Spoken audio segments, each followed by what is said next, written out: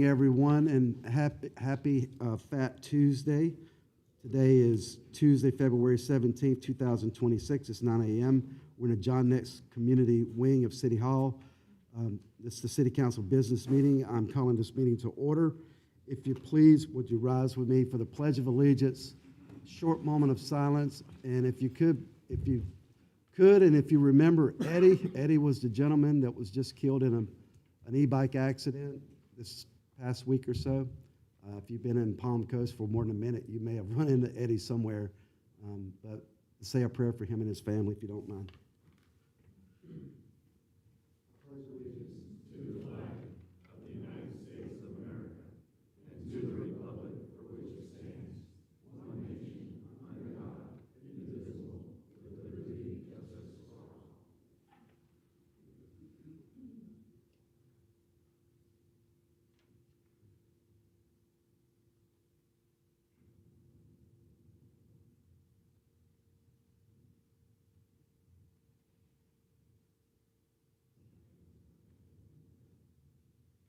Thank you so very much. Please have a seat. If you could, if you have devices, please silence them. Ms. Allison, could you please call the roll? Mayor Norris. Here.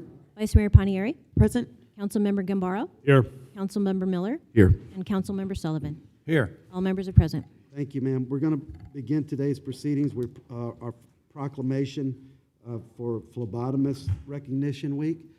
Those people that are here to receive the proclamation, come up here to the dais with us. Is there anyone here? Come on. Don't be shy. You can come up here. You'll have the time to speak after we go through and we present the proclamation. But if you face the audience, and City Manager, if you please. Yes, sir. Can you hear me okay? Thank you very much, everybody.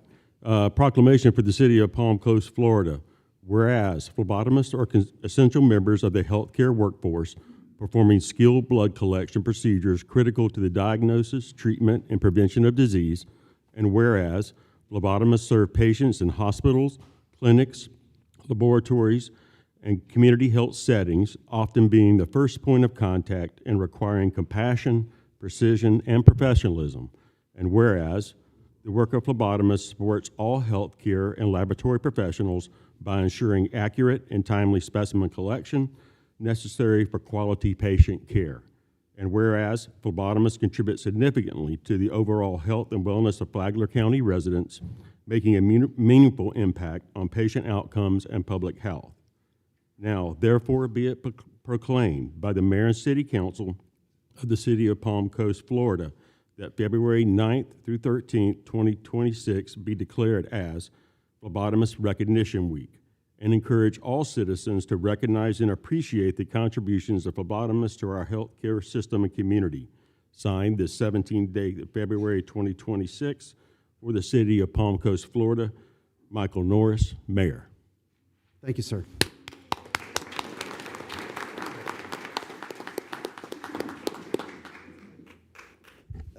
We'll get a couple of quick pictures and then you can speak, okay?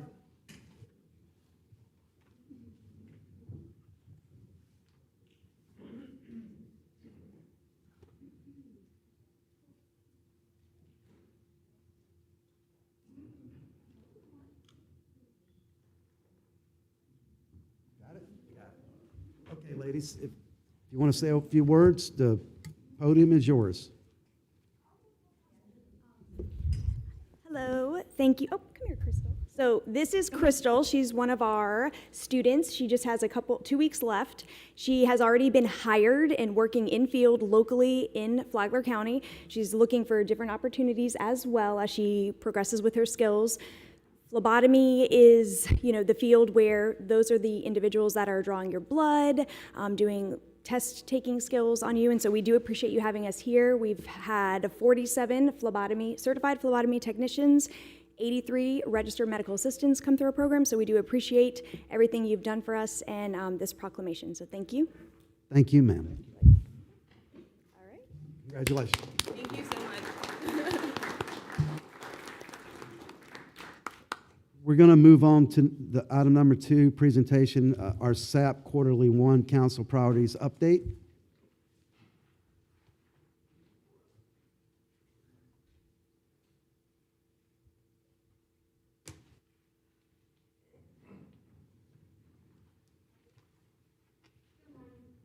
Good morning, Mayor and City Council. Lauren Johnston, Deputy City Manager. I'm here to present your annual Strategic Action Plan Q1 update.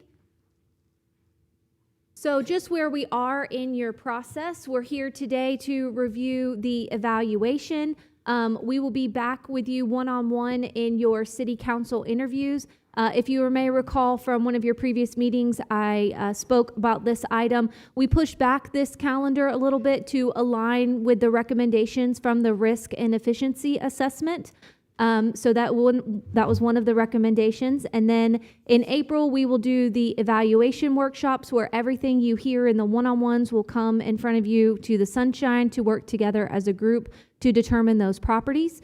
And then May, June is adoption of the priorities, and June we will present how we're going to make the budget work within those newly adopted priorities. And we are reaffirming our vision and our values and our mission. And for the public, all of this information is located on our website. Those SAP priorities that we will be reviewing, we have 13 from the previous year, and I will jump right into them with the first one in our sustainable environment and infrastructure pillar is prioritize Palm Coast infrastructure to address current needs and anticipate future growth. You'll notice a new design on this slide, City Council. We took this information directly from the dashboard that was created and presented to you previously. It's also publicly available on our website. Inside this priority, we have the expansion of wastewater treatment plant 1, the maintenance operations complex, the community center parking, preserving Fire Station 22, and then a comprehensive communications plan. We launched the Palm Coast Progress. Are there any questions regarding this priority? Moving into number 2, which is design and implement a citywide plan for better stormwater maintenance and performance to include a specific focus on swales. We're about 62.5% completed with this one. We've been researching technological improvements that can prioritize maintenance areas. We've enhanced a communications plan. If you recall, we launched the pilot program for swale regrading work, and that has added our ability to do more swales in a year. And then we've researched alternative of swale maintenance, and we presented those results to City Council back in July of 2025. I have a question on this one. Sure. Due to the success of the pilot program, are we officially implementing that pilot program into just normal course of action? Yes, ma'am. Okay, and do we have the equipment, personnel, everything we need to just carry this forward? Yes, ma'am. City Council did put that in the budget last year and made that priority happen. So yes, ma'am. Okay, and then generally speaking, for all of these where we see the progress bar, are we going to get a more granular breakdown of what has been accomplished and what is still left remaining under the priority? Yes, ma'am. On our website, on the you can search in there. You can go through each various tactic, and you can see where we are and the status of that one. We just were keeping it brief for this morning's presentation. No, and I can appreciate that. I'm just curious, like for instance, if there are, let's say, 10 tasks underneath a priority, we see that which 7 have been done and which 3 are still remaining. Is that information available? Yes, ma'am. Okay, great. Thank you. I'll move into the next priority, which is continue saltwater canal dredging initiative. So phase 3 funding was available in this year's budget, and we have City Council took action on approving that recently. So we are moving forward with the canal dredging and design and permitting process. Pursuing grants and other funding sources. City Council, you took action to include this as one of your legislative priorities, and we are looking at other funding sources available as well. I have a question on this one. So Sure. Commissioner Stapleford was able to work through FIND to get some initiatives passed that I believe open us up to additional funding for this initiative. And it's okay if you don't have the answers right now, if we don't need to get into it right now, but have we added into this priority, making sure that we're specifically going that route and doing whatever we need to do in order to take advantage of those initiatives? Yes, ma'am, we are. It is WAP grant funding that FIND has worked through. So it is a match grant. We have to have completed design and permitting before we're eligible to go after those grant funds. Okay, perfect, thank you. I'll move into the next one, which is under our safe and reliable services pillar, design and implement a citywide plan for road repair and road safety. Right now, City Council took action on approving Transmap to do the pavement condition index for each road, and they are out there now surveying each road. So we hope that that information is available to you before the budget. So we're hoping for May, June of this year. Continue street lighting master plan, pursue grant funding for intersection along Belterre and Seminole Woods Parkway along State Road 100. City Council, if you recall, you signed an agreement with the county, having the county impact fee funds come to the city for improvement at this intersection. Evaluating funding options for roads, public safety, gas tax dedicated line item on the millage rate, and then finalizing a funding plan and recommendations to City Council for review and approval. And we are scheduling that for a presentation when Transmap comes in May. I just had one Go right ahead. question on this one. Yes, sir. One of the things that is going to become more and more important is the ability for the gas tax to have a special tax for electric vehicles. And I know when we were in Tallahassee recently, there's not much going on that right now. So maybe put something in there about that, support some kind of additional taxing for electric vehicles since they don't use gas and they use the roads and they're heavier than normal cars. Thank you, sir. Lauren, I have a question too. So in terms of, you said that some of this is going to come back to be presented at a later date. Which specifically, which items are this? And in terms of Belterre and Seminole Woods, I know we had been presented potential designs and we had kind of talked through what that could look like. We have some impact fees from the BJ's development that was county, and the county provided us with some of that. So do we have a shortfall right now to continue or move forward with that? I'm not sure, sir. I will have to get with Carl and we will get back to you and make sure that that's included in that presentation that's going to come back. Okay. But as far as the looking at funding options, that is scheduled for May. Okay. Yeah. I think we're all aware that, that area of the 100 corridor is troublesome. And we're pursuing multiple different tactics to try to make that area better, between potential impact fee credits of new development to add an additional lane there, pursuing easements through the side of that BJ's development out to Seminole Woods to try to, give a release of some of that traffic there rather than back out onto 100. So I'd like to see this, prioritized so that, we can hit this at all angles and hopefully improve that intersection and that stretch of 100 that always seems to be very busy. Yes, sir. And one thing that isn't indicated on the slide, but we did complete our annual or biannual city traffic count data, and so we're finalizing that report. So we'll know which segments of our roadway network may be falling behind our level of service. Any further questions? Okay, moving into design and produce a technology improvement plan focused on technology for city government. So we're developing that long-term plan to address operational needs and software deficiencies by gathering feedback from key staff across all of our departments through a survey that was focused on 4 main software categories, such as asset management, for performance management, inventory management, and work orders. In City Council, if you recall from your risk and efficiency assessment, this was one of the areas indicated, which was asset management. So we're working through that.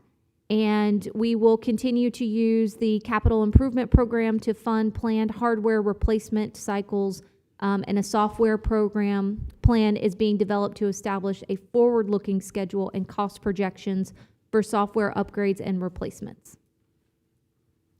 What's the remaining 2.5% here? What is there left to do? Probably when this was done, it was the final tail end of the soft launch of the mobile app in December, and it's rolled out in February. So Okay, we're- so is it, and this is just for planning purposes, is it safe to say that we can say this one is, we can check this box, and as we move forward with next year's, or I guess this year's SAP, we can remove it? Yes, we would say that this priority has become part of our operational framework. Any other questions? I just had a question. You did the pilot study, kind of going back to traffic again. I had been an advocate for trying to find, in today's world of AI and, smart software, trying to find means to which we can better coordinate our traffic lights via,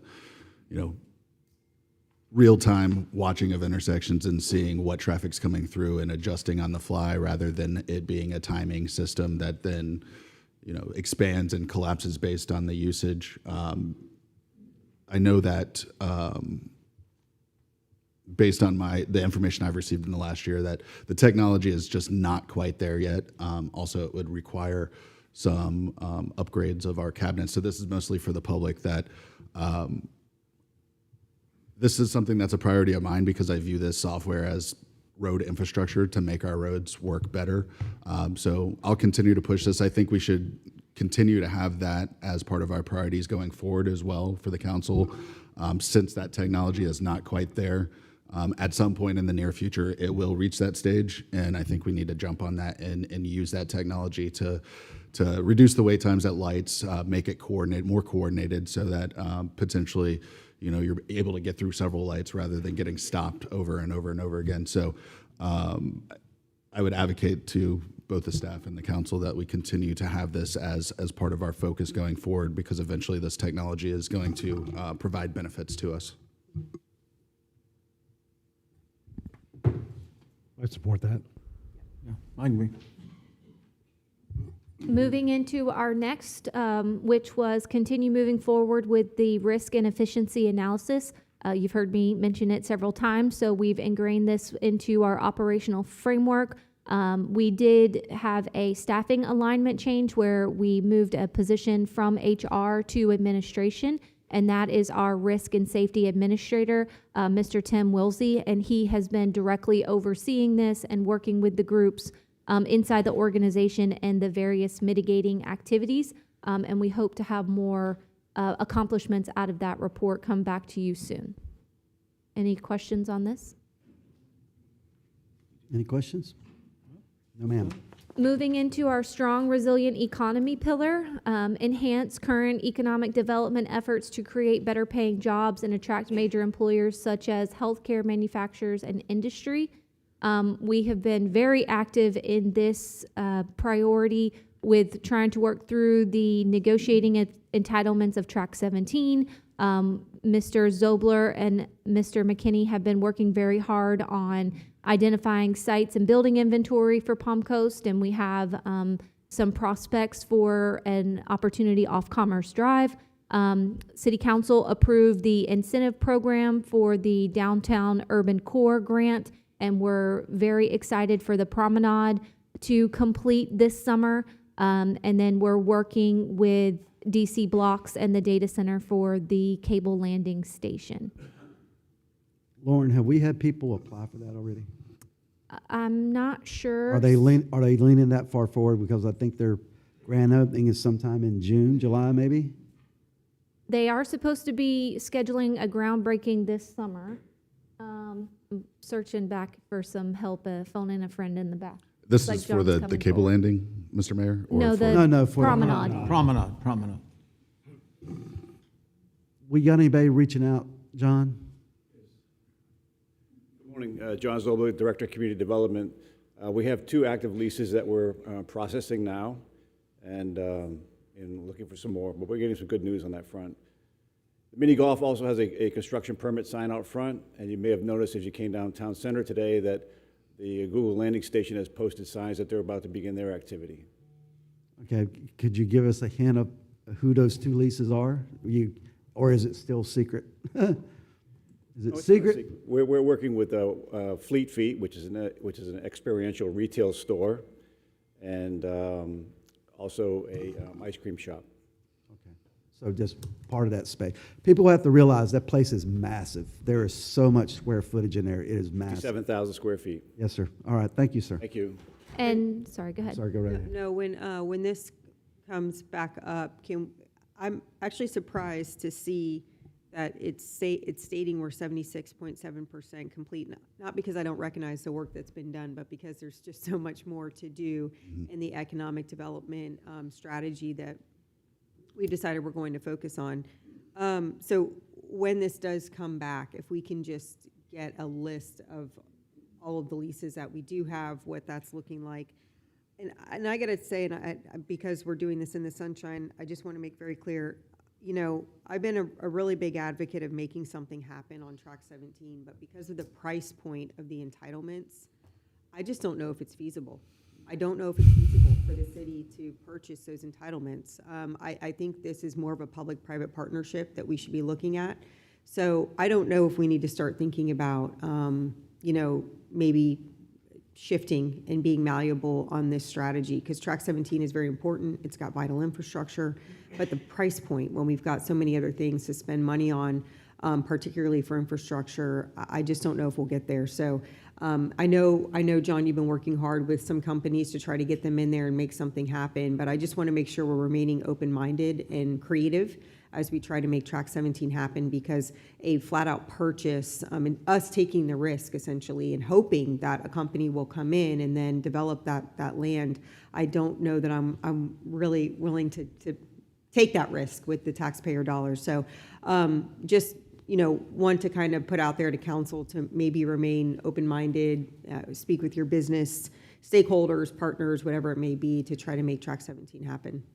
Thank you, Vice Mayor. We do have an RFP on the street right now for development of that site, and trying to be creative with a long-term ground lease to make it affordable, and a way for somebody else to pay for the entitlements and try to backstop them through a lease reduction in the lease. Okay, thank you for Got that. a lot of interest, but nobody's taken it so far. Thank you. Vice Mayor. John, before you leave, listen, I just wanted to say thank you to you and your team. We've got some other properties like behind the Wawa, and I saw out on US 1 that you've been advertising, you know, actively advertising in a way that we haven't done in the past to ensure that we bring, you know, opportunities, economic opportunities for our community there. I just wanted to thank you for that, because you drive by it all the time, but you don't realize that's city property that we can actually, you know, present an opportunity for potential investors here in our community. So I just want to say thank you for doing that active marketing. Thank you, Councilman Gambaro. There's a tremendous amount of interest in both properties, and those bids are due on March 12th. Great, awesome. Stay there, John. Just to follow up on the Vice Mayor, I think strong, resilient economy probably is a priority that isn't going to go away. No. And my guess is we probably should reevaluate that percentage based on new thoughts on what has to be done. So I think it should stay and then be updated. You got something, Councilman Miller? I just, you know, wanted to get back or mention back to the town center, just for the public's knowledge, that we approved a grant program to try to incentivize businesses to move into the promenade. And so the purpose of that was to provide them with some of the build-out costs in the form of a grant, but the hook is that they sign a long-term lease. So therefore, they'll be benefiting our community for a longer-term period than what may have been if they did not take that grant. So helping them out, start the business, bring it into town center, but then also become part of our community and stay here long term. So I'm excited about that. I think town center is just starting to reach critical mass, so to speak. We have all the development and the possible the mini golf that's potentially going to be here soon. The YMCA here in a year or two will begin. So we have all this stuff kind of building, and once it's here, it just makes more investors want to come in. So I'm excited about that, and in this program that we have, hopefully we can get all of those properties in the bottom of the promenade leased out, and have a hub of activity here in town center that just pushes more businesses to come and develop these areas right around town center that will help out our community in the form of taxes, but also jobs, as well as just things to do for, our families. Councilman Miller, you may have noticed today they posted the construction permit box on the mini golf site. They've completed all their site requirements, and they're going to be going forward soon. We've also offered to them the urban tenant grant for their kitchen improvements also. What you got, City Manager? Yes, sir. Just to catch everybody up to date, council as well as the public, had opportunity to spend a great amount of time with John last week and his excellent staff. So in our upcoming series of some one-on-ones, I'm going to be sharing some more good information. And of course, all of that information will come out into the public light as well. But just to let you know, we have been working feverishly on this. And kudos to John, Craig, and their outstanding staff members. Thank you, sir. Thank you. Thank you, sir. Thank you, John.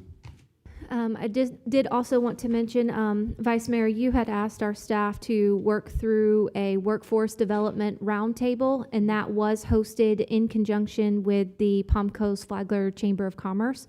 So that was completed as well. I'll go back to this one because this was very good discussion. So the tactics in this priority are lingering towards completion. That's why it's the 76.7%. So when we're looking for next year's feedback, we will just want to modify the tactics inside this priority. Okay, quality life for essential workers. The city will strengthen organizational effectiveness and employee well-being by supporting first responders, enhancing workplace culture, and ensuring competitive compensation through targeted programs, a salary survey, and a citywide culture assessment. Some things that have been completed is the U.S. Department of Justice offers a first responder mental health grant. We are in the process of conducting the comprehensive employee salary survey. I believe that went out on the streets last week. Any questions? Implement the Parks Master Plan. This is a big one. There's lots of various different tactics inside of it. A lot of it depends on funding for Parks and Recreation, whether that's through impact fees, if it's adding expansion, or supporting maintenance activities in the Parks and Recreation budget or in the general CIP. But Parks is updating their park rule signage. We wanted to make sure we had new language in there about e-bikes since they're very popular inside of our parks.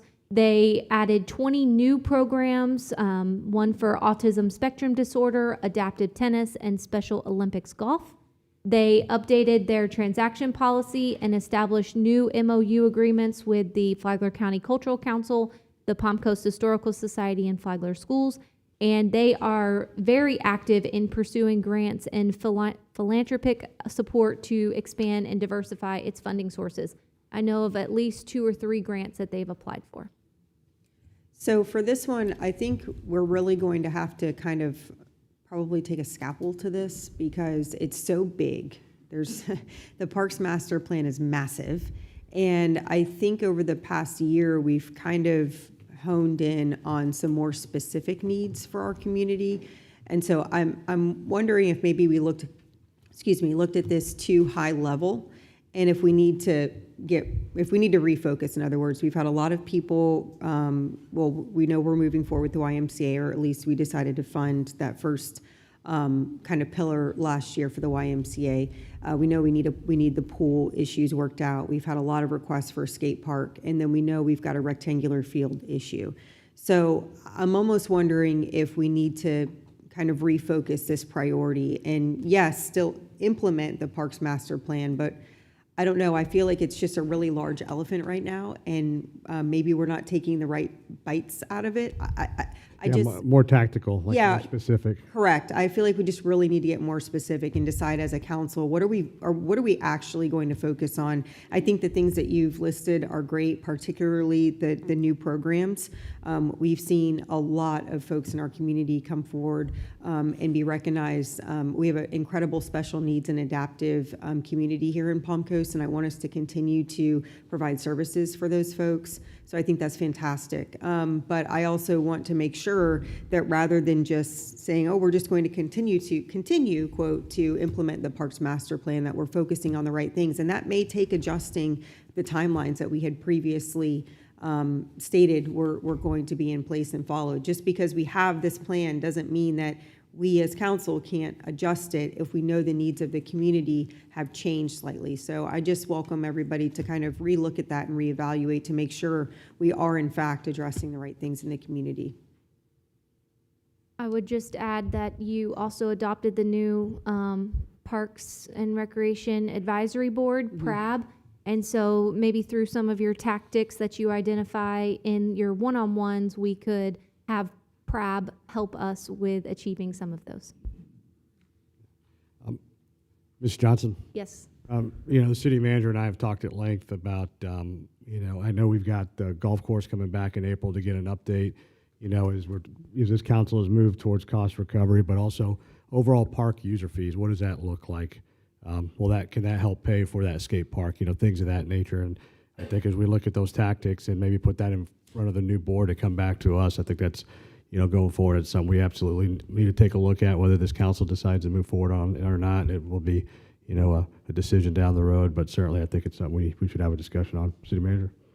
Yes, sir. I have a little bit more on that. And just so that the council, as well as the staff and the community, knows that everything, since we're reporting out here the first quarter, every single topic that is not at 25% or higher, we're going to be making a review, looking at seeing where we're at, seeing if we have any barriers, see if we need to readjust.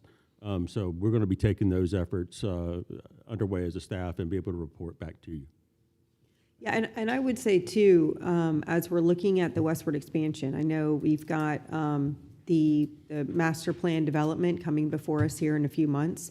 We really need to look at what the developer is going to have to commit to in that as well, because in the previous DRIs, there were a lot of commitments that the developer had to comply with, and we need to make sure that those are still preserved to an extent based on the new direction forward and what they are proposing. We need to just make sure that those same commitments are complied with so that those Parks and Rec fees, whatever they may look like, whether it's impact fees, matches from the general fund, et cetera, as much that we can get out of that development and other developments that come to the community and provide community benefits. We need to make sure that we're being creative and seeing what we can have developed simultaneously as a part of those as well, so that it's not falling on the backs of our taxpayers. I'll move into the next one, which is support and advanced arts, cultural, and historical initiatives and facilities.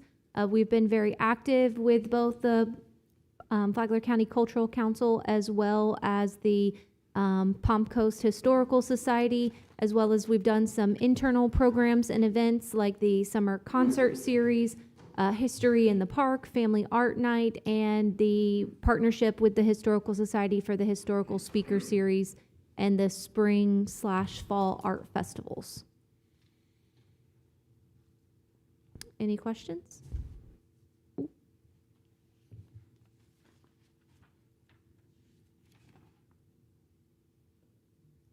think I'm almost done. Okay, your last priority is advance the Charter Review Committee. The Charter Review Committee was formed in October of 2025.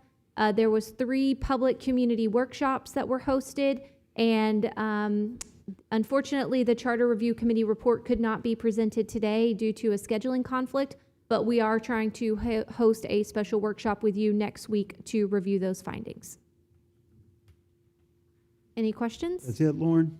Yes, sir. The next steps is we were supposed to have the council retreat next week. The National Community Survey is out there, and on February 27th, there is an open all-call survey for anyone who would like to participate. We have your one-on-one scheduled. Your first SAP workshop is April 14th, and then your SAP adoption hearing is May 5th. Any questions? Ms. Johnson, for the benefit of the public, it's my understanding we're not doing the council retreat, and that's now being substituted with the charter review workshop. Is that correct? City Manager? We're just putting a pin in the retreat just to move it back a bit versus schedule. Okay. That is still ongoing. Yes, the retreat will still be ongoing, excuse me. We just needed to move it back for some scheduling. Okay, so the workshop for the charter review, is that going to be a 9 AM workshop? I'm just, It was for 4 the, o'clock. for the public's benefit, just so that, I know there's going to be interest in that. What, can we have details on that, what that looks like right now? I'll get it nailed down and get it to you ASAP. Okay, I want to make sure it's out to the public as well. Thank Yes, you. ma'am. Is that lit? You get done, Lauren? Yes, sir. Yep. Anything else for the council? No, thank you for your work on this. Thank you, Lauren. But stand fast, don't go anywhere. I'm gonna open this up for public comment, and see if we get any feedback from the public real quick. I know we got our public participation, but specifically for this update, that's all we're talking about. So does anyone have any comments concerning the update we were just given on our SAP? Specifically for this, yes, ma'am. Good morning, Darlene Shelley, K-Section, Palm Coast. Specifically on this item, again, there's nothing available for the public to take a look at it before this meeting. Been asking for months for that to be part of the agenda. Pause, Ms. Shelley. Deputy Manager, was this presentation on the city website? Can people access this presentation? The agenda was published. The full agenda packet is located over here, and then I was going to pull up the City Council Strategic Action Plan dashboard where all of this information lives. Okay, will this satisfy you, Ms. Shelley? If she shows you where it's at, so you could have taken a look? No, it should be attached to the agenda, and I don't care if it ends up being 400 or 500 pages, because we will read through it. That way we'll know what we're talking about here today, and we can research all these things that are being proposed and what they actually mean for the residents of Palm Coast. For the typical resident, we don't know what SAP means. For the typical resident, we don't know what these consulting companies are. A lot of them are hired as an LLC, and we just need to have transparency on what these consulting companies, what the end game is, because the end game is what we want to know as the residents of Palm Coast. They're framed in a way that makes it sound like it's going to be our benefit.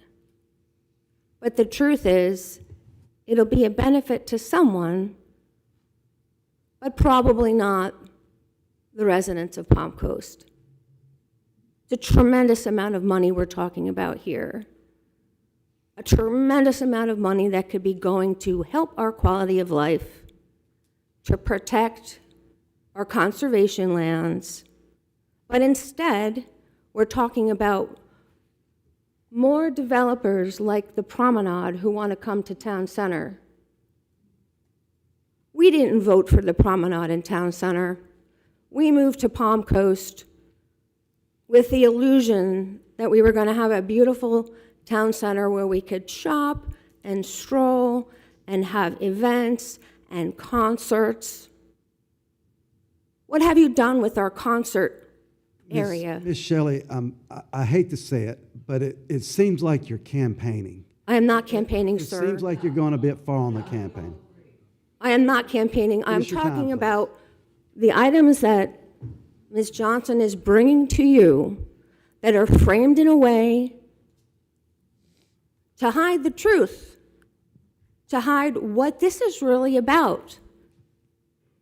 And that's more overdevelopment of the areas of Palm Coast that were sold to us as quality of life, wonderful things for us to do, the beautiful coastal community that we all invested our life savings in, and now we're putting up what looks to be projects in our town center. Thank you. Thank you, ma'am. Hold on just a second, Ms. Duarte. Lauren, we've had this discussion before about the full agenda packet being on the website. Have we made any progress? Yes, Maybe- sir. Maybe Doug. I believe you're getting trained this afternoon to go through the new agenda management software, and we are rolling that out. We needed a series of trainings, one for city staff and then for you, and then we're in this transition plan. We should have the full packet out in March. So the specific question is, when we receive our packets, I usually receive mine by email, and then I have to come pick up my paper packet. When we're sent out that blast with the agenda on digits, does the public get to see the entire packet at that time? No, sir. Okay, then we need to work on that so they can see the whole packet. Yes, sir, we are. In March, the full Okay. packet will be available after city council has been trained on how to use the new agenda management software. Okay, so this has been an ongoing thing that we've been working on. So, yes, Ms. Duarte, go right ahead. Thank you. Today's agenda actually was over 300 pages, not this. Let's clarify this. Swell pilot program is connected directly with the wastewater to potable project. Palm Coast is fast becoming a health hazard hub, and residents are still fighting against excessive flight school touch and goes, 5G cell towers, a data center, flooding and rezoning efforts for mass development, and you're forcing an accelerated charter review to rewrite our charter for a sports complex with two. Stop. Same thing, Ms. Duarte. Hey, this is my time, not yours. That's not okay. Listen to me. You are campaigning. I'm not campaigning. This is something I've against the always rules. talked about. Excuse me. So I will advise on this issue. Duffy, stop interrupting me. Addie, This is my stop. right. This is Stop. my right to speak. Stop. You're intruding on my right. Ms. Duarte, so what was presented today, that's what you can have a comment on. I'm commenting on it. Anything outside that, we're not doing right now. You will have your public comment on non-agenda items in probably about 10 minutes.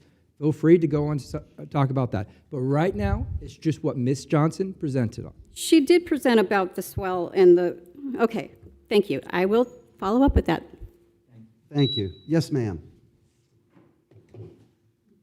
Hello. I just wanted to. State your name for the record. Hello, my name is Lauren Ramirez, and I'm a resident of Palm Coast, Florida, and I wanted to just add a few comments, so thank you for the opportunity.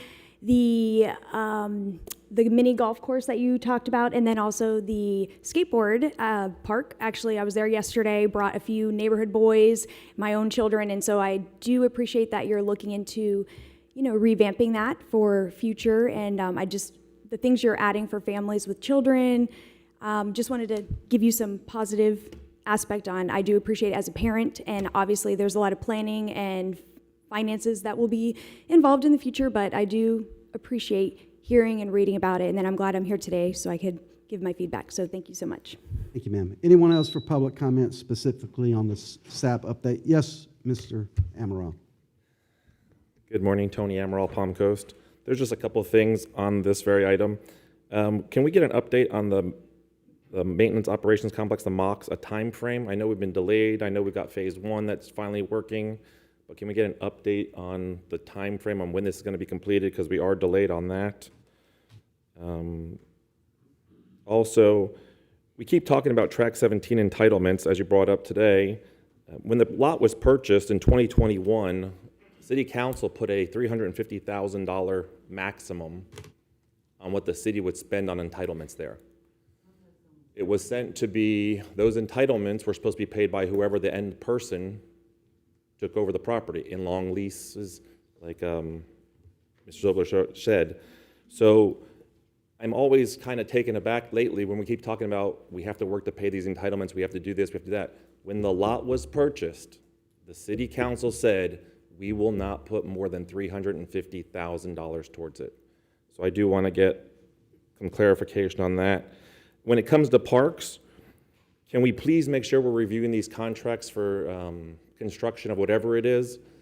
The splash pad is coming up today. It is an item that came.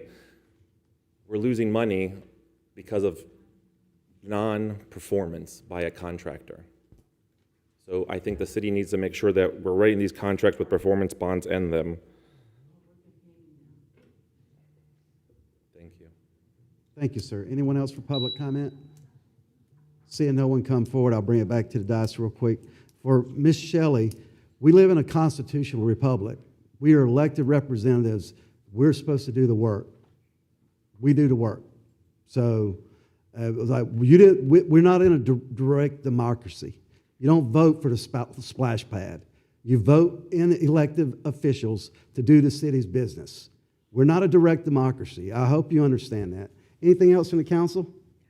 Just really quickly, I kind of want to explain what the promenade is, because I feel there might be some misconception. So we as council, I think all of us probably campaigned on trying to help our tax base. So right now we know that we've got 92 to 93% of our ad valorem taxes are paid by homeowners rather than by businesses and industry. That is an awful, awful balance, okay? So around the state of Florida, we really should be aiming for 70, 30%, 80, 20%. Right now at 92, 8%, we are relying way too heavily on homeowners to pay for the general fund in this community. The promenade, as well as some of the other economic development initiatives that are happening in Town Center, is going to help balance out that tax base. The promenade is all commercial on the bottom. I don't know, I know we said it was a certain amount of square footage in total. I candidly don't know how much that bottom space takes. And also there's some rooftop spaces as well, but it is a vast amount of commercial. We all committed to bringing more commercial into this community, and that's what the promenade does. So it is actually a positive thing for the community. We're also seeing other commercial initiatives like the golf course coming into the community as well. That is a commercial initiative and also provides for recreation for our families. So I just want to be very clear that that is exactly what Town Center was supposed to be. It was supposed to be this vibrant place where people could eat, shop, and play all in one location. It was supposed to be walkable. And unfortunately, because the city of Palm Coast has gone through some pretty unique challenges, it never came to fruition. We finally have a team that's making it come to fruition, and it's a good thing. So I don't know if maybe it's just a misunderstanding of what the promenade actually is and what it will be and what the initial intent for it was. But I think that we're finally seeing that come true. So I encourage our team, and I thank them for their work, and I thank the council for supporting initiatives to bring more commercial into the community, because we desperately need it. Mr. Mayor, can I? Yes, go right ahead. I just wanted to add to that in a way, I think, because we hear a lot like, why are we building this business, or why are we building that business in Palm Coast? And the city council doesn't build a business, right? There's zoned land, and it has a series of what can be used on this property. And we don't get to decide, as long as it meets that criteria, we don't get to decide which specific company or business comes in. So when we're talking about the promenade and things like that, and the question is, well, we were promised this and that. This is all commercial space, and so we can encourage, we can provide grant funding, which we have for specific types of businesses to get them in, but we don't decide when someone decides to build. We don't decide what type of company decides to build, except for the general land use categories. So what we're trying to do is create that situation where there's recreation, right? That strip that's going to be across kind of from the movie theater, all is mostly recreational type businesses so far, including the city-owned land, the stage, and the YMCA to come and things like that. So we're trying to create that situation. So I'm not sure where the misconception is that this isn't for that. It is. This is for businesses to make this a downtown area for Palm Coast, for people to come visit, do fun things with their family, have a nice meal at a restaurant, and participate in our community. The events that we have monthly from the city, Food Truck Tuesday and things like that. We have events at the stage in terms of music. So we're trying to build this downtown area where the entire community can come together and have a good time. So I just want to make sure that everybody understands, though, that we can't just make it happen. We can encourage it. We can target certain businesses and ask them to come here.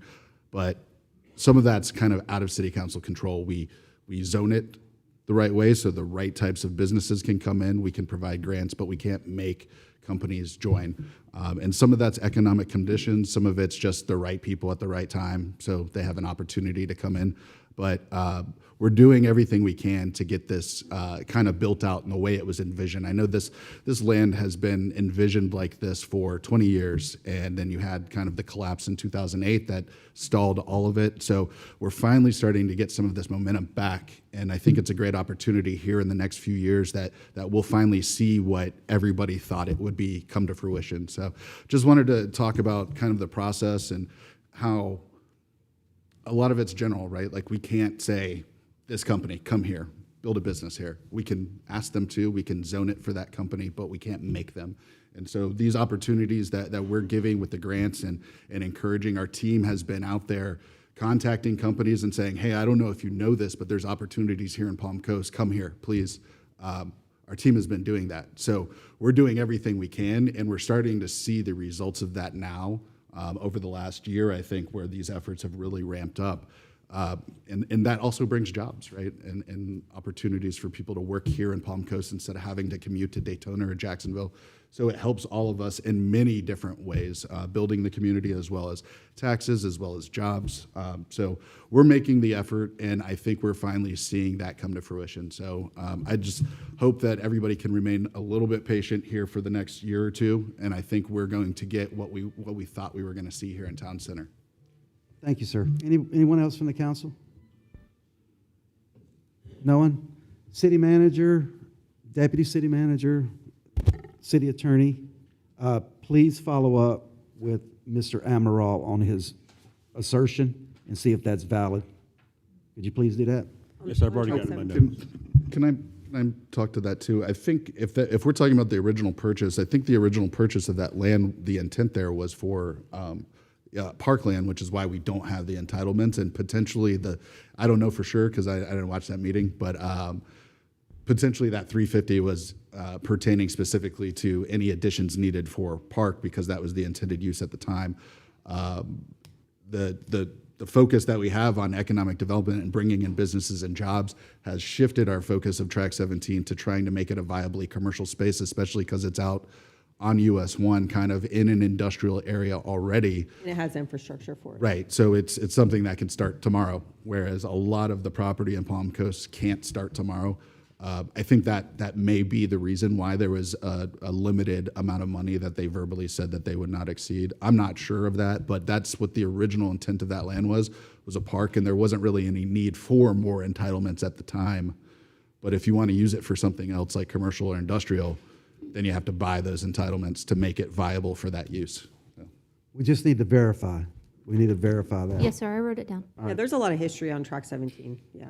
All right, thank Would you. you like this, this is the dashboard, Mayor, it's palmcoastgov/priorities. Sure, run through it real quick. And you can click within inside each of these pillar areas, and then each of the priorities are there with the associated tactics and percentages. Okay. All right, So go- all of the information is on the website. All right, go back to the home screen. Okay, so it shows everything. Yes, sir. Okay, thank you. Just let's as soon as we get it where everyone can see the full agenda, let us know so we can let the public know. Yes, sir. All right, thank you, ma'am. Anything else from the council? Now we're going to move along to item E, public participation. There will be 30 minutes allotted for this. This is for items not on the agenda. I repeat, items not on the agenda. Please refrain from any incendiary comments and be respectful and mindful of maintaining decorum. Yes, Mr. Davis. Good morning, Mayor and Council. My name is Jeremy Davis, Palm Coast resident.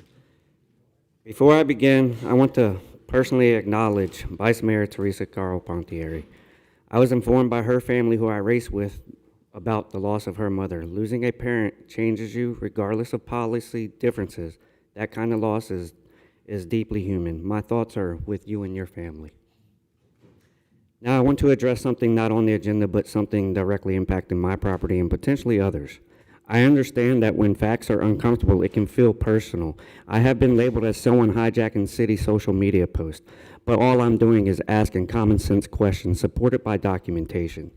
Communication and documentation matter. Yesterday, the city released information about a traffic light issue without clearly identifying the location. Residents had to ask for basic clarification. That may seem small, but it reflects a larger issue. Precision matters.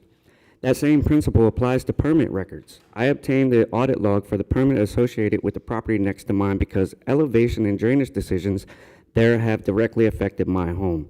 The audit log shows that permit comments were deleted from the public record, not corrected with explanation deleted.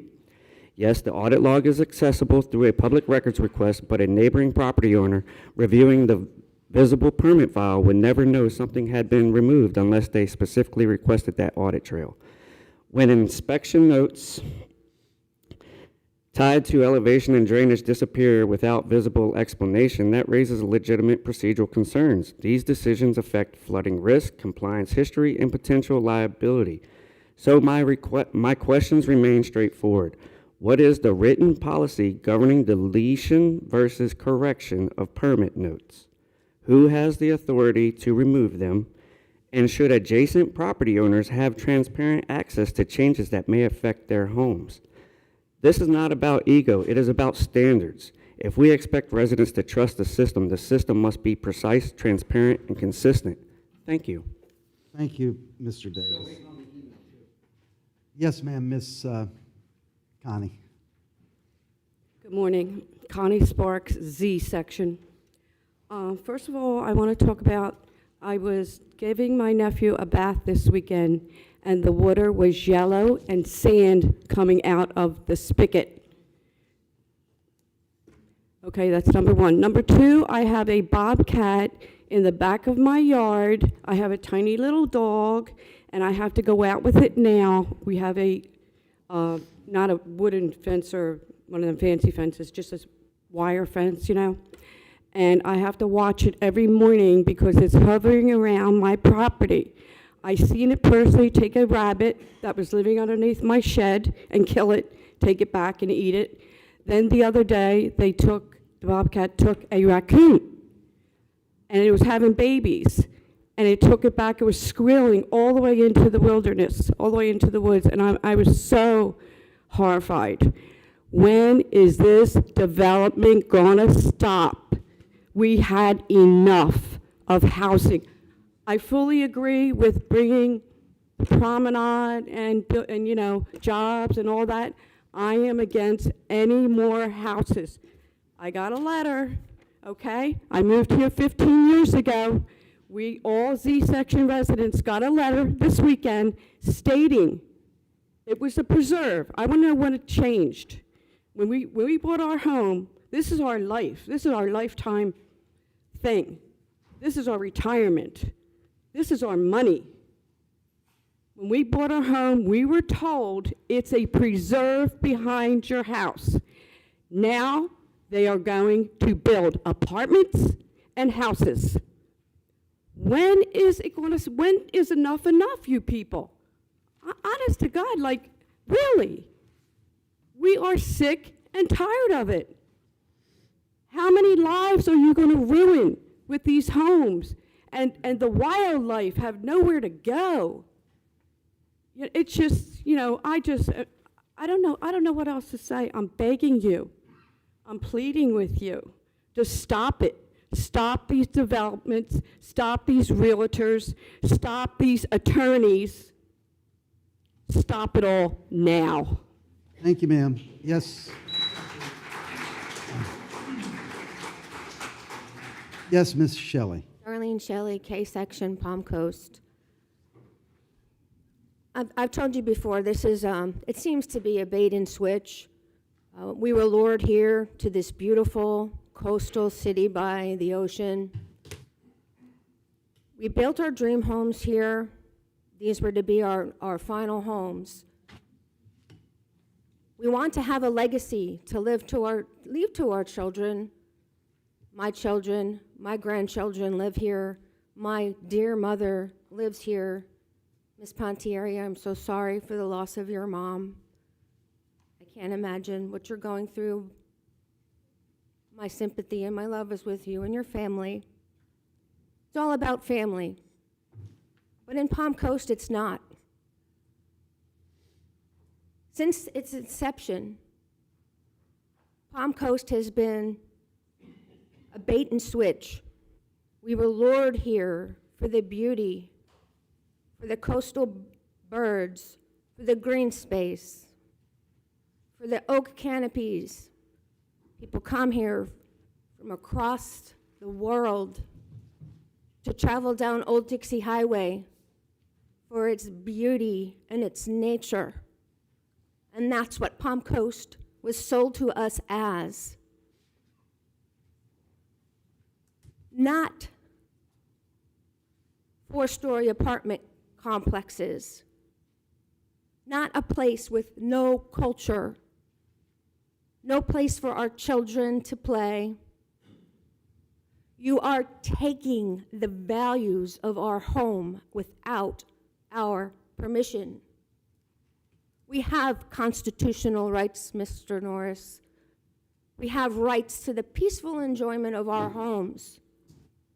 And this city, the county, the attorneys, the developers, the cabal of those receiving the mountains of grant money funneling into the LLCs, taking our public pools, taking our beach access, taking the very essence of what makes Palm Coast the place that we wanted to move to. These decisions are making Palm Coast the city to move away from. You have to bribe businesses to come to the promenade. There's more apartments than there are ice cream shops. We'll be lucky to get one. The band shell is now going to be a concrete slab for food trucks. That is not what we moved here for. Thank you, ma'am. Yes, ma'am, Ms. Duarte. Jeannie Duarte. We're accustomed to public comment being first. My apologies and my condolences to the Vice Mayor for your loss. It's hard to tell what's on the agenda if we can't see the agenda. But let's make this for the record here.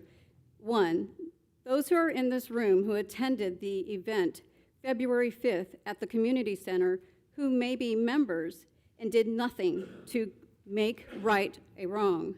Two, those who now have knowledge of the charter changes that took place sometime after the 2018 election that eliminated and the mandatory special elections of a vacant mayor's seat and replaced it with the vice mayor to assume the seat. This happened without it ever appearing on any ballot for vote from the electors. The court findings for the seat of District 4 only ruled that the case was brought forward by the wrong person, and to base the argument on the election dates still did not cancel out the required special election. An appointment cannot supersede an election. This seat sits unlawfully. You see, action, or no action, is action, and these issues require immediate correction. While residents are still fighting against excessive flight school touch and goes, 5G cell towers, a data center, flooding and rezoning efforts for mass development. And you're trying to force an accelerated charter review to rewrite our charter for a sports complex with 2 appointed seats on the dais. If anyone here today seeks the council's approval for any action, you may want to wait till this dais is properly seated with full elected officials. Thank you. Thank you, ma'am. Good morning, Bruce. How you doing? Pretty good, brother. Good. Bruce You got Stahl. it. Go ahead. Go ahead, sir. Thank you. She said it in so many words. You 5 people who came in after Danko left, Afrin and Clueless Nick, You guys took an oath when you were sworn in to serve the people the best you could. I believe I'm correct on that. You're not. The water department is still a mess. Pontier, who was a senior member, she told the water department there was no budgeting, there was no planning, there was nothing. On March 8th of 2025, Mike grilled, Mayor Mike, grilled the water department. The engineer, or whoever he was, couldn't answer the questions, and the previous staff manager had to run up to try to answer the questions. So you took an oath. You know people have had enough with the building. Why don't you ask them, how are they going to control the flooding that's constantly on, coming down Sesame Woods? Or the flooding that's constantly coming on Sesame Boulevard? All those streets are flooded. The safety devices that was removed from Sesame Woods should have never been done. When Afrin brought it in, they hired outside contractors. We were multiple letters, what devices you needed, and you disregarded it. And the last thing, you got 3 members that I know of that took donations from people like them. $7,000, which I don't know how that flies, because you're not supposed to do more than 1,000. Some people are talking to some attorneys to stop the nonsense in this city. Some of you could face jail time. Thank you. Thank you, sir. Yes. Mr. McDonald. Morning, Council. Dennis McDonald. I wanted to come here and check in on something. Not quite a year ago, probably one of the most important statements that ever been made from this dais was forced out of the Chief of Staff here by our new mayor. And that was a number that I had long since tried to find, and that was the number of units, residential units, that were under development order. In other words, they could be built in Palm Coast. So a year ago, not quite, it was March, okay, when you were trying to get the $650,000 for the sewer and water system, you know, the mayor called up Mr. DiLorenzo and forced it out of him, called him up in the blind. Okay, and what do we get? The most significant number in everything, and that I have not heard any discussion of at all ever since. That number is 19,000 residential units that are under development order that have not been built. I believe that would not include the ones that already have building permits. How many houses do we have in Palm Coast? Residential units? I know it's less than 90,000 units, okay, but you got 19,000 units in the queue? This is just amazing, and nobody addresses this. You're in charge of policy. That's what you do. You do policy.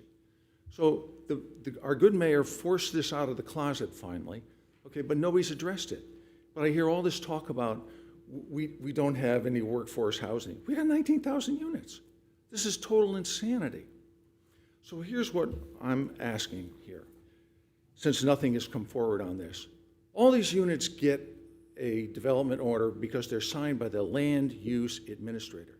Now, the land use administrator is a designated position designated by the city manager, not our present city manager, but in the past, okay? But it still goes on today because that is what goes on, comes from the charter, okay?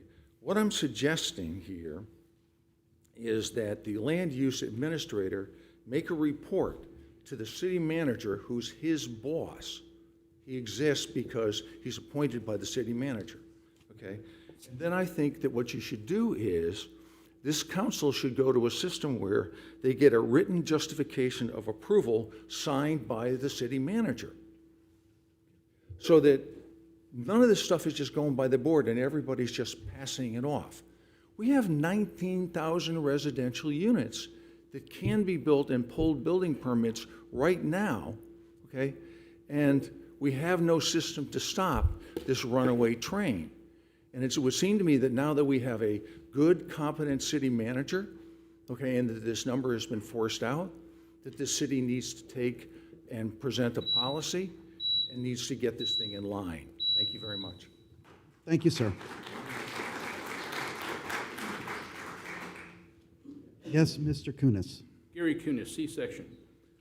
Oh, a couple meetings ago, there were some young fellows from school and college that wanted a skateboarding competition rink built by the city, which was a good idea as far as keeping them busy and things. But I think that should be a private enterprise development, because the liability for the city on something like that, with the kids falling and getting hurt and so forth, which will happen, is going to be horrendous. If it was a private enterprise that ran it, it would be much more comprehensive from them to take care of it and take care of the liability factors on it.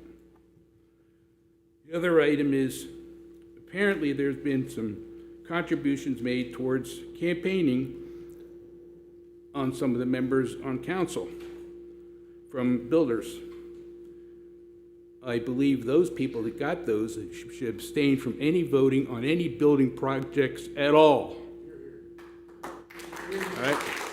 You know who you are, you know where it's been, you should not be voting on that at all. Thank you. Thank you, sir.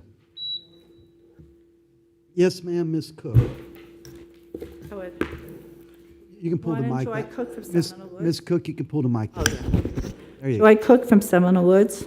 Good morning, council and neighbors. My condolences to VP Mayor Pontieri about the loss of your mom. I am known as the woman who led the fight in Seminole Woods against apartments. The last time I was in front of the council was to give support to the city when a developer named Jeff Douglas threatened to file a lawsuit against the city using the Burt Harris Act, and that was in February of 2025.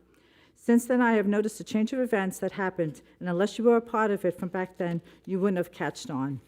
In 2023, Mayor Mike Norris had brought out several podcasts from WNZF in which I did the transcripts. We circulated them throughout social media, and I would like to think that that's what helped the voters see what was really going on in our county, and we voted out the builders and the developers. Since then, my family has been retaliated on twice, just for speaking out against the apartments. In April of last year, my husband, after 6 years of employment, 6.5 years of employment, was terminated with no reason by Chief Staff Mark Strobridge of the Sheriff's Office. He never received one discipline notice and was never given any excuse except for, "You were not a team player." What was the team he was playing for? The previous year, January 1st, the retaliation happened once before, when Mr. Chimentos and had his private paralegal request emails between Councilwoman Pontieri, my husband, and I. They found nothing. Well, after some research, this is what I found. The sheriff has been in 2 private-public partnerships with Jeff Douglas through interlocal agreements since 2001 for cameras, license plates, but also for surveillance cameras throughout Palm Coast. And see that nice deputy over there? He is also paid for by the developer. He is paid through the city to the sheriff by the developer. And there is so much more, and it's all in this book. Through this discovery, in which consists of public records, campaign donations, articles from Flagler Live, and thank you, Pierre, to show the pattern of events. And they also tried to do this to Mayor Norris. Now you know why this needed to come out. Now you know why nothing came out as far as Mayor Norris's complaint. Why wouldn't the sheriff investigate his own partner? It would not have been a witch hunt. He received contributions and donations from the same developer, which I call protection money. Oh, and the bribes are in the charities. This is not why am I here today. I am now that I have your attention, and I'm sorry if I'm so nervous. These aren't the actions of these individuals. These are the actions of several to refer to research and list of events, such as attempting to have our mayor remove stems of several individuals, which I call a personal interest group, and the Flagler County REC. Now, in May of last year, Mr. Admiral decided to run against Vice Mayor Pontieri's seat. Ms. Cook, your time's expired. Okay, Lori? Thank you, ma'am. I'm going to Continue reading on behalf of Joy Cook. Lori Sugg. State your name for the record, please. Oh, she did, I'm sorry. Yes, ma'am. In May of last year, Amaral decided to run against Vice Mayor Pontieri's seat. Mr. Blois set up a PAC, Empowering Florida's Future. Now, if Mayor Mike was to be removed by Governor DeSantis, a special election would be held, and more than likely, the vice mayor would have taken over, but that didn't happen, and Mr. Amaral would have been voted into her seat. Given the majority of votes on the diocese back to the development side, so now it would be Pontieri versus Amaral who would win. Through conversations with the vice mayor from Joy, the county was never on her radar. It just happened that Greg Hansen was not going to go up for re-election. The same district Vice Mayor Pontieri lives in. Coincidence? I don't think so. Now we come to the charter appointments. Who sits on the board? Mr. Amaral, Mr. Blois, the vice mayor, appoints Perry Metrano. Who happened to change the behavior and ethics on the charter language? So, someone like Mayor Norris would have been removed. They tried to take advantage of the situation when it was happening. Perry Metrano, the head of the Flagler County REC. So here's Joy's humble opinion. Lately, another candidate for that seat joined the campaign. She is not a builder or developer. Last week, Mr. Metrano took it among himself to denounce her and say that the Flagler County REC won't support her. He lied and said she threatened to sue him in an email. She read the email, and there is no threat. So is he purposely interfering with her election to assure Mr. Amaral gets the seat? The same way he would have done with Vice Mayor Pontieri if Mr. Hansen decided to run, all for the good of the party, but you must support development. Now we are back to the residential overload. So now we are back to the contributions taken by Vice Mayor Pontieri. Vice Mayor, they put you in a damned if I do and damned if I don't situation. Either way, they were out to destroy your career. The decision you make today will show your side. You know this is wrong. Either way, you lost the trust of the people. Money doesn't win elections, votes do. Like I said, this is all Joy's humble opinion, but through months of research and being part of retaliation by these individuals, she can pretty much say, she is dead on. This is not a conspiracy. Thank you, ma'am. Time's expired. Yes, sir. Jim Sugg, Palm Coast. Jim Sugg, Palm Coast. I've got a few questions for the commission, for the mayor. This development is just so outrageously out of hand.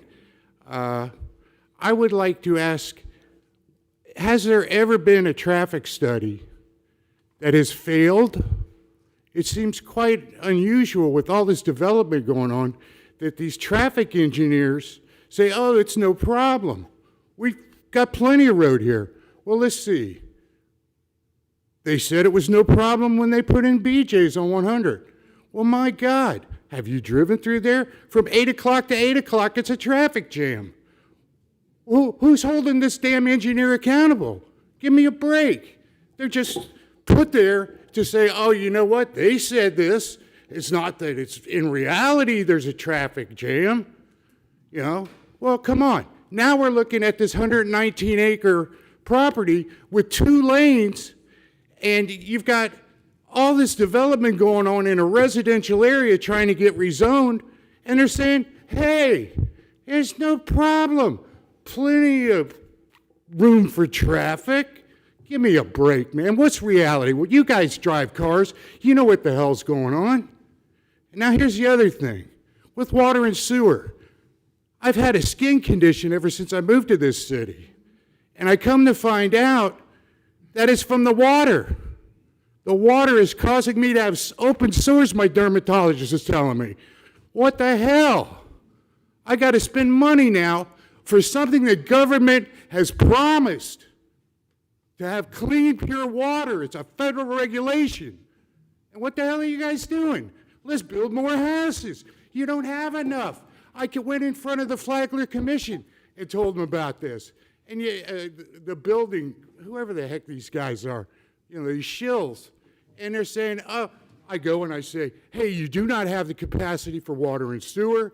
You're going to be fined by the state $2,000 to $20,000 a day in 1928 if you don't comply. So, oh, guess what we had to do? We had to take out a bond for $330 million for these damn developers. Give me a break. We see what's going on. We know what's going on. I'm not accusing everybody here, but there are certain people here that are in a bag with the developers, and it's not fair to the citizens. We're going to vote you out. And I'm telling you, you people who are watching here on TV, you need to go and find out who these people are that are in cahoots with these developers and get them the hell off the dais, because they are not for us, the citizens. Thank you.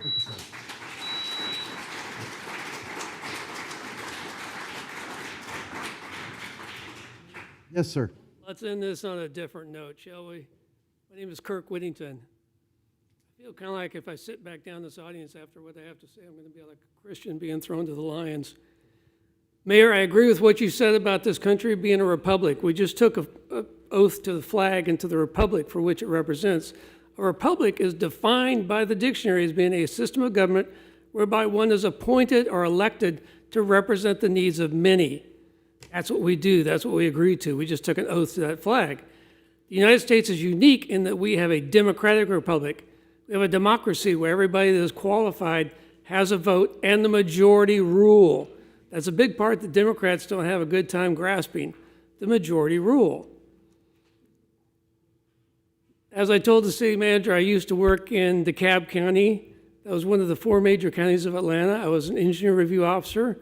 To make all of you feel a little bit better, we had a saying there, unless everybody was mad at us, we weren't doing our job, which was really true. Those of you that are veterans might understand this. We were under a siege mentality every day.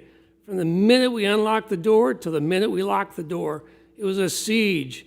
To give you a comparison of just how this growth is really nothing to me, we had about 18 to 19,000 people a year come to our counter. We took in between 500 and 1,000 plans for development between 5 and 500 acres.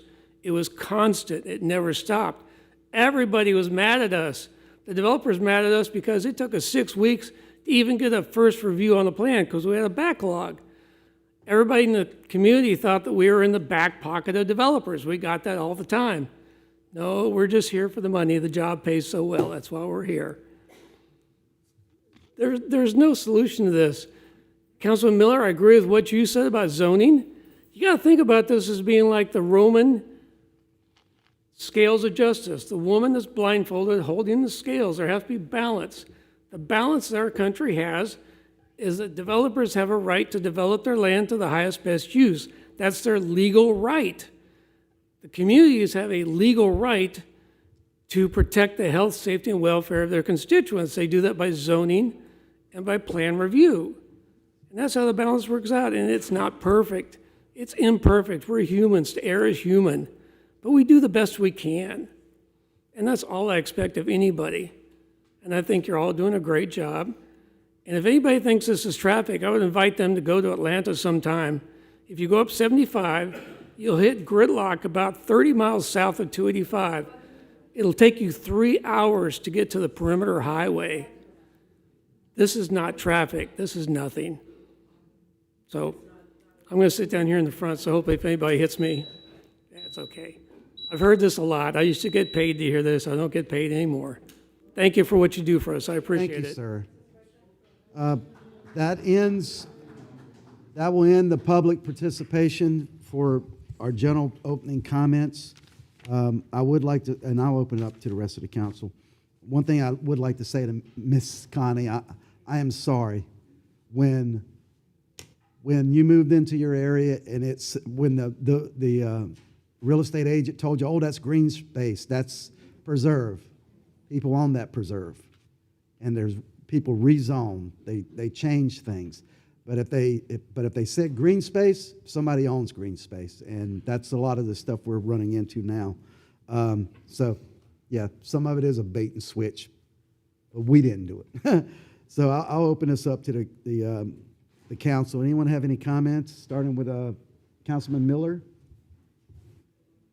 No, I think I was just going to follow along with what you were saying. You know, a lot of these properties that, you know, when people moved here 20 years ago and Palm Coast wasn't fully developed, you had, you know, 25,000 homes rather than 50,000 homes.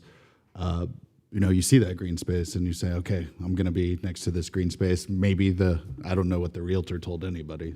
Maybe the realtor told people that, you know, this will never be developed. But to the mayor's point, can't hear me? Yep. So to the mayor's point, you know, much of this was zoned for residential development. Some, I think, probably in the past has been changed as well as in terms of zoning or commercial. So a lot of this was all part of the original plan that we didn't make. This was a plan that was made 60 years ago. You know, I remember when my family moved here, I think in 91, rented, and then built a home in 93, you know, rented till we could move into a home. And, you know, the first home that we moved into, we were probably like the second house on that street.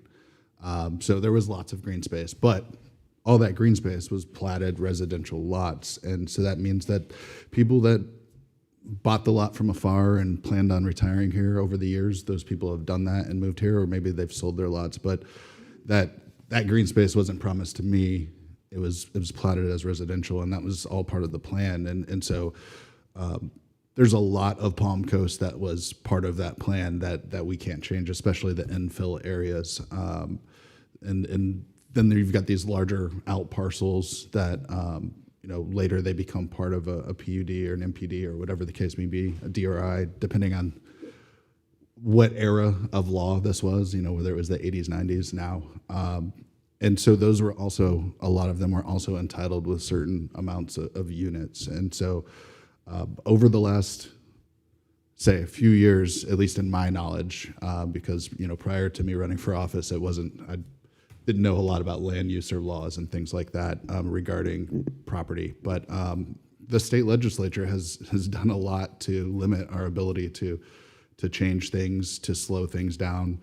SB 180 last year basically made it illegal for us to do anything because it's very vague wording.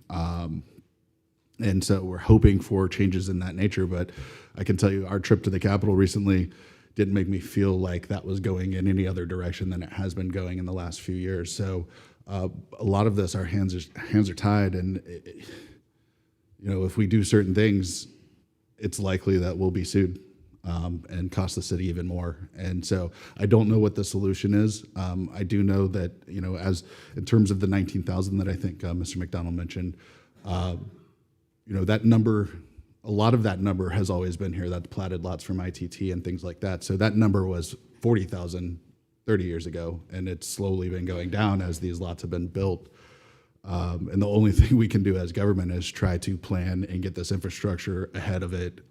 You know, the best use of taxpayer money is to have that stuff come in right as it's needed rather than way in advance, because then we're paying for something for many years that we don't need, or you know, lagging behind because then we're not providing the infrastructure we need to live our lives in the correct way. So I think, you know, in some ways, some of that, because of the massive amount of growth, and that's COVID, political landscape, all sorts of different things happened in the last 6 years, but that caused this growth. But because of that massive amount of growth in Palm Coast, you know, our grip on it is no longer as good, and we're trying to catch up. And that's why the bonds and the utilities. That's why I focus on roads.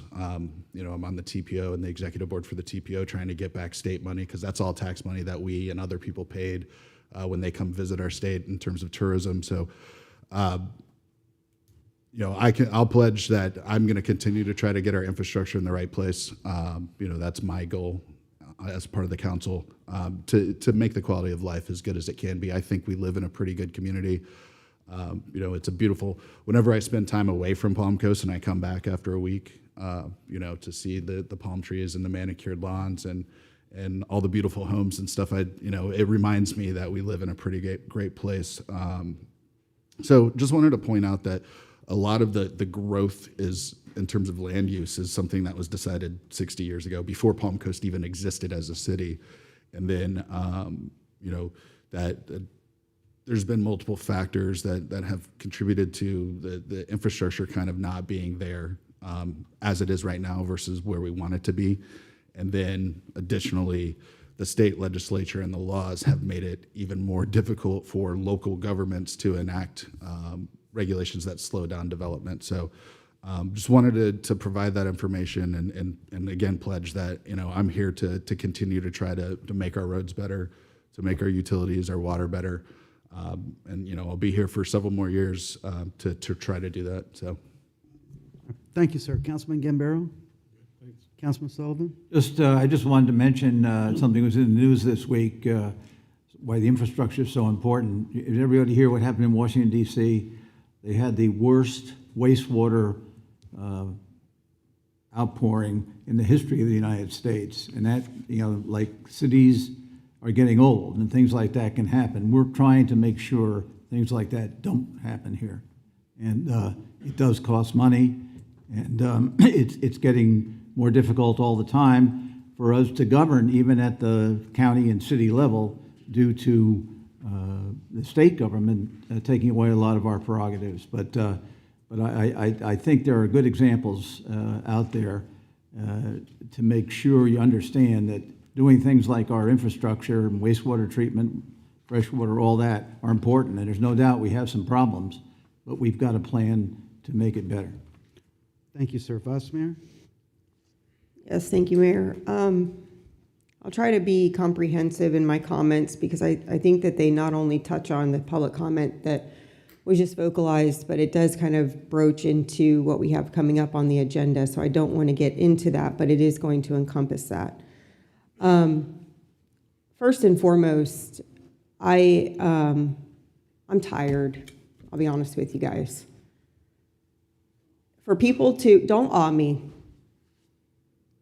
for people to come up to the podium and say that this council has not served them is a misjustice, and it's a misstatement. This council has served you very well. This council has come in and lay on swords that were left by previous council. And I'm not talking about the one directly before us. I'm not even talking about the one directly before that.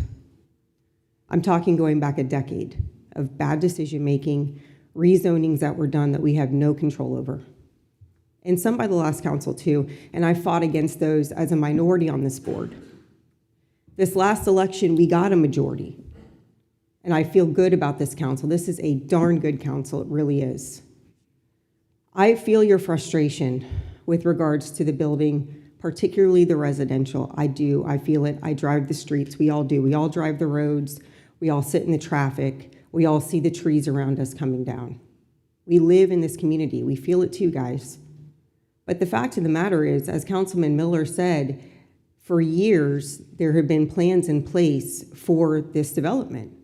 We talk about 19,000 homes in the queue. Guess what? That's not new.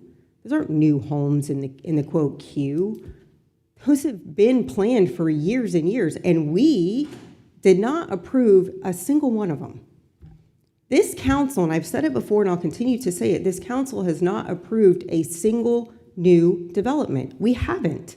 We've approved commercial things because we need it. We have not approved a single new rooftop that was not previously approved.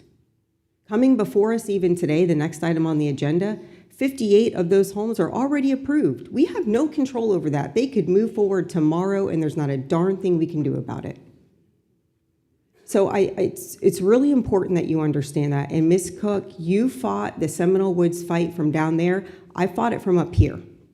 And I did it by myself. And we got this council, you and I got this council to reverse course and say no. We said no to 416 additional dwelling units that composed of single family and multifamily. So I am in this fight. I have been in this fight. This council has turned down a fuel farm. They've turned down a concrete batch plant. They have turned down requests for additional development before it even comes to this dais through meetings with staff. And I know that because I've had those meetings with staff and said, tell them no. Don't even bring that to us. And they didn't.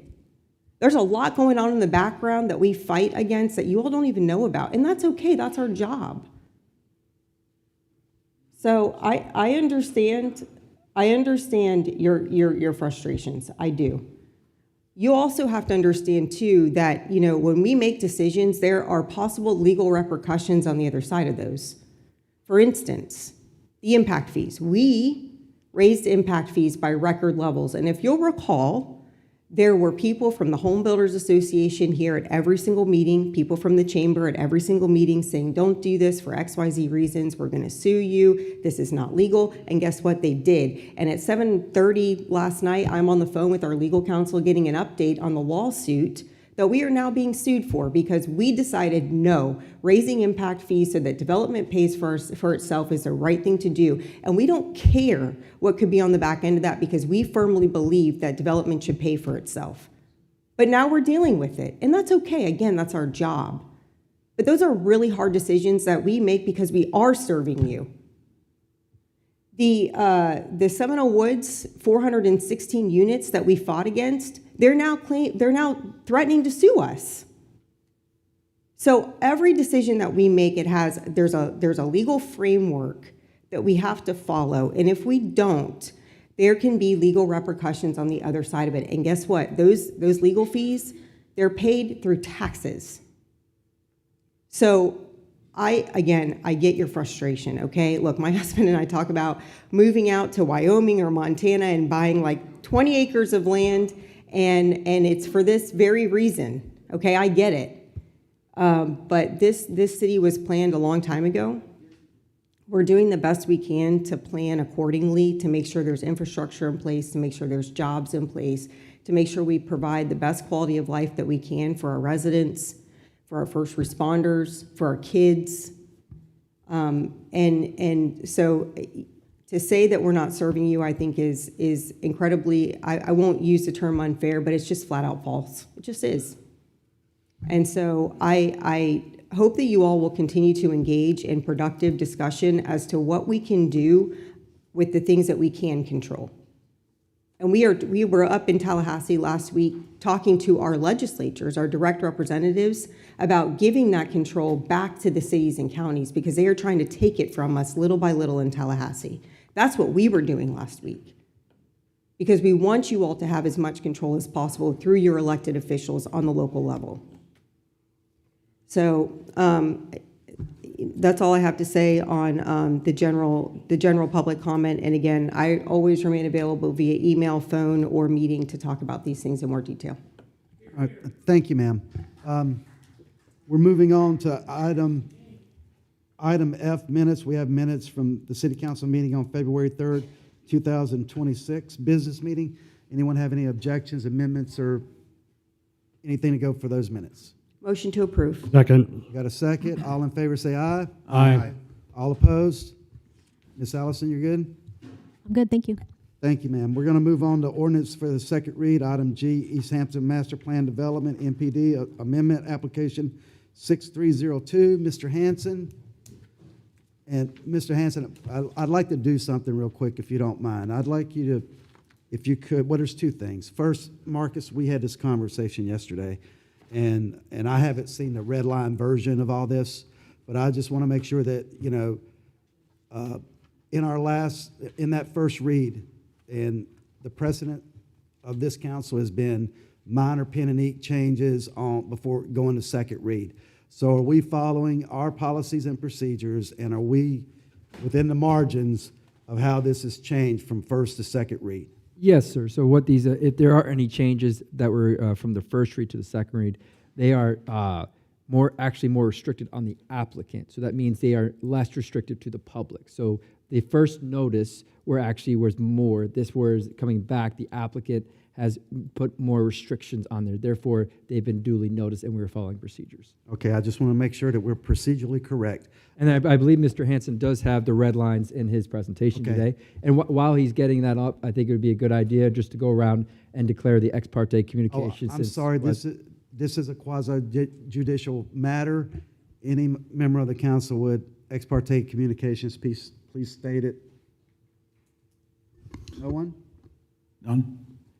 Isn't since the last time we declared Last this? time? Yeah, no. I've spoken to people on both sides, and it will not affect my decision-making. Councilman Gambaro, Councilman Sullivan? I've had discussions as well, but it won't affect my decision-making. Councilman Sullivan? Nothing since the last, Okay, I've seen emails from concerned residents, but my vote's not going to change anyway, so we're good to go.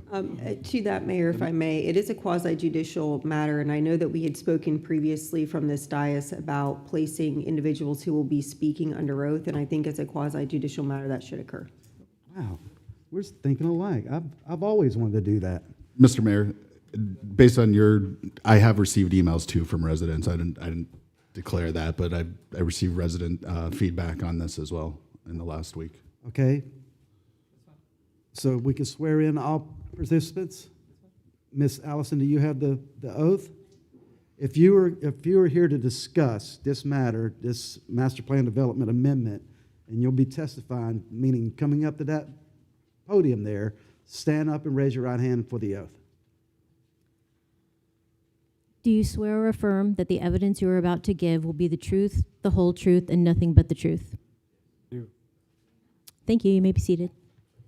All right, thank you. Mr. Hanson, the next thing I would like to know, or for the edification of myself and the rest of the council and the general public, can you go back just a quick, how long have you been with the city, sir? Approximately 2 years, sir. 2 years, but do you know that? As of May, or well, coming up on 2 years. But you know the history of the changes in the comprehensive plan and lot sizes and stuff going back decades, right? You are Yes, sir. considered a subject matter expert. Yes, sir. Okay, could you please, for our edification, go back and tell me how lot sizes have changed since 2013 up until the new comprehensive plan? Could you do that real quick? Can you surmise that for us?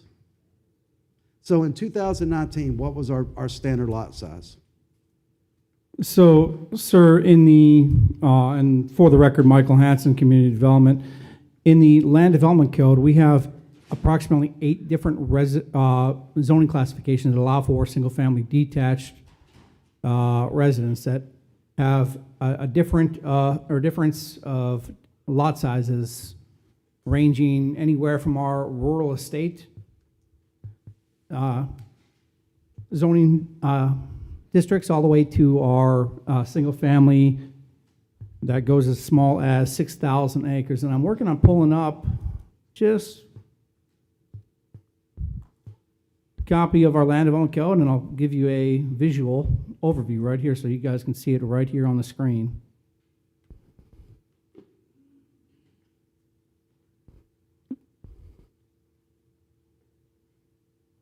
So this particular table, as you can see at the top, it reads single-family residential 1 and goes all the way through the 5 single-family residential.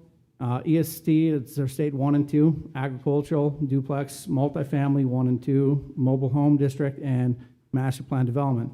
Now this table here that you see under table 3.2 lists permitted and accessory uses. Single-family detached dwelling units, as you can see, is permitted in all of these zoning districts. Basically, the only ones that it does not allow for is in multifamily, 1 and 2, and mobile home district. The secondary table that you'll see here has our dimensional requirements within our standard zoning. So please note that, as you'll see, there's no column here for master plan development because the dimensional standards for master plan developments are found within the development agreement that's agreed upon by the applicant and the city council when it's adopted, so it allows for deviations outside of these dimensional standards. As far as this particular case, the surrounding neighborhood has a predominant zoning pattern of a blend of single-family residential 3 and single-family residential 2 for the established areas. So you're looking at minimum lot sizes for SFR 3 at 10,000 square feet, whereas SFR 2 is 7,500 square feet. As you can see here in the Land Development Code, the smallest allowed minimum lot size that we have per our straight zoning districts is 6,000 square feet. And and has that decreased since 2013? What's the comparison to 2013? What was our standard lot size then? No. Let me pull up the ordinance here there's a record here from 2015, and we can do a quick analysis and take a look. That changed commercial, did not appear to affect single family or residential.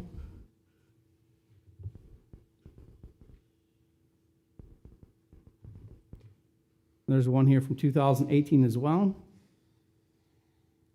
That just changed some uses for wireless communication facilities or cell phone towers.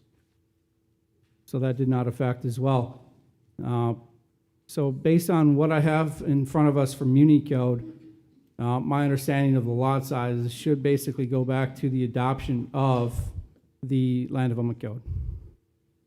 That said, as you'll see here in the tract ordinances here, as I don't have a link here for 2009, because ordinance 2015-9 and ordinance 2018-02, those standards that you saw for the dimensional standard should have been on the books then since at least the 2009-26 ordinance that I've highlighted here.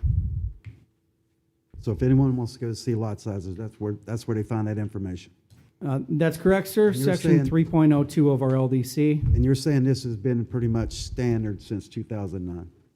That's correct for these straight zoning districts. As I mentioned earlier, any kind of PUD or which we transition from PUDs to the Master Plan Development Zoning District, those particular zoning districts allow for establishing their own dimensional criteria.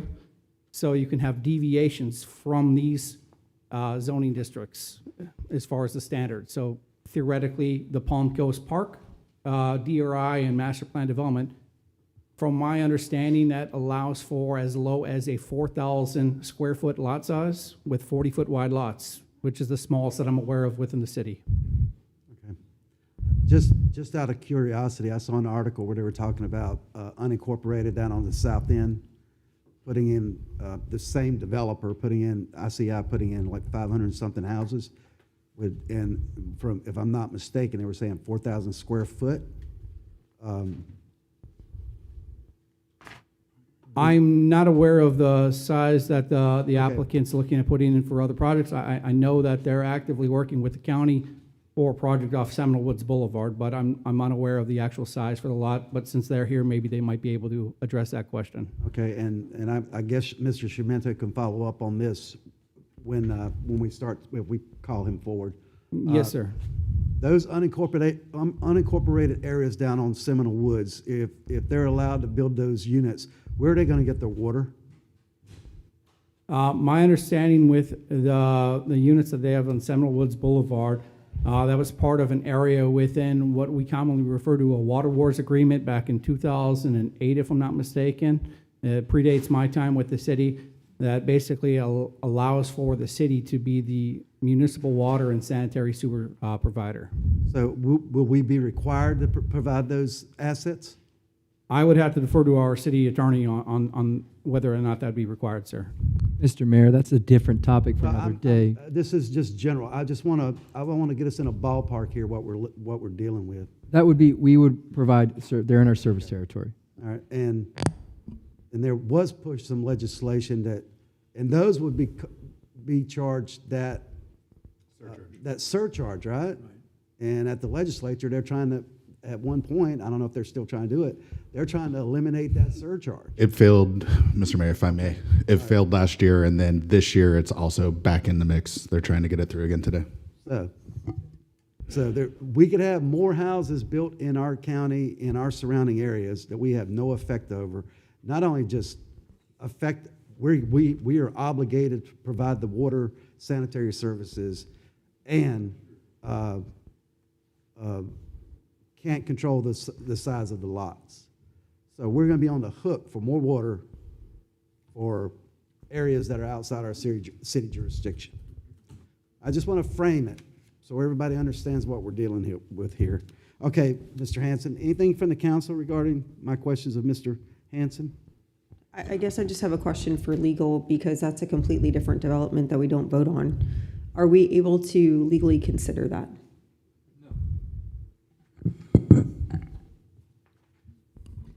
Not as far as, I'm just talking about in the future. What? As a friendly reminder, you are only allowed to consider what is before you today. Yeah, no, I'm just trying to frame it. I'm just trying to let everybody know what the deal is here with water.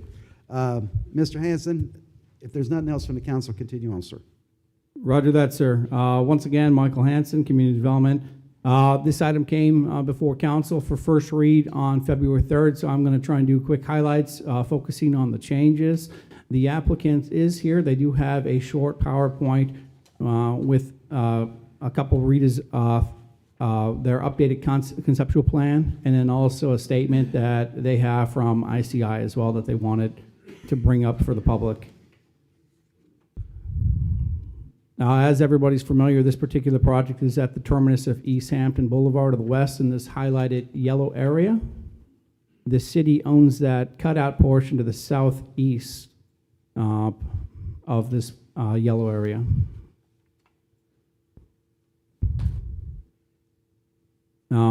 The applicant's request is still trying to increase the additional 13 dwelling units to bring the total entitlements to 71 units. As you can see, highlighted in the red on this particular slide, they've modified the original development agreement amendment to change the requested lot size from minimum lot size from 5,000 square feet, or from 5,500 square feet up to 6,000 square feet. And how they went about doing that is changing the dimensional requirements for the interior lots from 50 feet by 110 feet to have them be 50 feet by 120 feet.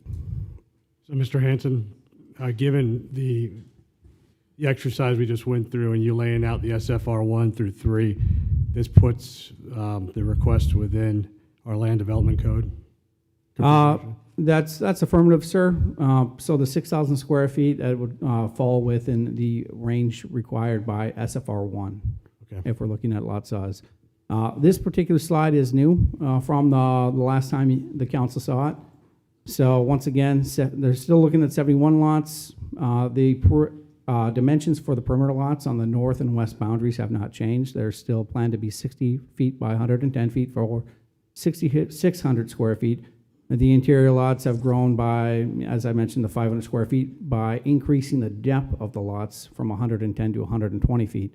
The applicant is also now looking at providing a recreational trail around the internal stormwater pond that'd be connected to the required sidewalk infrastructure for their development. And in the application packet or agenda packet that the council received, I included an email correspondence with the applicant. The applicant has agreed to provide a 1-foot non-vehicular access easement during the plating process to alleviate any concerns about this particular development, looking at trying to potentially punch through should this property come under different ownership in the future to State Road 100. So, Mr. Hanson, would you say this is the public benefit that this council asked for? This is the applicant's, well, part of the applicant's response to that public benefit aspect. Not to try and steal any of the thunder from the applicant, but in the applicant's presentation, I have a letter from ICI trying to basically set up the property and the development upon the approval of the amendment for purposes of attainable housing to try and hit in that area and need that the city has as well. Thank you. This is the existing concept plan that is referenced in the currently approved master plan development. This is the updated conceptual plan after the first read. The overall layout of the development is very similar to what you saw the last time. And as you can see, and let me see if I can turn a little laser pointer on here. The applicant provided this recreational trail around this stormwater retention pond that would get connected through to this easement, and they have a sidewalk system that goes through that's required as far as the internal sidewalks through our connected interconnectivity requirements of our land development code. To accommodate the increased length and depth of the internal lots, the applicant shifted the development slightly over to the east to accommodate that. Along East Hampton, they're maintaining a 15-foot buffer from the road. East Hampton Boulevard is not a specially designated road, and therefore, based on single-family residential, in our land development code, we're looking under section 11.0305. They would require a 10-foot buffer. They're providing a 15-foot buffer, so they're meeting that requirement of the code. I have for council, when it comes to point to making a motion, I have our criteria here for under 2.0505 and 2.09.04 for your reference. Mr. Hanson, back in 2013, when the litigation on that property, you're familiar with it? The litigation on the property started in 2004, and it was finalized with the settlement and approval of the original MPD on March 20th of 2012, sir. 2012. Okay. Did the city swap land, buildable land, for swamp?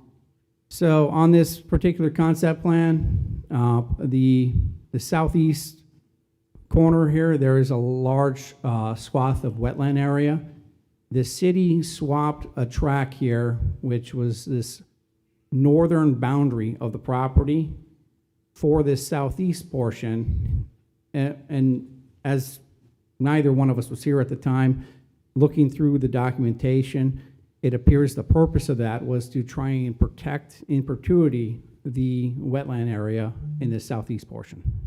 Okay, but you can't confirm that the city traded buildable land for swamp land? Well, they did trade the northern portion of this property where these lots are looking at doing. Looking at the aerials, they seem to be outside of any kind of floodplain on the northern section, and also based on the environmental documentation, outside of any kind of wetlands. So theoretically, all land is buildable. There just might be more requirements and more work that has to go into it. All right, thank you, sir.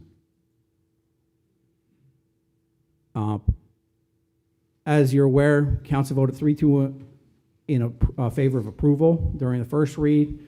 The applicant is available with a short PowerPoint and that letter from ICI. Otherwise, I'm available for any questions you may have. Thank you, sir. Anyone need to hear anything from the developer? I have a question for you, Mr. Hanson. The other buffers that were on the previous plan, have they remained the same? I'll go back to the overall plan here. And that's accurate here. So per the conceptual here, they're having this 25-foot buffer along the northern and western boundary. That's still there on the plan. There's also on the northern, I believe it's a 15-foot drainage easement. So that is right along the northern. So you can kind of see based on the thatching, and maybe PowerPoint will let me zoom in here a little bit. So you see how the thatching is slightly different. There's kind of, looks almost like stairways on the northern. That is the drainage easement aspect. And then the common tract D area buffer is this area that looks like kind of a waffle pattern kind of thatching throughout this area. And that waffle pattern common buffer extends along the 25 feet along the entire north and then comes down for that 25 foot, and they call it the vegetative buffer along the west. Okay, so other than I think the east one you said, that one being reduced so that we can make sure the lot sizes are compliant with the LDC, all of the other buffers have stayed the same? That's accurate, ma'am. Okay. I don't have any other questions from Mr. Hanson, but I think it's appropriate to hear from the developer. I concur. What you got, Mr. Sciamento? Thank you, Council. Mayor, appreciate your time. When we were here last time, we listened to the community and we listened to your requests of the developer, and Michael did steal my thunder, so to speak. And you heard about how we went back and refined the design to meet the requirements that you had all asked for. A lot of the things that we talked about then were the community benefit, and so the community benefit are twofold. First is public access to the lake and the open space park around the lake. That intersection at the entryway is connecting to sidewalks in the community, and those sidewalks will be continued on through our community so that the local community can have a place to walk around the lake, maybe take their dog. So that park that you see there is not only for the residents, it's for, or the private residents, but it's for the public in that area too. The second community benefit that we provided for is we have the applicant and their family here to talk about a partnership that we think is very valuable to the city, given what you guys have gone through over the last year with your comprehensive plan. And we've partnered with a nonprofit so that we can help make homes attainable for those people that you've identified in your comprehensive plan, such as veterans, such as first responders, such as teachers, and for municipal workers also. So with that, I'll ask Nika Hussein to come up and sort of talk about what that program may be so that you can get educated on it. Thank you. And then I'll come back. To bring that way down. A little taller than me. Good morning. For the record, Nika Hosseini with the applicant. I do want to thank city staff. They've done a lot of work here, so thank you, Michael, and the rest of the team. I want to thank the council members and everyone who has dedicated time and thoughtful discussion to this matter. We truly do appreciate the work that has gone into reviewing this proposal and the seriousness with which you approach the decisions that affect the future of this community. So, after much discussion regarding public benefit that came from this dais, we determined that the greatest public benefit this property can provide is to serve those who have already served us. This is about veterans who defended our country, teachers who educate our children, firefighters who run toward danger, healthcare workers who care for our families in moments of crisis. Many of them work here. Many of them live here. Yet many still rent year after year without stability and without the opportunity to build equity for their families. The nonprofit organization FBH Community is uniquely positioned to close that gap. FBH Community constructs high-value and high-quality homes and sells them at or below construction cost. This is possible because highly qualified vendors, subcontractors, and trade partners provide meaningful reductions in their pricing based on the strength of the organization's mission and reputation. In addition, all overhead and administrative costs associated with the nonprofit are fully covered by a family foundation. As a result, every dollar contributed goes directly into housing. It does not go toward administrative or overhead costs. The impact is significant. These homeowners build equity instead of remaining in unstable rental situations. Buyers gain financial confidence and long-term stability.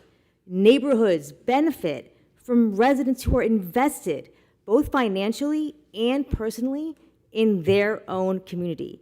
In many cases, essential workers are able to live in the communities they serve rather than relocating elsewhere to find attainable housing. From a land and policy perspective, this proposal directly aligns with the City of Palm Coast Comprehensive Plan.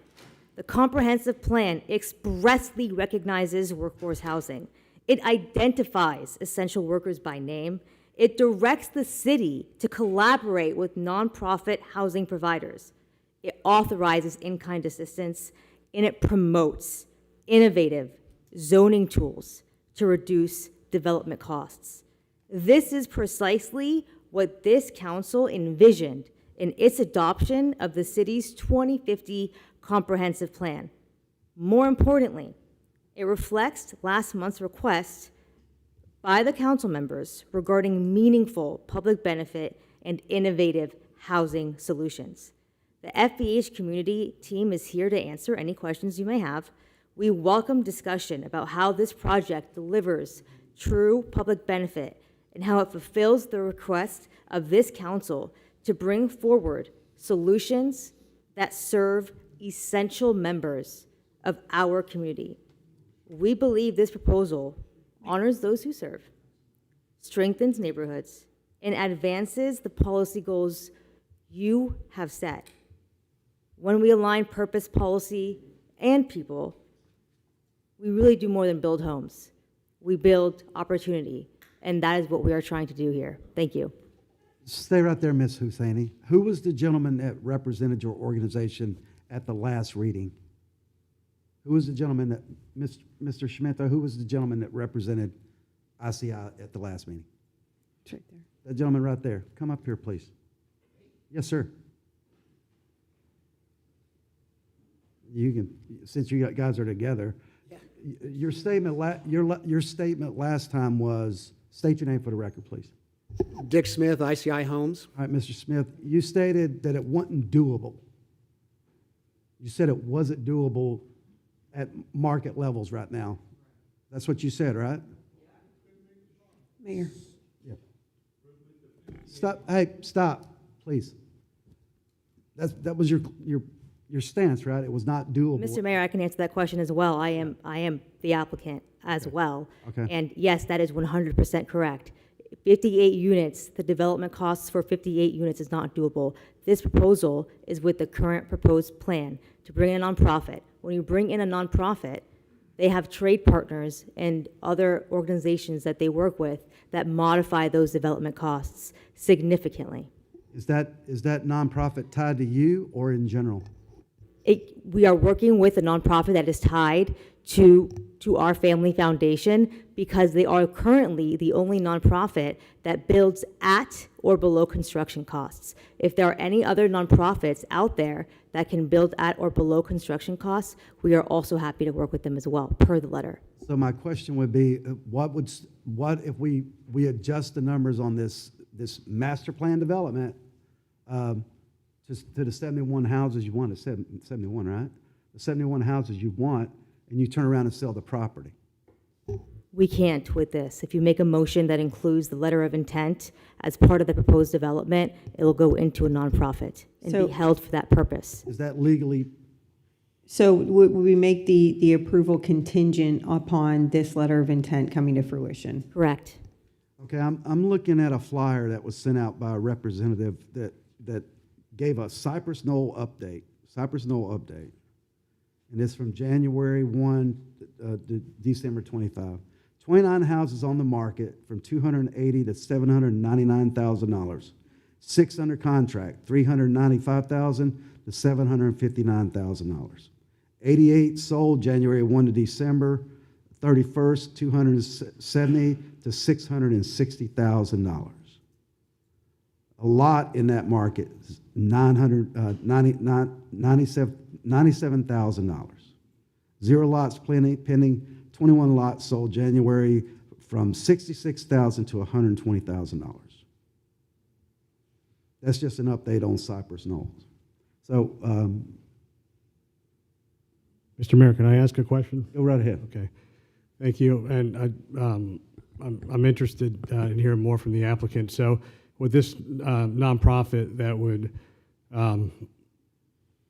manage the development for potentially these 70-plus sites, I know you had talked at some length about the costs associated, that it wasn't feasible.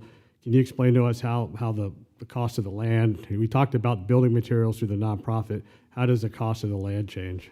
Yes, sir. So in order to make this work for a nonprofit as well, again, you're looking at the sizes of the lots, the cost of development, and it still requires a significant amount of work. Again, this nonprofit will not only build at construction costs, but they're willing to build below construction costs. And so what happens is, unlike a typical builder, which has to pay the market rate for development to bring, to be able to bring these lots to market, to fruition, rather than paying those market rates, because it's a nonprofit, because there are organizations that these nonprofits work with and companies that they work with, they can provide in-kind donations. They can provide their services through these different types of partnerships. So that is very different from a for-profit company trying to make a profit here. Well, hold on a second, Mr. Mayor. You use the term construction costs at or below, but again, what about the cost of the land? Are you proposing under this letter of intent that the land's being donated? Apologies. Can you answer that question one more time for me, please? Ask Yeah, me. so you talked about costs Yes, at sir. or below cost for the construction of Yes. homes, and my question was kind of centered around, the land and market price and things of that nature. But are you saying that ICI would be donating the land as part of having that number below market cost? Correct. ICI would be donating this property to a All non- 70 plus lots? Correct. Okay. The entirety of the property. Okay, thank you. Thank you. And so just to follow up on that, so you're going to donate this property, and once that happens, ICI will make no profit off of this? 0. That's correct. So, Hold it down. Gallery, please hold it down. okay, so how do we ensure, because I know from this dais we've talked about, and actually we saw it on our SAP earlier today, quality of life for our essential workers is a priority for this council. How do we ensure the intent is actually followed through with and that these properties go to those who serve us in that way? So there's 2 ways that we do this.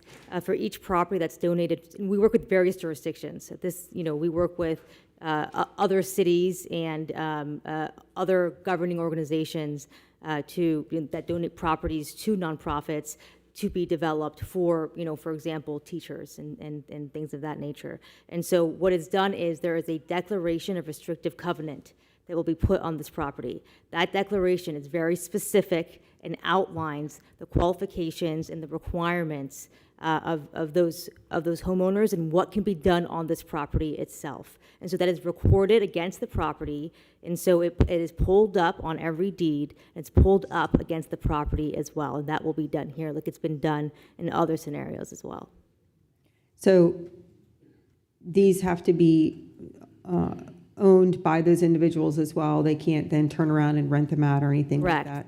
There is typically at least a 10-year hold period where those individuals have to hold the property and cannot sell it. They can only sell it to another qualified individual under the covenant. I was going to say it would probably follow along with the same affordable housing wording that comes from AHAC and basically if they were to sell it, then they don't receive those benefits or they have to pay a prorated portion back or whatever the case may be. But It does. that's good wording. As the guy that to sits on that committee, I mean, it does. But in this case, I'm trying to figure out, it's not with taxpayer dollars. This is coming from a nonprofit, basically donation to make this happen. So versus some of the other things we've been talking about where it might take additional tax dollars to make this kind of a scenario come to fruition.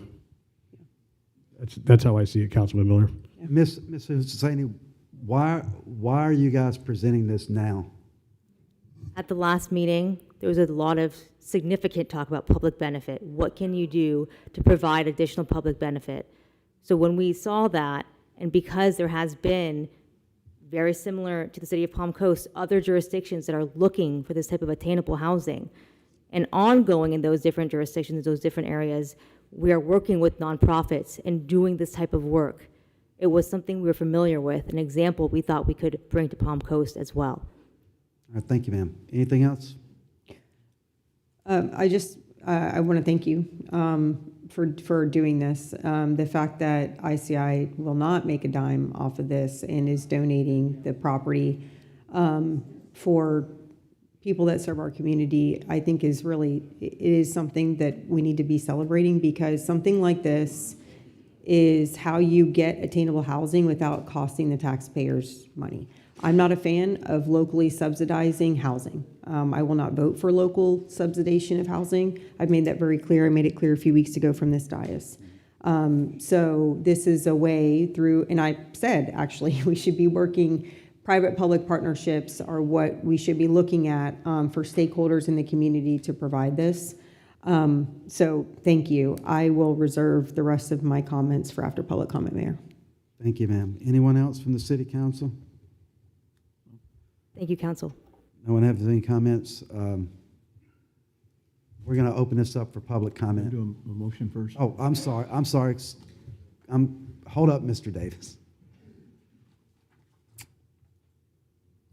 Mr. Mayor, I move approval of the East Hampton Master Plan Development Amendment application with all of the updated changes and amendments that were presented here today. Second. Got a first and a second. Any Do further? we, do we need to add that We need to add the condition contingency. Yeah. contingent upon the execution of this letter? Including the contingency and addition of this letter of intent and the contingencies of the deeds that it will go to, that ICI will not sell it, and it'll go to those that were the community they're specifically proposing. The second includes that now. Okay. I had a question. Hold on, just one question, Marcus. I got to figure it out.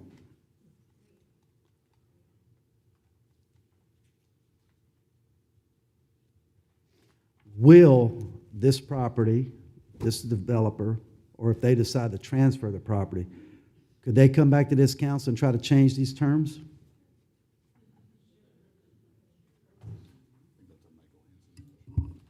So that is a very general question, and yes, that's always a possibility, but this council would always have to approve that.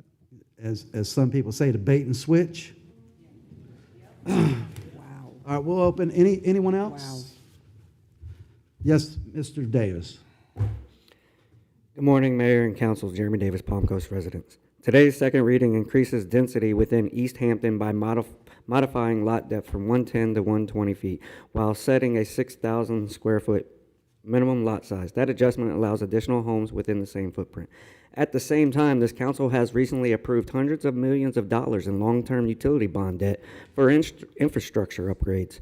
On the same agenda, we are approving multiple utility repairs, including pump station rehabilitation, well rebuilds, and generator maintenance. And the city is currently involved in litigation concerning infrastructure capacity. Those are not opinions, those are facts. So my question is simple. As an updated wastewater, stormwater, and potable water. Mr. Davis, specifically on this item. This is specific. This is very specific. If you can listen and pay attention to what I'm saying, you'll understand what I'm saying. Finish up. Thank you.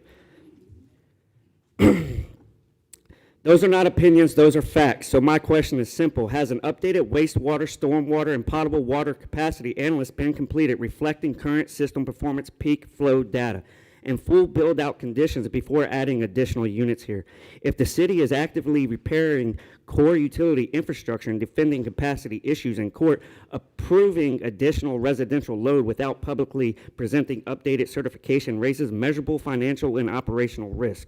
Growth requires infrastructure capacity. Infrastructure capacity requires documented proof. Before increasing density, please place on the record the date of the most recent system-wide capacity analyst, whether it incorporates current peak demand data, and whether staff can affirm that this approval does not increase infrastructure risk or future ratepayer burden. If that data exists, present it clearly. If it does not, approving additional homes while managing bond debt and capacity litigation sends the wrong signal to the residents. Facts matter. Thank you. Thank you, sir. Yes, sir. City council members, thank you for everything you're doing. State your name for the Marcelo record. Oliver. I live in the east section. Yes, sir. And I appreciate everything you're doing. I'm on a board myself for a business that I do, and I know what goes on behind is different from what everybody else sees here, and you're elected to do the best you can. So I do appreciate that. There's a couple things. I had a whole presentation. I just put it away because there's a few things that were said here that I think are key. One was you can't change the past. You guys weren't here 15, 20 years ago when all these things were done. When the settlement was set, the lot sizes were set, the number of houses are set. But, just as you said, you can now affect the future of what your decisions are going to be. And so what are you going to do? If any of you have come into this meeting with already a decision in your brain, whether you're for or against it, you need to put those aside. If any of you have taken a penny that comes from any, whether it's ICI or any other builder, you should be aside, because that should not affect your decision of what's going to be done. There's not a single person here that's going to stand up here and say, yes, we want 13 more homes. I bet you if we rolled it out to the whole entire city and said, do you want 13 more homes? They would all say no. Everything that has been discussed here so far, in this meeting and all the other discussions, everything has said the people don't want more homes. Now, we're fine with ICI building the 58 homes that they had, because we can't change that. We're not looking to say, let's have them build 40 homes or 20 homes. There's other homes being built in Palm Coast that are in the $300,000, $285,000 range right now that will satisfy some of those lower income homes that need to be there for people that work in the city. They don't need to be in the E section where all the lots are SRF3. They're all 10,000 foot lots. My lot's 12,000 foot. My lot now starts to flood when the water comes through and it rains too much. You put those houses right next to it where the water's going to run, it's going to start running in the same drainage system. It's going to push the water back. So you have the ability, we're just talking about 13 homes. They had all this time to build those homes, and they didn't build it because of their whatever decisions they made. And now they're asking you to make a decision that doesn't just affect them, but if you reduce the lot sizes or something like that, and you set a precedence, and then they're gone, and then that precedence is going to be here for 5 years or 10 years or 20 years. And it's not just going to affect those 13 homes, it's going to affect the next 1,000, 2,000, 3,000, 5,000 homes that you're all going to decide to put into Palm Coast because of the decisions you're going to make with these 13 homes. So we should not be building any more homes than the 58. Thank you, sir.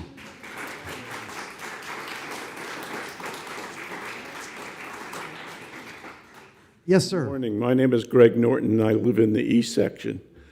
At the last meeting, a council member brought up the legality of not approving these extra 13 homes. I read the settlement agreement, and there's no reason that you can't deny this legally, I think.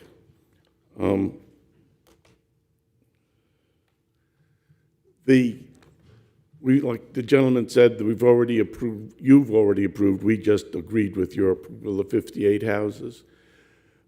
Nobody said whether all these lots are now 6,000 feet or not. I can't tell from what they've said. Is it just some of them or all of them? So I would ask you to ask them that question, if all lots are now 6,000 square feet, because I guess they made land somehow. I question whether Mr. Hanson and any of his department have physically gone and looked at this lot. From his description, I don't think so. I'd like to know whether he has or not physically looked at that. The other thing is, if they're willing to give up their profit and donate this land, then what's the harm of going back to the 58 houses instead of 71 houses? Okay? Thank you. Thank you, sir. Yes, ma'am. Janet Gann in the East section. I'm kind of in shock after the last presentation, and the whole public benefit thing just made no sense to me. If this development they can't make a profit on it, public benefit, all these things just to me just makes the problem even worse. But to me, public benefit was supposed to be commensurate with the detrimental impact of adding more homes and reducing the lot size and adding more homes. And so to the surrounding community, making this to me just sounds like low-income housing. That's my problem. And that is not a public benefit. That's a public huge detriment. You know, we bought our home and we thought we did due diligence. And, you know, the realtor told us that that land couldn't even be built on. Well, that was wrong. I should have checked. But then I would have seen that It was 58 homes and it was ICI. The silver lining with that is ICI is a great builder that builds high-quality homes. And, you know, I thought, well, at least that's the silver lining here. And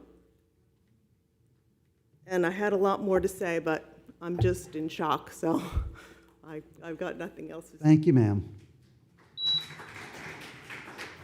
Yes, ma'am.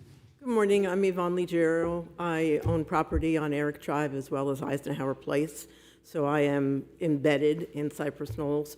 I love the community. My fear becomes that if you go to set a smaller lot size on that section of East Hampton, what's to prevent, say, the golf course from also putting in a proposal to turn the golf course lot into housing as well? What's to prevent them from also coming in and requesting building on that lot? The golf course is a significant landowner in Cypress Knolls. If you set a precedent now and indicate we don't need a minimum square footage of the 10,000 square feet that most of us have in Cypress Knolls, this is a precedent that could potentially have a major impact to Cypress Knolls. Because remember, East Hampton is one way in, one way out, right? So in the event of an evacuation or some emergency, that all the residents in that section need to leave, and this gets developed at 71, and the golf course puts a request in to also build, then we're overloaded with people and no way in or out. So I caution you of setting a precedent specifically for Cypress Knolls, but other sections that also have this one way in, one way out. I did do a little research yesterday and found that currently there are 45 houses for sale in Cypress Knolls. There's also 4 empty lots.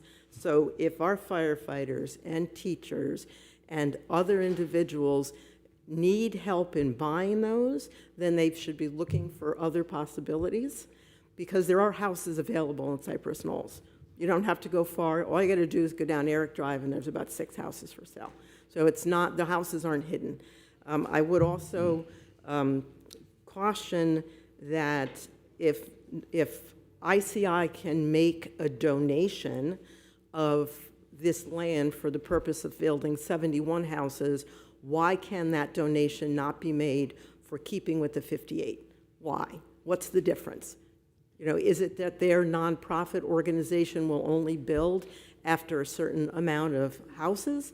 I don't understand. I mean, how does 58 is not doable, but 71 all of a sudden is doable? There just it doesn't sound right. So I caution you on approving this amendment without further investigation. Thank you. Thank you, ma'am. Yes, ma'am, Miss Shelley. Darlene Shelley, K-Section, Palm Coast. Like you said, Mr. Mayor, this is nothing short of a bait and switch.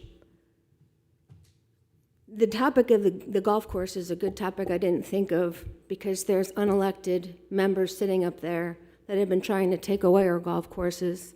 Is this just a precedent to start that process to again take away something that belongs to the residents of Palm Coast? Also, East Section folks are proud of their homes. It's a unique section of Palm Coast. In my District 4, it's one of the more desirable parts of Palm Coast because they have extra large lots, because they are a golf course community, because they have beautiful trees and green space. How dare you come here and tell them that this is going to be a public benefit for them when they told you that they don't want folks coming into their, what is technically a private, upscale development to walk around their retention pond. They do not want that. That is not a public benefit. That is a public detriment. What they're proposing here is incompatible development, which is against your comprehensive plan. Who's sighing over here? We have rights. We have property rights. We have rights to the peaceful enjoyment of our homes, the protection of our property values. And this is nothing short of a way to take that away from us. And we are tired of having our rights taken away. We have the right to nice things. How dare they say this is for our firefighters and our teachers? I believe in affordable housing. There is affordable housing in Palm Coast. It's all along Royal Palms. It's all along in the areas that weren't zoned for it. The areas that were zoned industrial that we gave away to the builders. And that is wrong.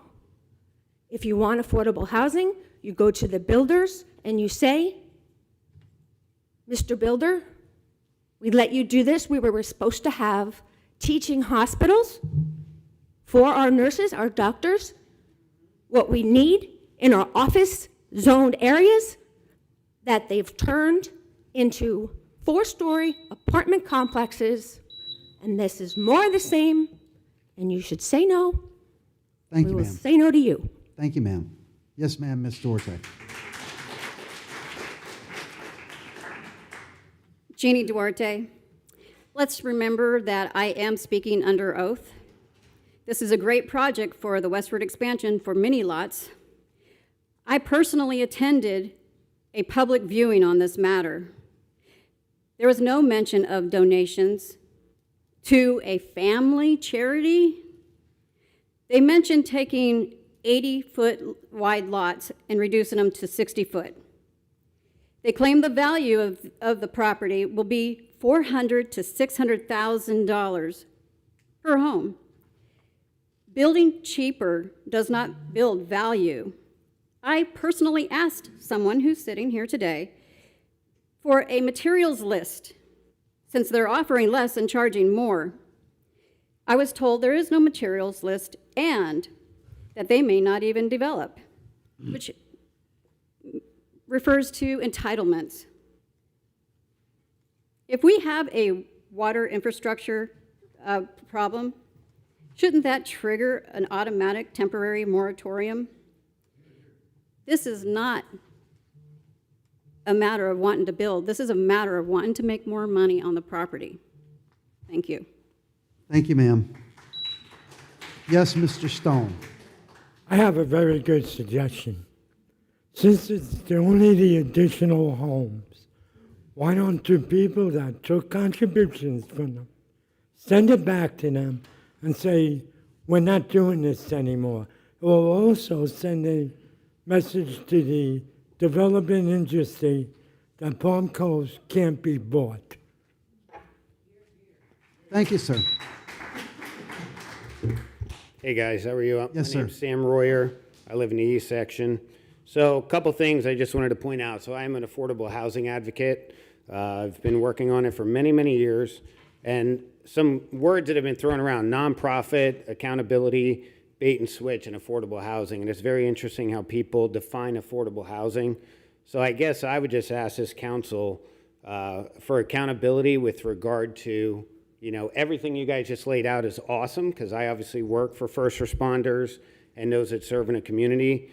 But my questions would be very blunt. How does this actually save the individual person? Like, you're going to donate a piece of land, let's say that's worth $100,000. Is that grant money?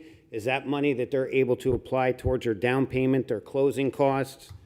Then what is the price point for the home that you're going to complete on this, let's say, $100,000 piece of property that has been donated to a nonprofit, which is a tax benefit for your organization?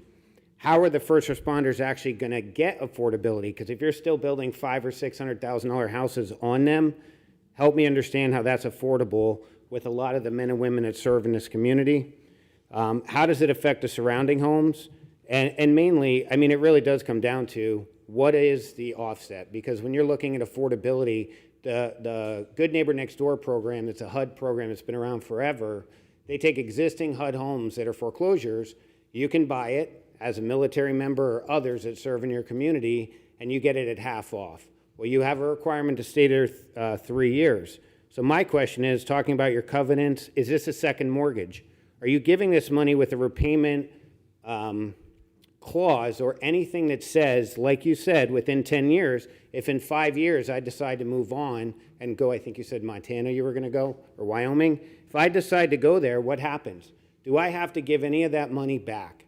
So I really just advise you, as somebody that's worked in legislative affairs with affordable housing, get the fine details very clearly laid out, because at the end of the day, there is a lot of bait and switch. And I'm not saying ICI is a good company, but the fact is that, you know, they are going to benefit from this, because if you're giving something to a nonprofit, you're obviously getting a tax break.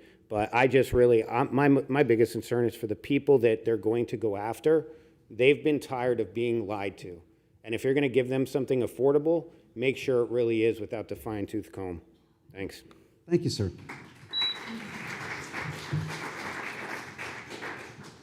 Yes, ma'am. Good morning. My name is Carol Gunthorpe, and I live in the East Section. Pull the mic down a little, ma'am. You can pull it down. There you go. Thank you. I don't want to beat a dead horse, Stetter, and there's been some very good points made by my previous speakers. What I would like to say is that I think overwhelmingly the residents of the East Section are against the addition of these 13 houses, as well as the lot sizes. We look to you as our representatives. As our representatives, we expect that you protect our interests. And that's what we're asking you to do. Thank you. Thank you, ma'am. Yes, sir. My name's Benny. I'm from the East Section. 13 houses doesn't sound like a lot, but if you look at our area, we have a lot of empty lots that are already started to be built on. So when you take those two factors in, and the one way in and out, that has to be weighed with you guys. Also, can you put up the first proposal? I noticed you never put up the first one with the 3 ponds in it. The original one that was okay by the city. Okay, so they went from from 3 retaining ponds to 1. And now we have a pump station with it. Our pump station on East Section, it's about a 50-50 shot it's going to work every year. I mean, I've seen that red light on at least once or twice after a storm, where you can smell the sewage coming out of it. So if they're depending on a pump station and only 1 pond for that, I think you guys need to consider that, because in the original that was approved, there was 3 retaining ponds in it. So that's my thoughts. Thank you, sir. Yes, sir, Mr. McDonald. Dennis McDonald. I just want to be clear on this. You're going to judge this today and approve it one way, or either yes or no, based on a couple things. One is based on information that you just heard, but you've never seen in writing, presented to you about what is going to happen with this property. In other words, they're offering that up, okay, as a way to make you approve it. But it's not in the package that was given to the public or to anybody, and all of a sudden it just kind of pops out of the hat. I'm sitting in the back row listening to this thing and thinking, oh my God, you gotta be kidding me, okay? How would you possibly even consider doing that? Okay, it hasn't been fully vetted. You haven't even seen the paperwork. Where is the paperwork? This is what I'm talking about before, what has gone on in the past here with the approvals of these units. So you can't approve this without these documents being in evidence and having gone to 2 meetings. Number one. The other question I have for you, the biggie, is under 3.0304. Show me where public benefit is written in this document, in your regulations. It is not. There's no writing of it at all. Now, under purpose, it says a recognizable and material benefit, okay, to the ultimate users, and then it goes on from there. Nowhere in this document does it say anything about public benefit. You guys have been hijacked. This is amazing. I'm watching this thing. You got lawyers sitting in this room, okay? It's all about what the written word says, and has it been properly vetted, and has it been presented to the public so the public can properly respond to it. You guys don't, you got to start working with facts, folks, okay? Numbers and the written word, and not what somebody says. This is really sad, I got to tell you. Thank you. Thank you, sir.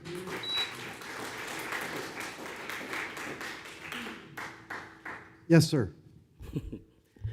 Good morning. My name is LaJuan. Speak up. You can pull it up. It can get closer to you, or you're going to have to lean into it. Okay. My name is LaJuan. There you go. Good morning. Morning. Thank you for allowing me to speak. I'm speaking on my own testimony of how this program has helped me. I serve this community. I serve Daytona. I'm a practice manager for Advent Health, so I'll probably have one of your family members as a patient, but for years since I moved here to Florida, I have been trying to be a homeowner. Multiple situations came up with finances, the increase of tuition to go back to school. When I tried to apply for regular housing through regular lenders, that was my most problem, my student loans, my debt. To the point where I gave up on my dream and said, you know what, it's just not for me to be a homeowner in Florida. My last resort was to actually move away from this state. Since I work for Advent, this program has helped me become a homeowner by giving me my dream, giving me a dream where I can put my family in a home. You guys call it low-income housing. Okay. I have a roof over my head. I have a garage.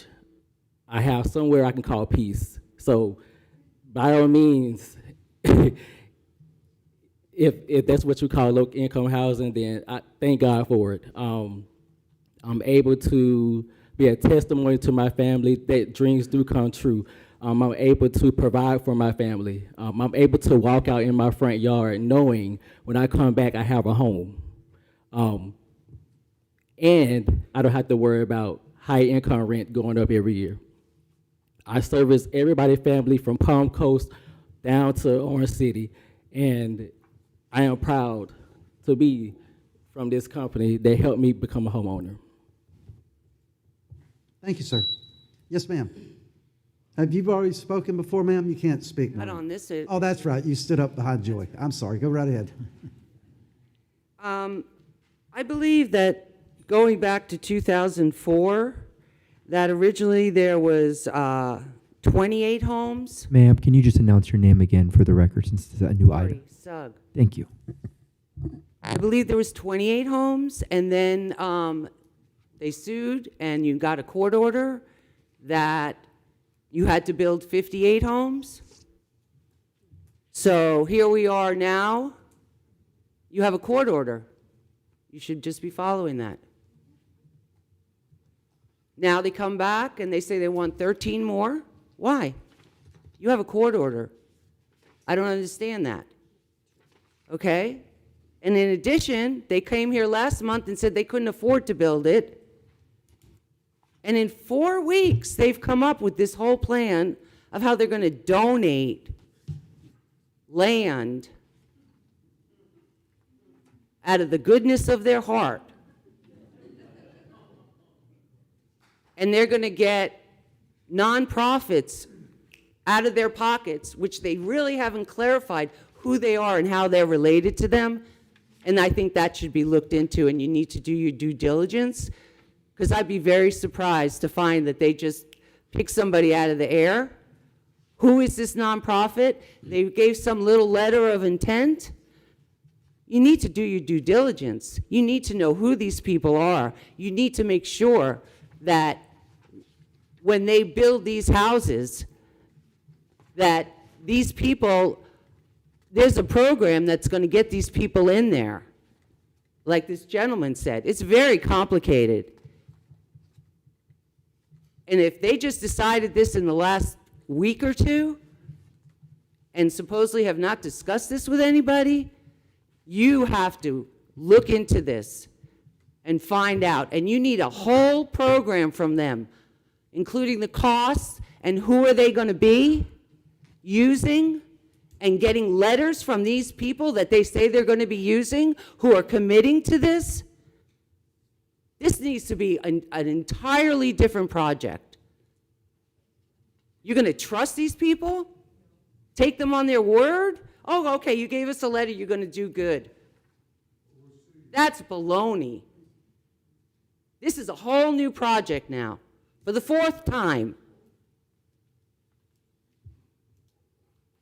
And I'd like to know what you're going to do to make sure that what they're saying, that you're going to take the time to look into it, you're going to put this aside today, and you're going to look into it and get the details and tell all of these people that deserve it.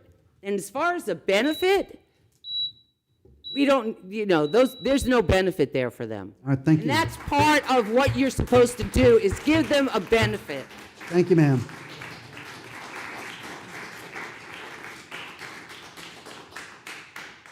Yes, sir. My name is Jack Goldman. I live in Palm Coast, not far from where that project's about to be. I have an issue with the numbers. I just can't. I've been an estimator for 30 years. I'm retired now. And if I take these prices, these houses, 71 houses at $350,000 apiece, it comes out to $24 million. If you take 58 houses and you make it, you price them at $450,000, that's $26,100,000. Where is the problem with building 58 houses as opposed to 71? I don't even understand that. Where does that make sense? I mean, I own a house in Palm Coast, as I said. I'd love to get $350K for it. It's on 10,000 feet. It's a small house, it's 1,800 square feet. But, I mean, it just doesn't make sense. I don't want to hear anybody cry when these numbers just don't add up. Plus which, I want to know who's going to take responsibility for auditing this project if there's a nonprofit involved. Is the town going to do that? Who's going to do it? I mean, who's going to audit the project? The materials. I mean, it's a lot of work. Who's going to do it? You're going to do it. Are you going to do it? I doubt it. Do you even know how to do it? Is a valid question. That's about all I got to say. I just can't make sense out of it. You know, aside from anything else. And there was crying about the fact that it was not going to be profitable at 58 houses. How's it going to be profitable at 71 houses if the gross dollar figure available is even less? That's all I got to say. Thank you, sir. Yes, sir. Good morning, Mr. Mayor. My name is Robert Souza. I live in the E section in Town Council. I just don't understand if... How are you doing, Mr. Souza? I'm doing pretty good. I just caught the name. I'm glad I finally put a face with the name. Yep. I don't understand if you had a planning board that already disapproved of this, why is it coming to you people when we have a planning board? What's the sense in having them if they're not going to be able to say what's going on? Another thing I'm worried about is there's only one egress out of East Hampton. There's got to be thousands of people in there, and if there's a fire, and there's fires all around us right now, it's going to be a big cluster trying to get out of there. People are going to get hurt. I heard 2 people over here saying that there was nothing they could do about the building and all this stuff. Where's your chance to say no to adding these extra houses? I don't think we need them. I think that what we agreed on should be kept, should be final, and that should be it. Thank you. Thank you, sir.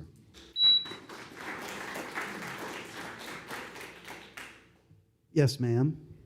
Sue Norton, E section. My question is, if they have a legally binding contract for 58 houses, how are you approving a change without going through another legal process to change it? The other thing is they changed the size of the lots. Did they change the number of houses from the 71 to increase the lot sizes, or is it only partial lot sizes that got changed? That was not answered. We also don't agree with what their path is. That's not a public thing for us. It's for the development. And their houses are not agreeing with what we already have in our development. So we don't want it. Thank you. Thank you, sir. Thank you, ma'am. I'm sorry. Yes, sir. Jim Sugg. I'd like to remind everybody we're under a quasi-judicial hearing here, and that we're all under oath, and that anything that can be said can be construed as lying under oath. On this subject, one of the largest scandals in the state of Florida has to do with this private property and donating it for a nonprofit. And this happens to be by our great governor, Mr. DeSantis, whom I believe ICI is affiliated with. Really not sure. I hear rumors about it. But one of the largest scandals involving nonprofits in real estate is the misuse of funds in organizations like HomeRise, which received $200 million in government grants, but faced audits revealing questionable spending practices, including excessive salaries and bonuses. This raises concerns about the accountability and transparency of the nonprofit housing. Now, they brought that up. And another thing, Michael Chimento, the land use attorney who represented, was also in the room. He stood up and approached the negotiating table and calmly said, "As I've gotten older," this is a quote, "as I've gotten older, I've learned a word that is very easy to say. It gets to the heart of the problem, and the answer is no. Michael," he said, addressing Michael Rodriguez, the county attorney, "your proposal is no from the people. So I want to get that out there so you guys could then sit and brainstorm and think about the solution, because the solution is no." Okay, this was over a pond, a retention pond, and Mr. Chimento did not want that pond because he couldn't build on it. You can't build on water. You can't build on swamps. And at this point, I'd like to propose a motion from the floor. And the motion is to table this until you've done your due diligence. Table this. The second reading is going to put the ordinance in. It's going to affect us till, at least I hope I got 20 years. It's going to affect me and everybody around here for 20 years. Let's table this thing. Let's find out what the hell's going on. Thank you. Thank you, sir.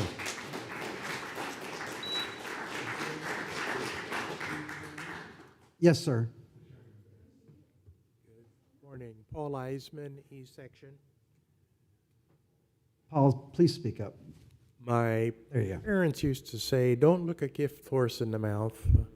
And my father used to say, "If it sounds too good to be true, it probably isn't." Okay. I've heard everything that's been said here today, and there were a couple things that weren't mentioned. One was the size of the homes that are now being proposed for this lot for our service people. The type of construction. I understand this builder builds block homes, but now are they considering building stick homes, which is not consistent with the neighborhood. And the cost range of these houses. I'm a veteran. What would it cost me as the bottom line to buy a house in this neighborhood? Could I get an answer for that? The builder came in and said at $400,000 they couldn't make a profit. They'd have to sell them for $600,000 to make a profit, and that's why they needed more homes. But now we're going to less expensive homes for affordable people, I'm assuming. And I'd love to see, or love to hear if I can get a price range. Thank you. Thank you, sir. Yes, ma'am. My name is Joy Spivak, and I live in Elias Lane. Excuse me if I'm a little bit nervous, but I feel like we have muddy water here. Muddy water in my head that I'm very confused with. I came with a speech that I originally was going to say, and because all of these things popped up, wow, I'm not sure even where to begin. From the planning board's role to stick versus block homes, to 3 ponds, to 1 pond, low-income housing popping up in just a matter of a few weeks, golf course selling off and maybe changing the property. I think I'm summing up what everybody here is saying, and that is no additional homes. I'm sorry, I'm sorry, I'm emotional, but thank you. Thank you, ma'am. Anyone else for public participation on this matter? Seeing no one come forward, I'll bring it back to DAS. I would ask Councilman Gambaro and Councilman Sullivan that you withdraw your motion and your second and move the table this discussion so we can vet this project.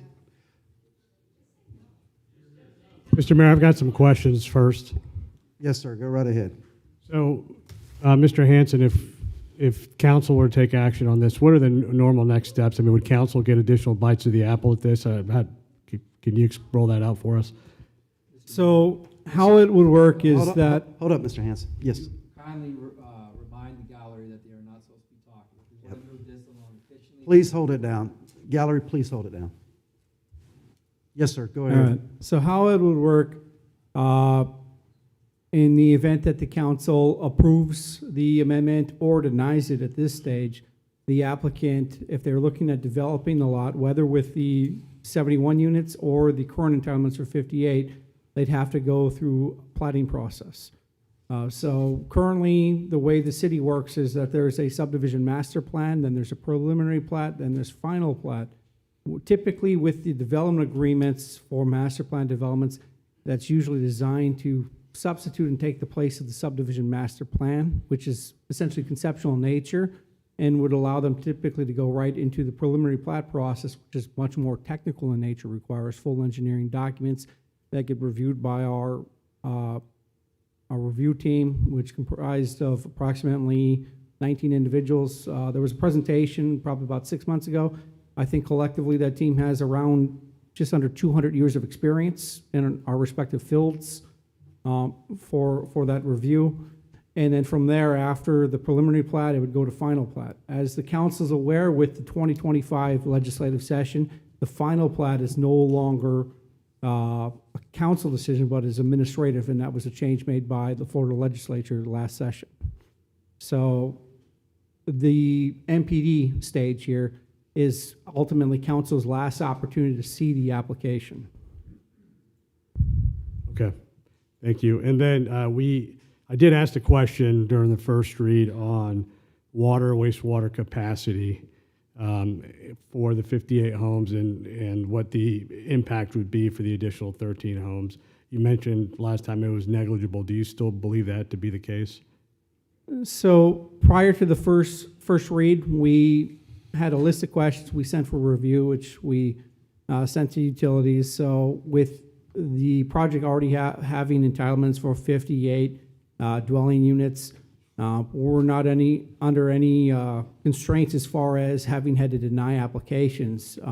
During the MPD itself, there's not a reservation of capacity made. So our utilities department took a look at the application that's before you as far as increasing the entitlements up to 13 dwelling units. And based on the analysis, they weren't able to state that this would create any kind of significant impact or request denial. So, and they said that therefore with the 13 dwelling units, they're looking at, I believe the number was a 2.5 ERU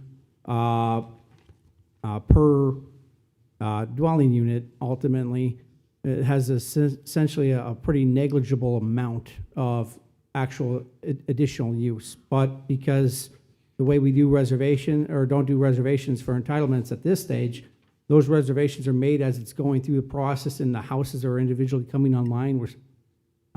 It's spread out much over time. So likely with 58 or 71 dwelling units, it likely wouldn't all come online all at the same time. Okay, and is it your professional assessment that this request is in line with the comprehensive plan?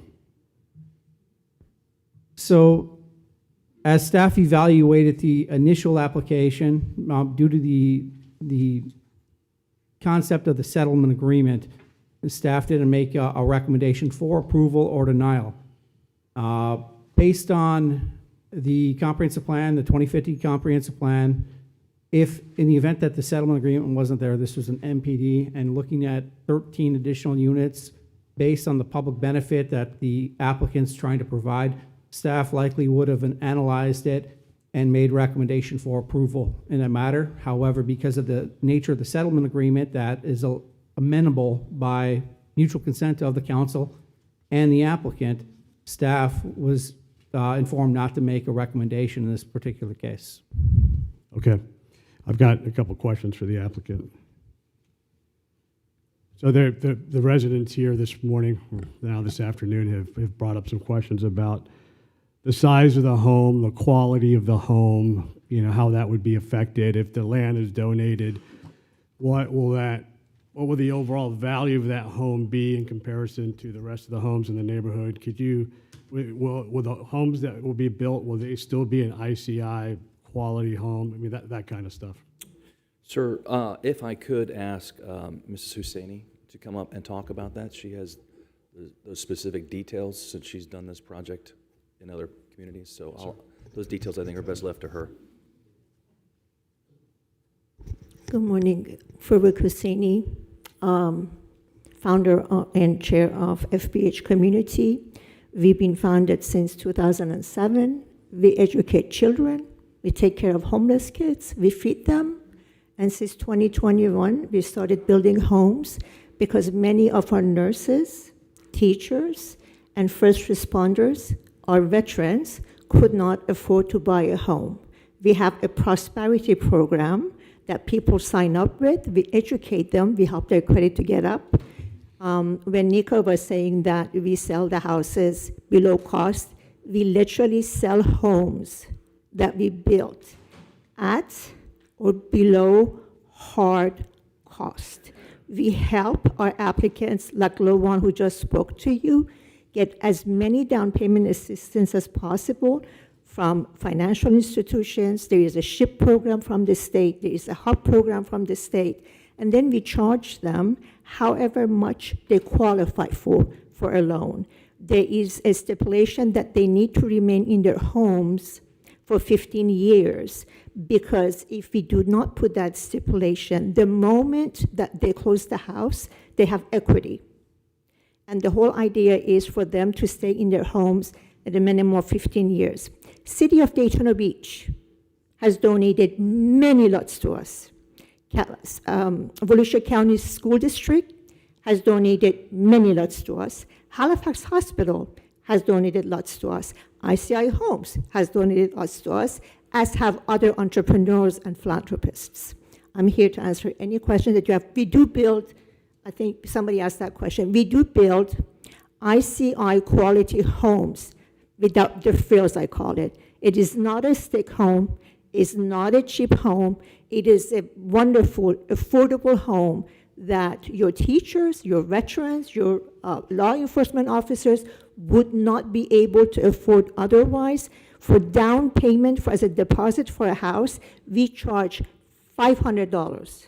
I want you to find another builder that would sell below hard cost and is able to charge $500 as a deposit. Mrs. Husseini, thank you so much. So just to kind of summarize, what you're telling me is it's an ICI quality level home, and you have a proven track record of doing this elsewhere in our community with success. With a lot of success, you can call the mayor of Daytona Beach, you can call Volusia County. And you know, the reason that people said, well, it doesn't make sense for ICI, how does it make sense for a nonprofit? The nonprofit, people are very kind to. We get our paint from Florida Paints for free. Just recently, we developed a 6-lot that the development cost was way too much for us to be able to sell it to our clients. So J.D. Weber Construction agreed to donate 50% of the cost. So instead of a $600,000, they, your guests here ask for proof. We have all the proof. Instead of charging us $600,000 for developing 6 lots, that would have prevented us from being able to build affordable homes and sell it at cost. He only is charging us $300,000. We have Dick Smith here, who works for ICI Homes. He volunteers for us. Nico Hosseini, my daughter, she's the volunteer attorney for our company. Many people. Our architect at ICI Homes draws the houses for us for free.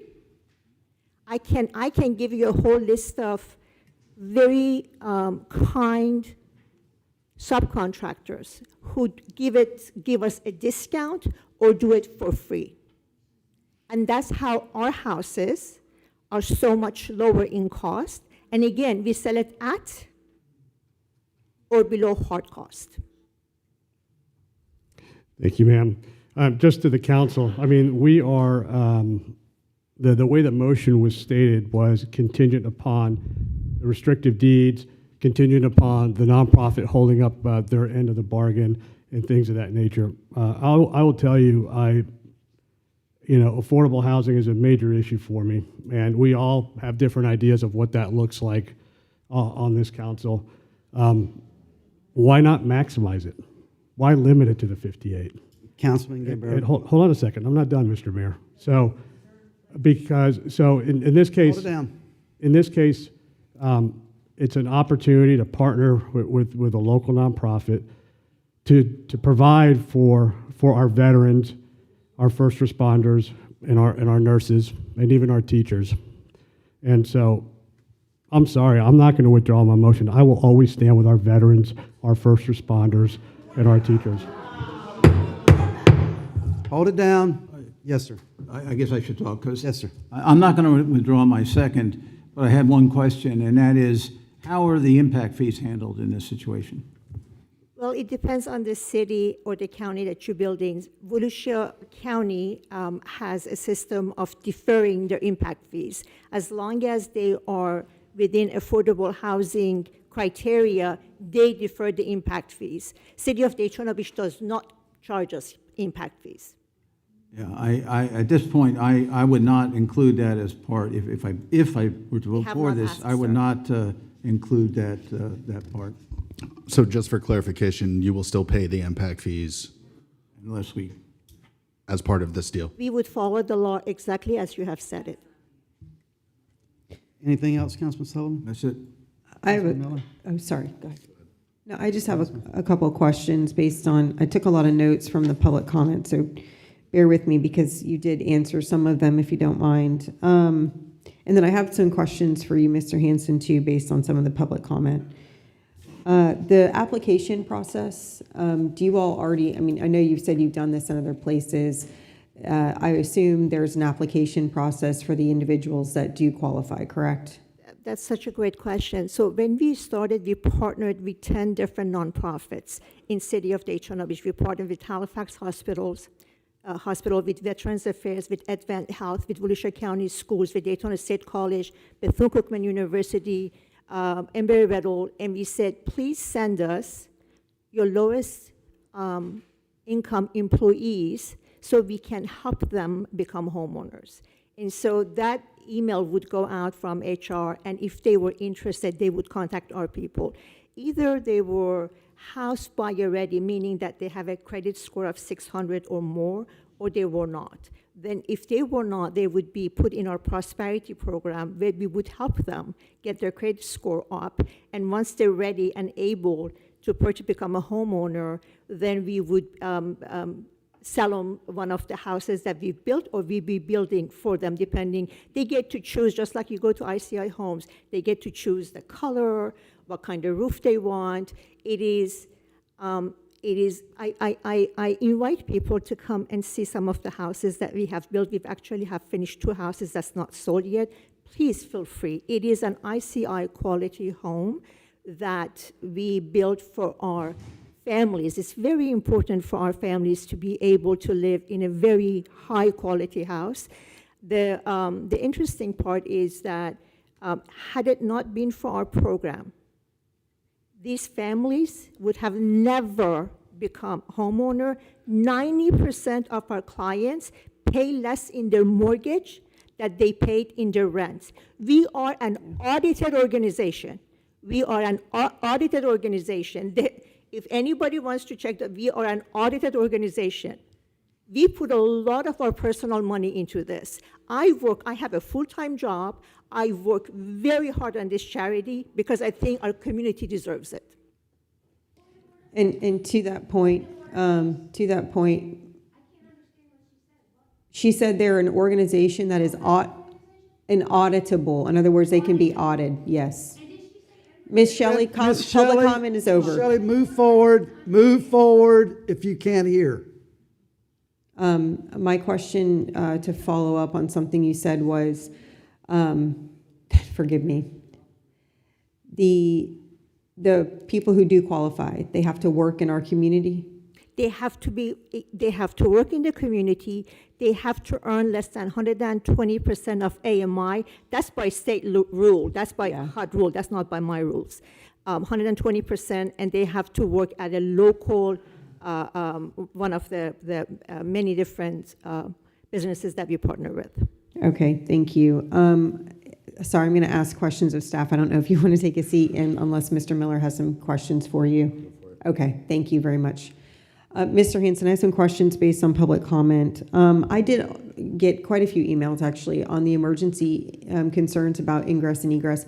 Have we spoken to emergency services as to whether or not there's a concern for egress and ingress through East Hampton based on the increased development? Not as part of this project, ma'am. When you say this project, do you mean the project that's going back to 2012? Or specifically adding 13 homes? Not in particular to the application for East Hampton. I was told that there's been ongoing discussions with city administration to try and attain some kind of emergency access on the east side of the east section through an FPL easement, but it wasn't part of this particular project.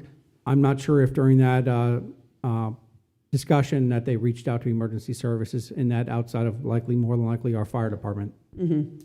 And would that type of discussion happen at the plat stage? I mean, where should that occur?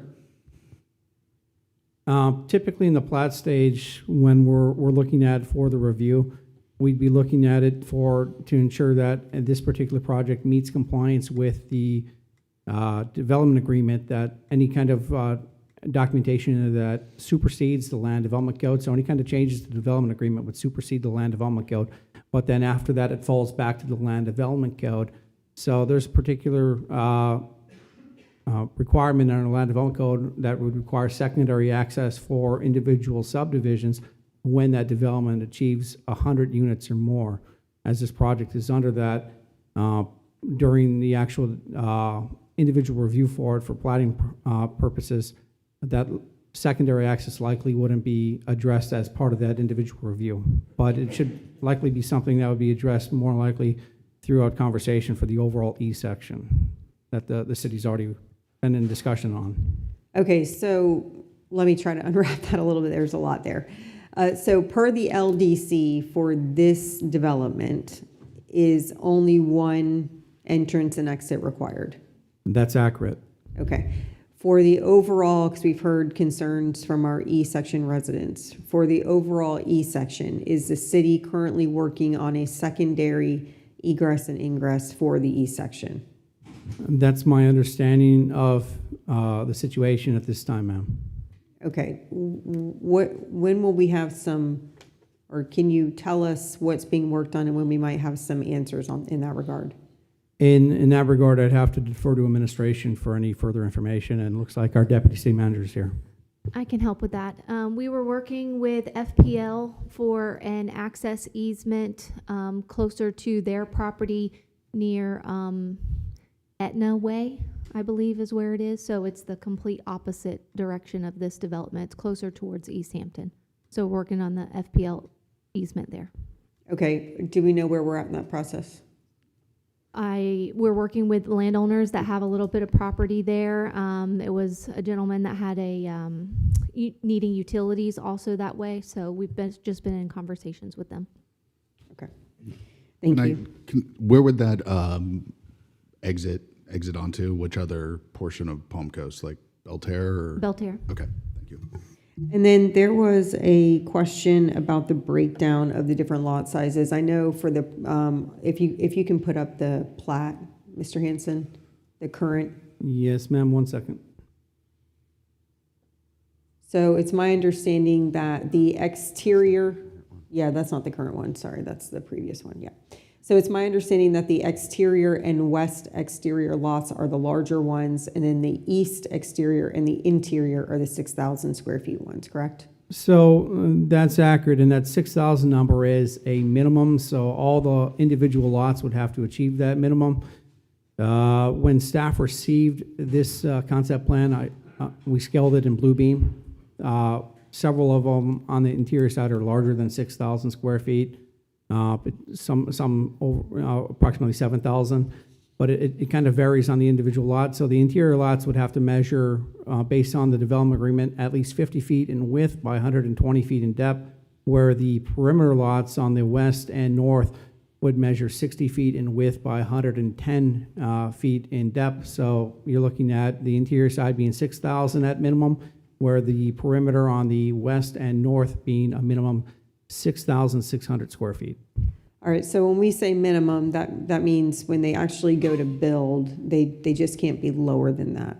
So during the plating process, those lots would then essentially be mapped out, probably likely similar to this conceptual plan. There might be slight deviations as far as if they have to put in any kind of easements or if they put in more sidewalk, but based on the development agreement and the conceptual plan, it would be very similar to this in nature, so you'd be looking at those sizes, and those lots would be established by the time that it goes through final plating or receives final plating approval. So during building, those lots would already be there for work with. If you could stay on this, because we also had a question on the retention pond issue. So I saw in the previous plan 2 retention ponds. I didn't see 3, and then I saw some obvious wetland area, but that's not the same thing. So can you please address the concern going from what was 2 retention ponds down to 1 plus a pump station? So here's the existing conceptual plan. On it, there's the proposed what they call lake for stormwater retention on the internal to the central area. There's also one on the south side of the particular property.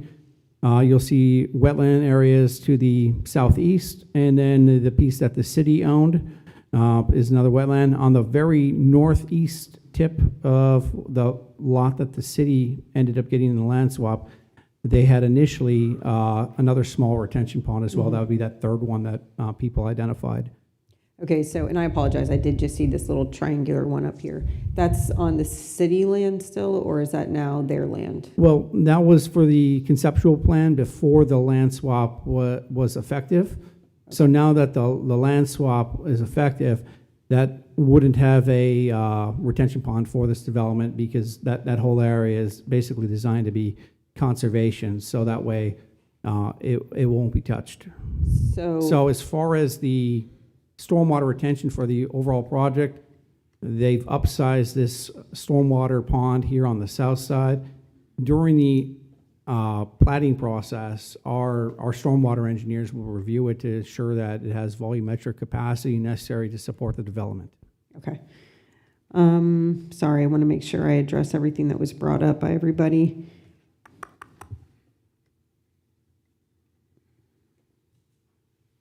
Okay, I think that was all of the public concerns that I could write down with regards to the conceptual plan. So I don't have any other questions. I just have some a last few comments, but Councilman Miller, I don't know if you have any questions. I think a lot of the notes that I took as well that you addressed, I would, from the applicant, I know Mr. Royer raised some questions about, how does this truly become affordable? And I think potentially it's a different scenario than what we typically see from, say, subsidized housing versus this being something that's coming from the developer. So could the applicant speak to how this is different than, potential, rebates on mortgages and things like that, versus what we're doing here? So typically in your housing, they are subsidized, but in this situation, you've heard from Ms. Husseini that due to their relationships that they have, their vendors provide, whether it's block or housing or roofing or interior products at a discounted rate so that they can keep the sales price of the house lower than the actual cost that it would be to the general public. So is it underwritten, subsidized? That's a word that you can use or not. But because of their relationships with all their vendors, they're able to produce a house lower than what it would be cost if it weren't a non-for-profit. Now, as it relates to the qualifications, this isn't affordable housing. This is what we call attainable housing in your code. If you recall back when you did your comprehensive plan, in your housing element, you have a series of comprehensive plan elements that meet these requirements, or it is a desire of the city to provide that. So if you look at section 3.1 of your housing element, it's replete with all these types of concepts that you have, including one of them that it says partner with nonprofits or others to provide this type of housing. And the intent of it in your code is so that it's not on the taxpayers' dollars. So does that answer your question about how we get to that point? Yeah, I think so. So the question is, so essentially the build cost is going to be less because the subs are essentially donating a portion, sometimes 50%, sometimes all of it, sometimes 20%, whatever the case may be, a portion of that cost, right, to the general contractor, which is the nonprofit. And then on top of that, instead of a typical building industry margin would be like 25%. Instead of there being a margin of 25% added on, there is no margin. So what you're talking about is there's a reduction of 25 to 40% of costs, essentially, just from that. And then on top of that, the nonprofit is in some cases selling it at an even lower cost because the applicant may not qualify for even that cost. They have that program, and I think what Mr. Saney explained to you all is that these people aren't able to buy the house until they're what we call a qualified candidate. So when you heard of some that may not have scores high enough, there's a side program that they do to help these families in our community get to a level to where they can provide or obtain traditional financing. Similarly to what was mentioned about universities and teachers, we're reaching out to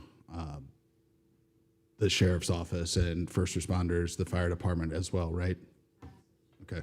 Yes, sir. I want to make sure that, because in terms of veterans and first responders, that's a huge issue for me, and supporting them in any way we can. So I want to make sure that this isn't just multiple universities and things like that. It's our first responders as well that are having these opportunities to take advantage of this. So thank you for the answers to my question. Yes, sir.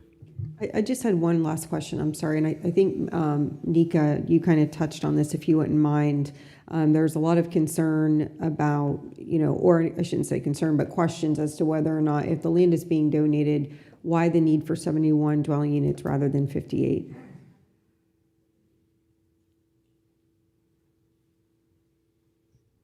Yes, thank you. For the record, Nika Hosseini with the applicant. And I think that was the mayor's first question actually is, well, why can't we do that? And it's the difference is to make the project work again for any typical market rate builder, just as Mr. Miller was saying, you have to have a certain level of profit to make that work. For a nonprofit, you don't. However, the development costs are still there. They are still spread across all of the lots. And so a nonprofit can't lose a significant amount of money, or they would also continue to not exist as a nonprofit. They can close the gap to a degree by going to their trade partners, going to subcontractors, and getting these reduced rates, but they can't do that if it's such a large gap that they can't fill. So we do our best to fill that gap, but there has to be something that has to give. And to have such larger lots for these homes, it's very difficult to put attainable homes on larger lots, which again increases development costs overall. Okay, thank you.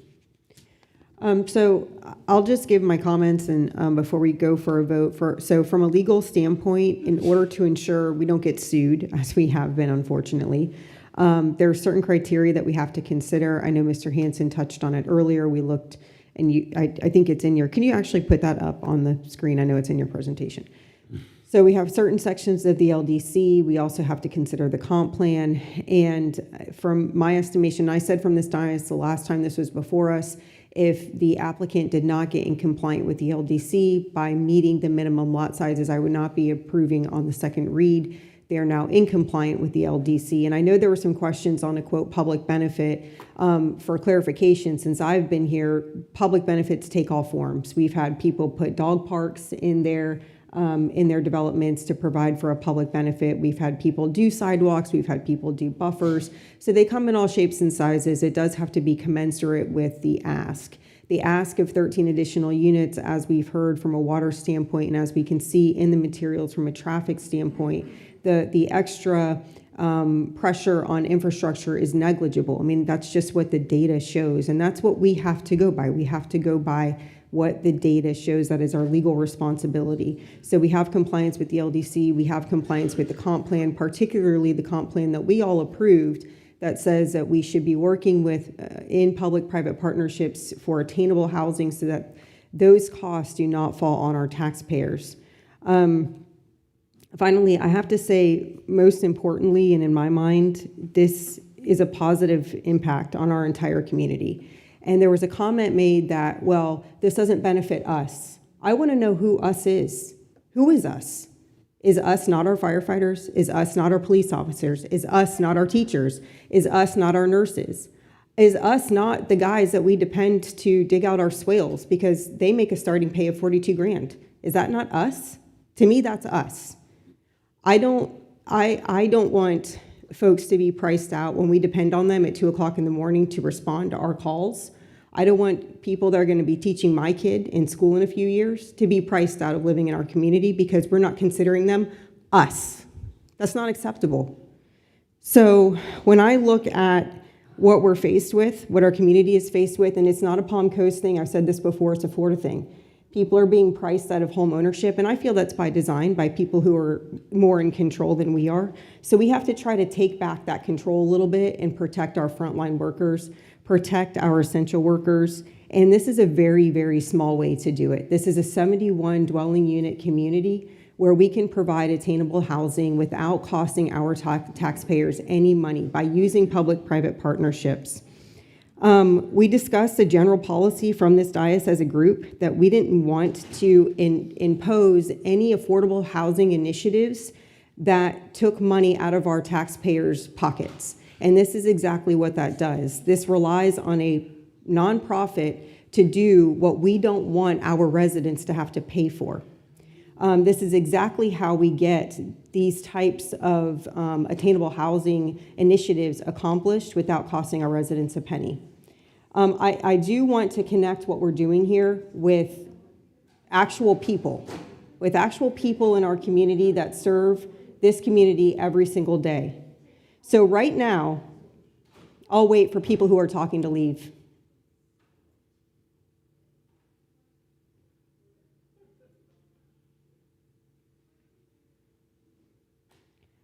Right now, in our community, in our own community, 42% of our operational full-time employees with our fire department have to live outside of our county.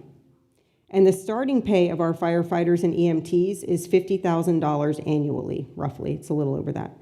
As of early 2026, Florida's median home price was between $370,000 and $413,000, which means that in order to afford to buy in Florida, our folks would need to be making between $90,000 and $100,000 annually. That's double what our firefighters make now as a starting pay.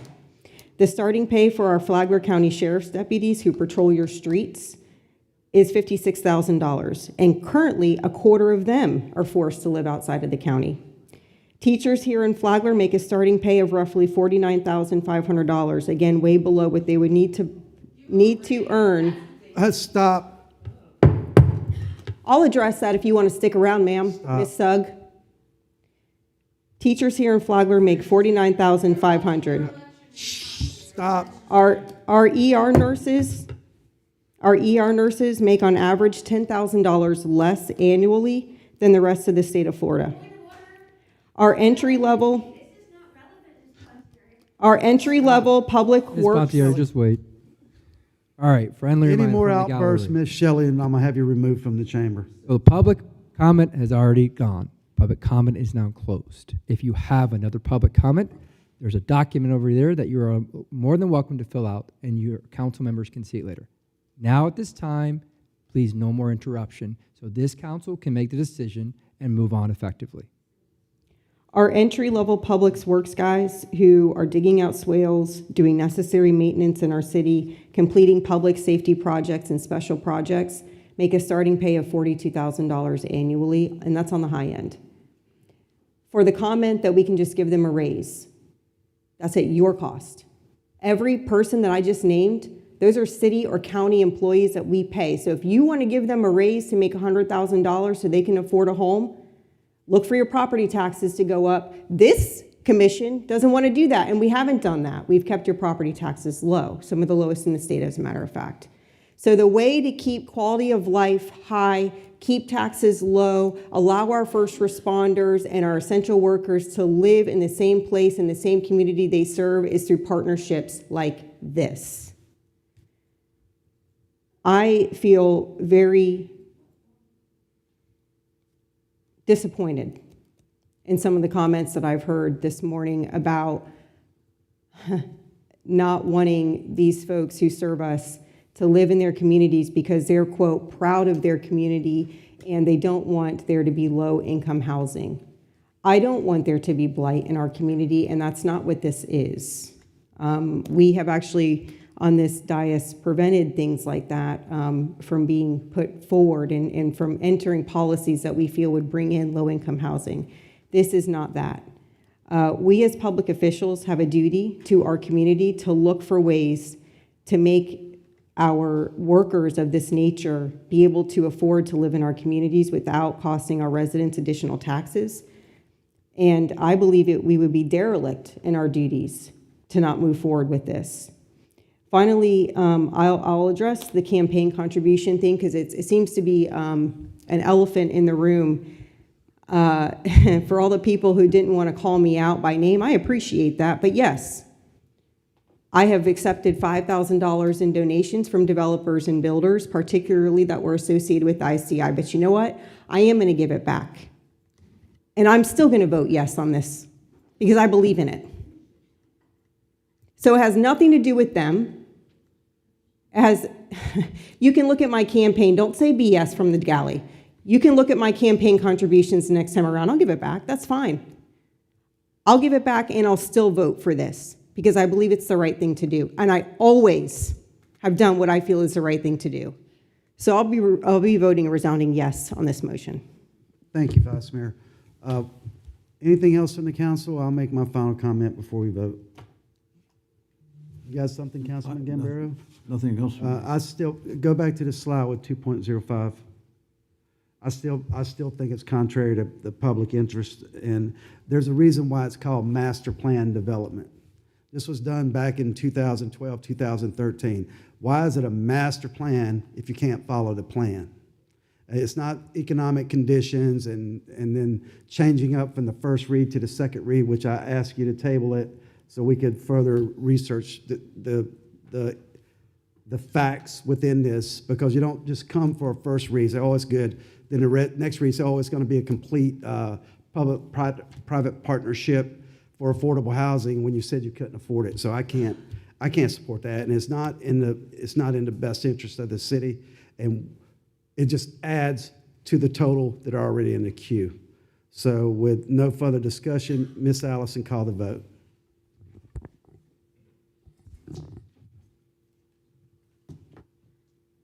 Vice Mayor Pontieri? Yes.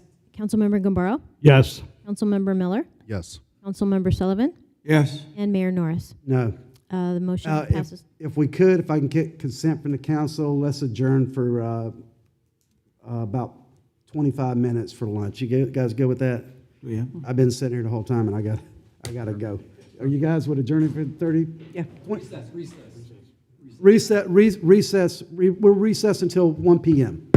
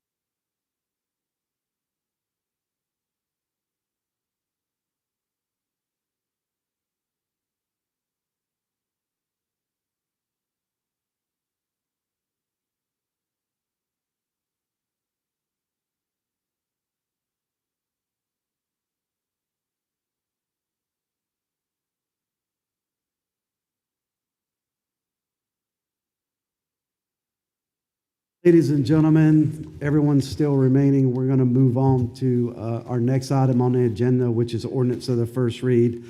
Ordinance 2026XX governing the sale of city-owned utilities. City manager, city attorney. Oh, I'm sorry, you're out there. Okay. Go ahead, Marcus, what you got? Pull this up. All right, good afternoon. Yes, it's afternoon now. Good afternoon, City Council, City Attorney Marcus Duffy. So at a prior City Council meeting, I believe in November or December, there was a consensus from this council for me to draft an ordinance on if a bid or purchase ever came up for our utility to put in procedures on how that should be sold or bidded out. So what I did here in this ordinance and what I think will be effective, it's not a very long ordinance, and so what I'll go through the main changes, and then after those changes, we'll answer questions that you guys have or edits or comments. So the section that this ordinance is applying to, it is section 4931, and what we did is we added some subsections. So starting off with subsection 2, this ordinance says that there's no sale or transfer or long-term lease of a city-owned utility unless it's authorized by City Council by a supermajority, so that means 4 out of 5, and the action is approved by the majority of the electors in a citywide referendum. The other nuance I added here is that the City Council's vote goes before it goes on a referendum, okay? The next thing is more about the procedures. Before we could even get to a sale or have a vote or anything like that, there has to be 2 public hearings in accordance with Florida Statute 180.301. That statute covers how public utilities are supposed to be sold in the state of Florida. On top of that, prior to the hearing, the city manager has to publish at least an independent valuation, a fiscal impact analysis, service and regulatory analysis, and the summary of the proposed agreement. Also, it has to be bidded out unless prohibited by law. So we would want to go through the competitive bid process if this ever does, if there's ever a discussion of selling the utility. And then last but not least, the 2 more items is that if this is sold and it goes through all that stuff, the debt satisfaction, everything has to be paid off. The debt has to be wiped. And then I also added to section 4932 definitions. It defines what a city-owned utility is. Standing by for questions, comments, feedbacks. Thank you, sir. I'll open it up to council. Anybody have any comments on it? Well, just that this came up, it was, the Vice Mayor brought this up. It's true that it's because of what's happening in the public nationally with the AI requirements for power.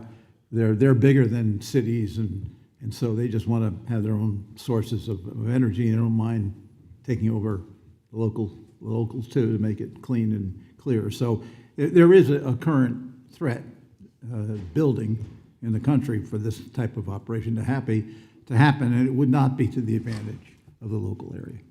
Thank you, sir. Anyone else? Well, Mr. Mayor, I just wanted to say that I think this is a great recommendation by the Vice Mayor in particular.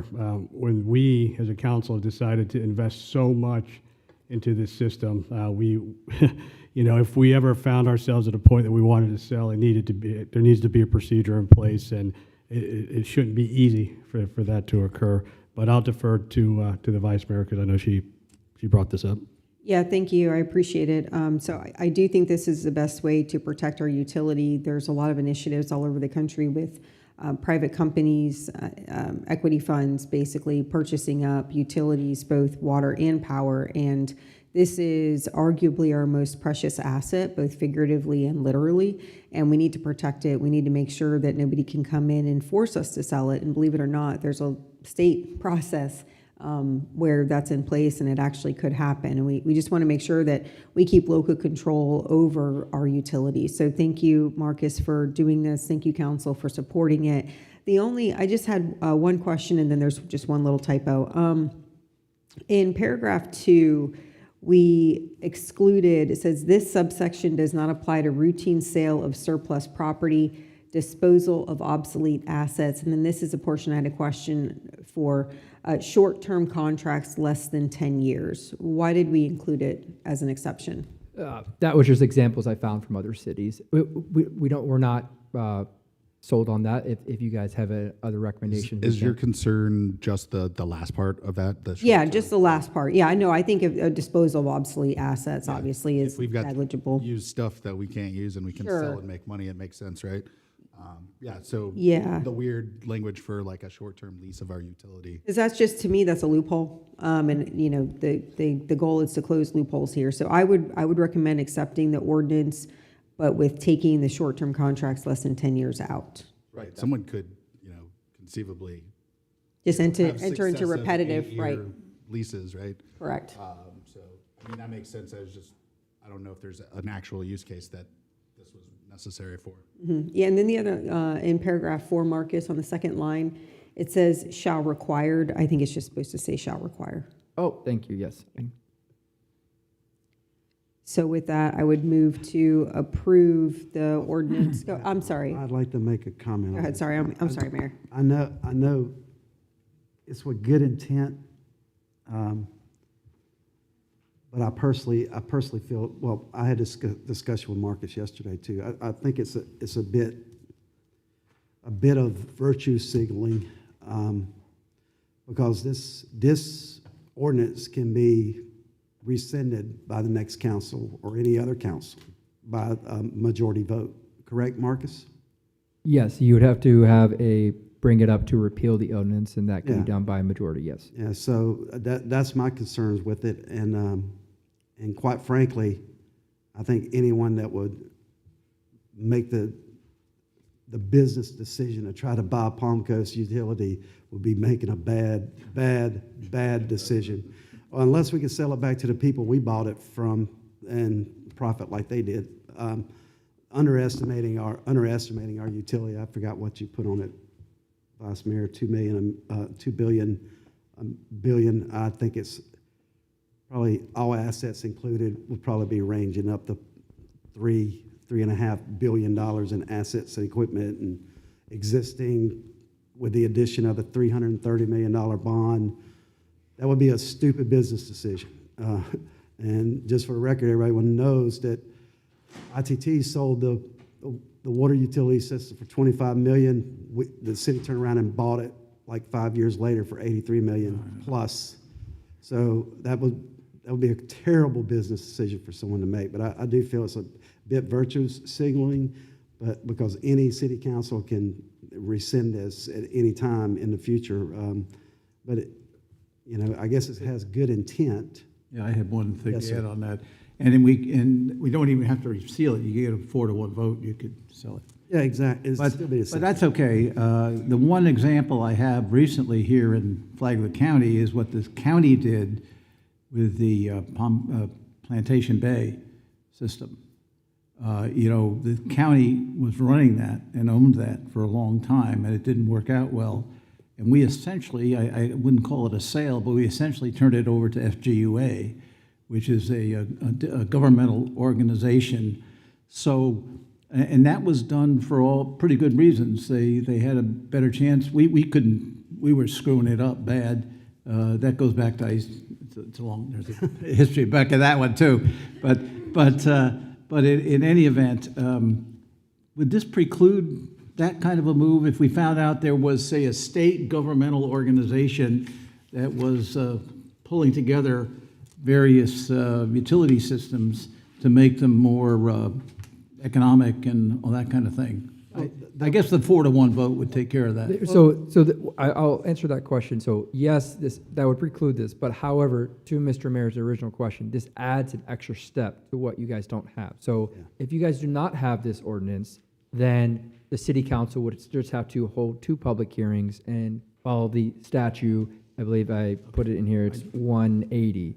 But with adding this is an extra step. So then you have to put on notice to the public that you're repealing. So it's almost like you have to do 2 extra meetings by having this ordinance. Whereas if we didn't have this, you could just go to step 2, is following the statute. Yeah, and I feel it's good intent. It's, talking about our water system is a nightmare to begin with. So I have I'll vote for it you know, I have no problem with that, but.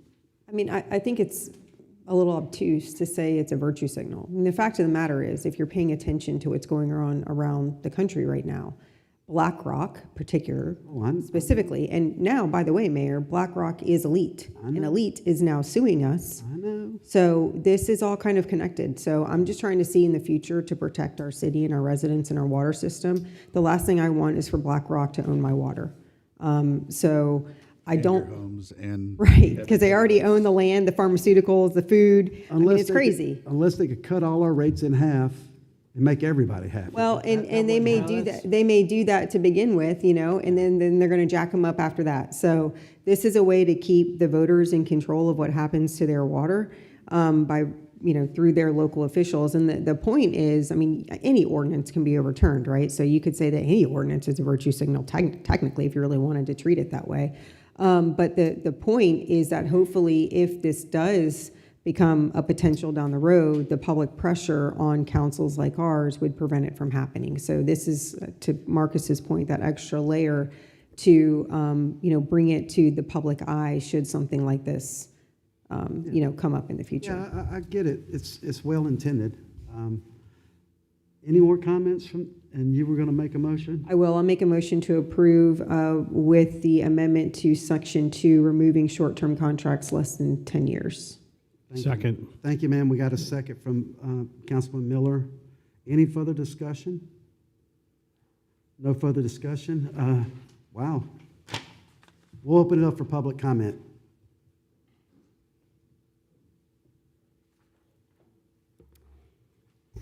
Janie Duarte, through their local officials. I heard you say that twice.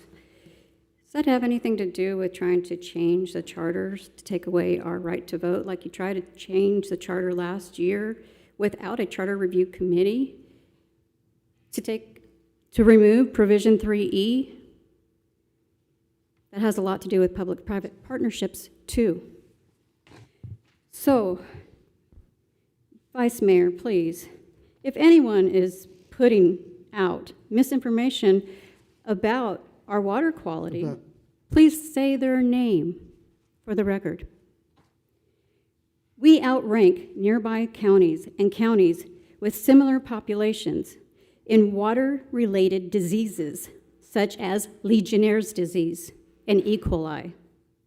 Water contaminant reports have been kept from the public view. Clear water does not equal safe. As you well know, color is a secondary concern. And to sit there and claim that our water is safe, I say, prove it. Prove that it has been, and with full and complete third-party water quality reports. A true pilot program would have had to come before the citizens for a vote by referendum. It would have included specialists and safeguards to eliminate health risks and costs. And it would have been pre-approved for grants. We have a transparency problem. We have a waste problem, not a water capacity problem. And to focus on our wastewater treatment plant, to focus on water treatment plant 3, which is right next to wastewater treatment plant 2, while wastewater treatment plant 1 is causing havoc.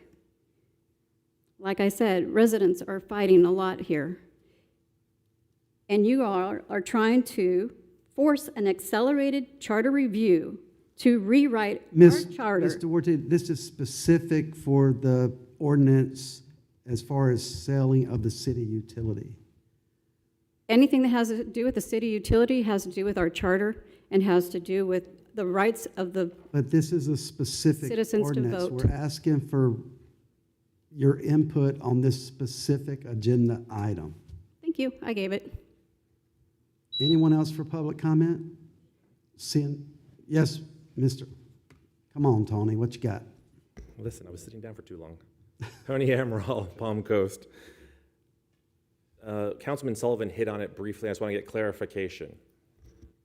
DEP gave us an order, I guess a little over a year ago, then we have the bonds now. If we were not able to do the bonds for whatever reason, how would this affect the sale? Because they would be able to, through the Florida Governmental Utilities Agency, come in and kind of take over it. Would this affect our ability to find a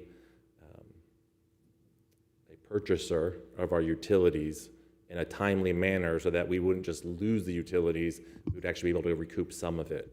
And that's my only concern with this. It's a great idea. I do believe that we do need to worry about infrastructure being bought up through 401ks. But it is one thing I am concerned of, because if we run the risk of completely losing it at zero benefit, will this affect that we have to do it through a sale? Because obviously if we need to make a sale, council's not going to sit there and vote to rewrite the ordinances to then make a vote to be able to put it out for sale. It would have to be something that would be done beforehand. So it's just an emergency issue. I'm just curious about how that would work. Thank you. Thank you. Anyone else for public comment? Seeing no one come forward. Marcus, can you answer? Yes, ma'am. Thank you for affording me the opportunity to speak to you again. Darlene Shelley, K-Section, Palm Coast. Again, transparency. To the folks watching at home, they have no idea what you're doing here, because there's no way for us, without requesting a FOIA request in advance and having the time to read it, what you're doing here.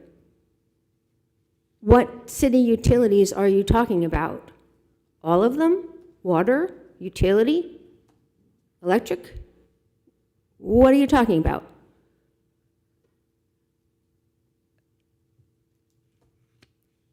The voters are not in control here.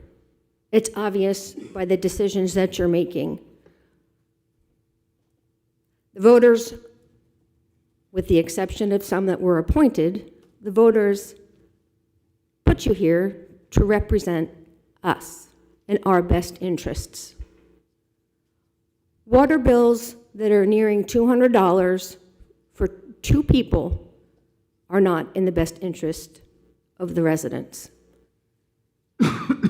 It is obvious that the city does not know how to run a water utility.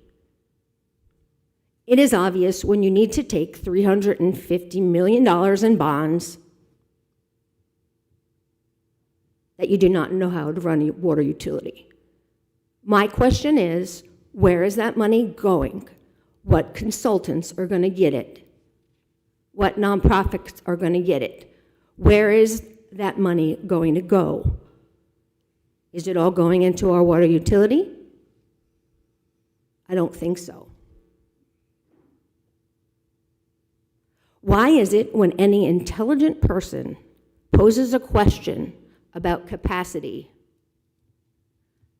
that they're harassed, they're terminated, they lose their jobs, they're mocked on social media, they're blocked from providing facts, they're labeled a kook, they're labeled crazy? None of you can look at me right now because you know it's true. We've done the research. We know what's going on here. Mr. Norris, you started to explain it. ITT and Husseini started it. The city paid 3 times what the utility was worth, and ever since, you've been milking the residents of Palm Coast like cows. For what? So you can take our homes and turn them into something with no value. Tired of it. Thank you, ma'am. Can you answer any further public comment? Seeing no one come forward, we'll bring it back to the dais. Marcus, can you answer that question that Mr. Amaral posed? Yeah, so great question. So the question is regarding what will happen if the state takes it over or some type of government. Others, to Mr. Sullivan's point, if someone else takes it over. In that scenario, it still has to follow what I'm having on the screen highlighted is Florida Statute 180.301. But right now, the City of Palm Coast Utility is governed by the City Council. We're not governed by the Florida Public Utilities Commission up in Tallahassee. So if at any time that this city had to sell the utility, they would have to go through that statute process that requires 2 hearings and prove that the sale is for a public benefit. All right, thank you, sir. Just one follow-up on Ms. Shelley's comment. I would advise that, Ms. Shelley, you can contact Ms. Cook, and she can send you the full packet. It's not up on the dashboard to be able to do that yet, but she can. I know people that receive the full packet if they want it. Some people will go through very specifically and cite things that are going on because they have the full packet. So you can request the full packet. No one's trying to do anything outside of the sunshine, especially me. I don't play that. So nobody's trying to hide anything from the public. This is standard practice for the city. It's been going on forever. And if you want a packet, you can call Ms. Cook and say, would you please put me on your list to send me the complete packet?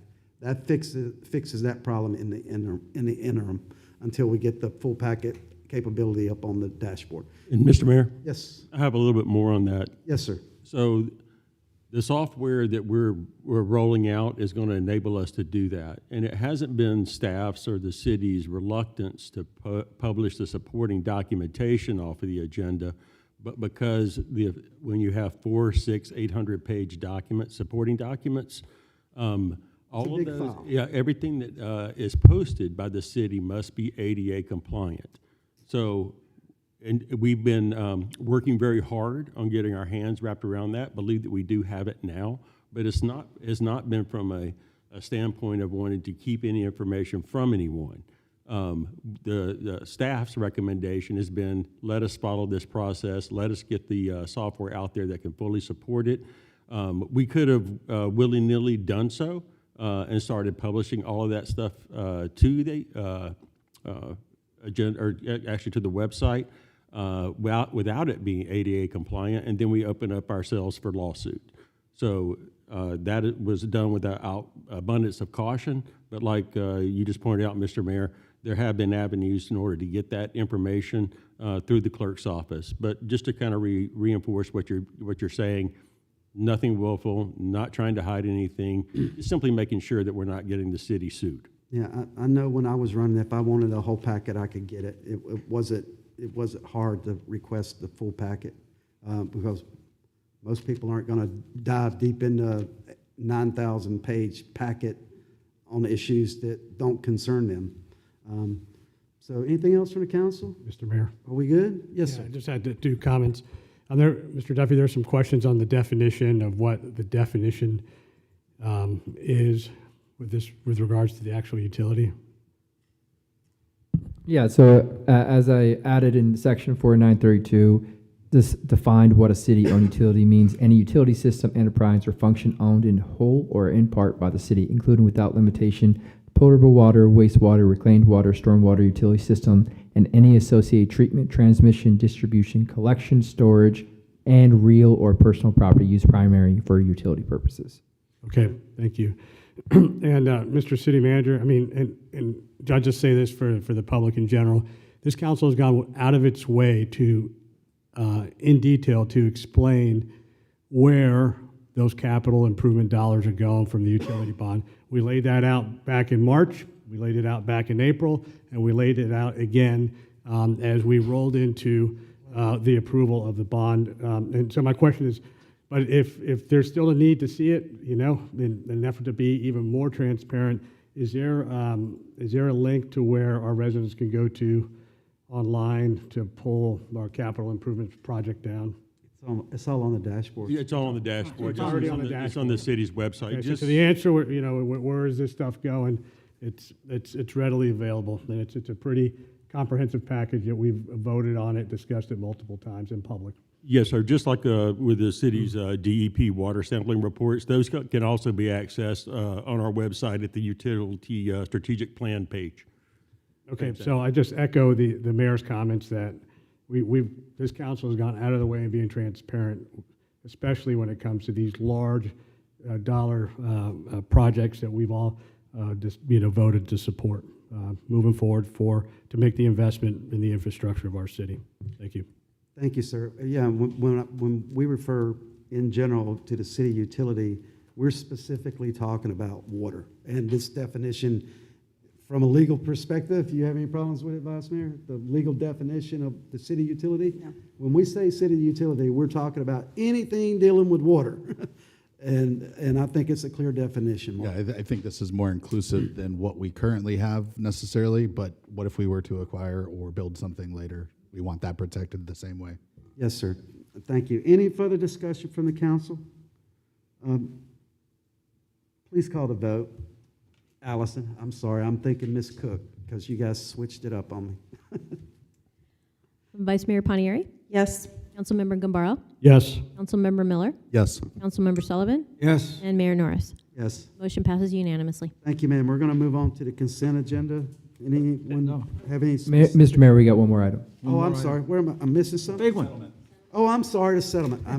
I got it all scratched out and covered up with my doodling. I'm sorry. We're going to move on to item I, resolutions, Resolution 2026XX, settlement agreement to case number 2022CA00773.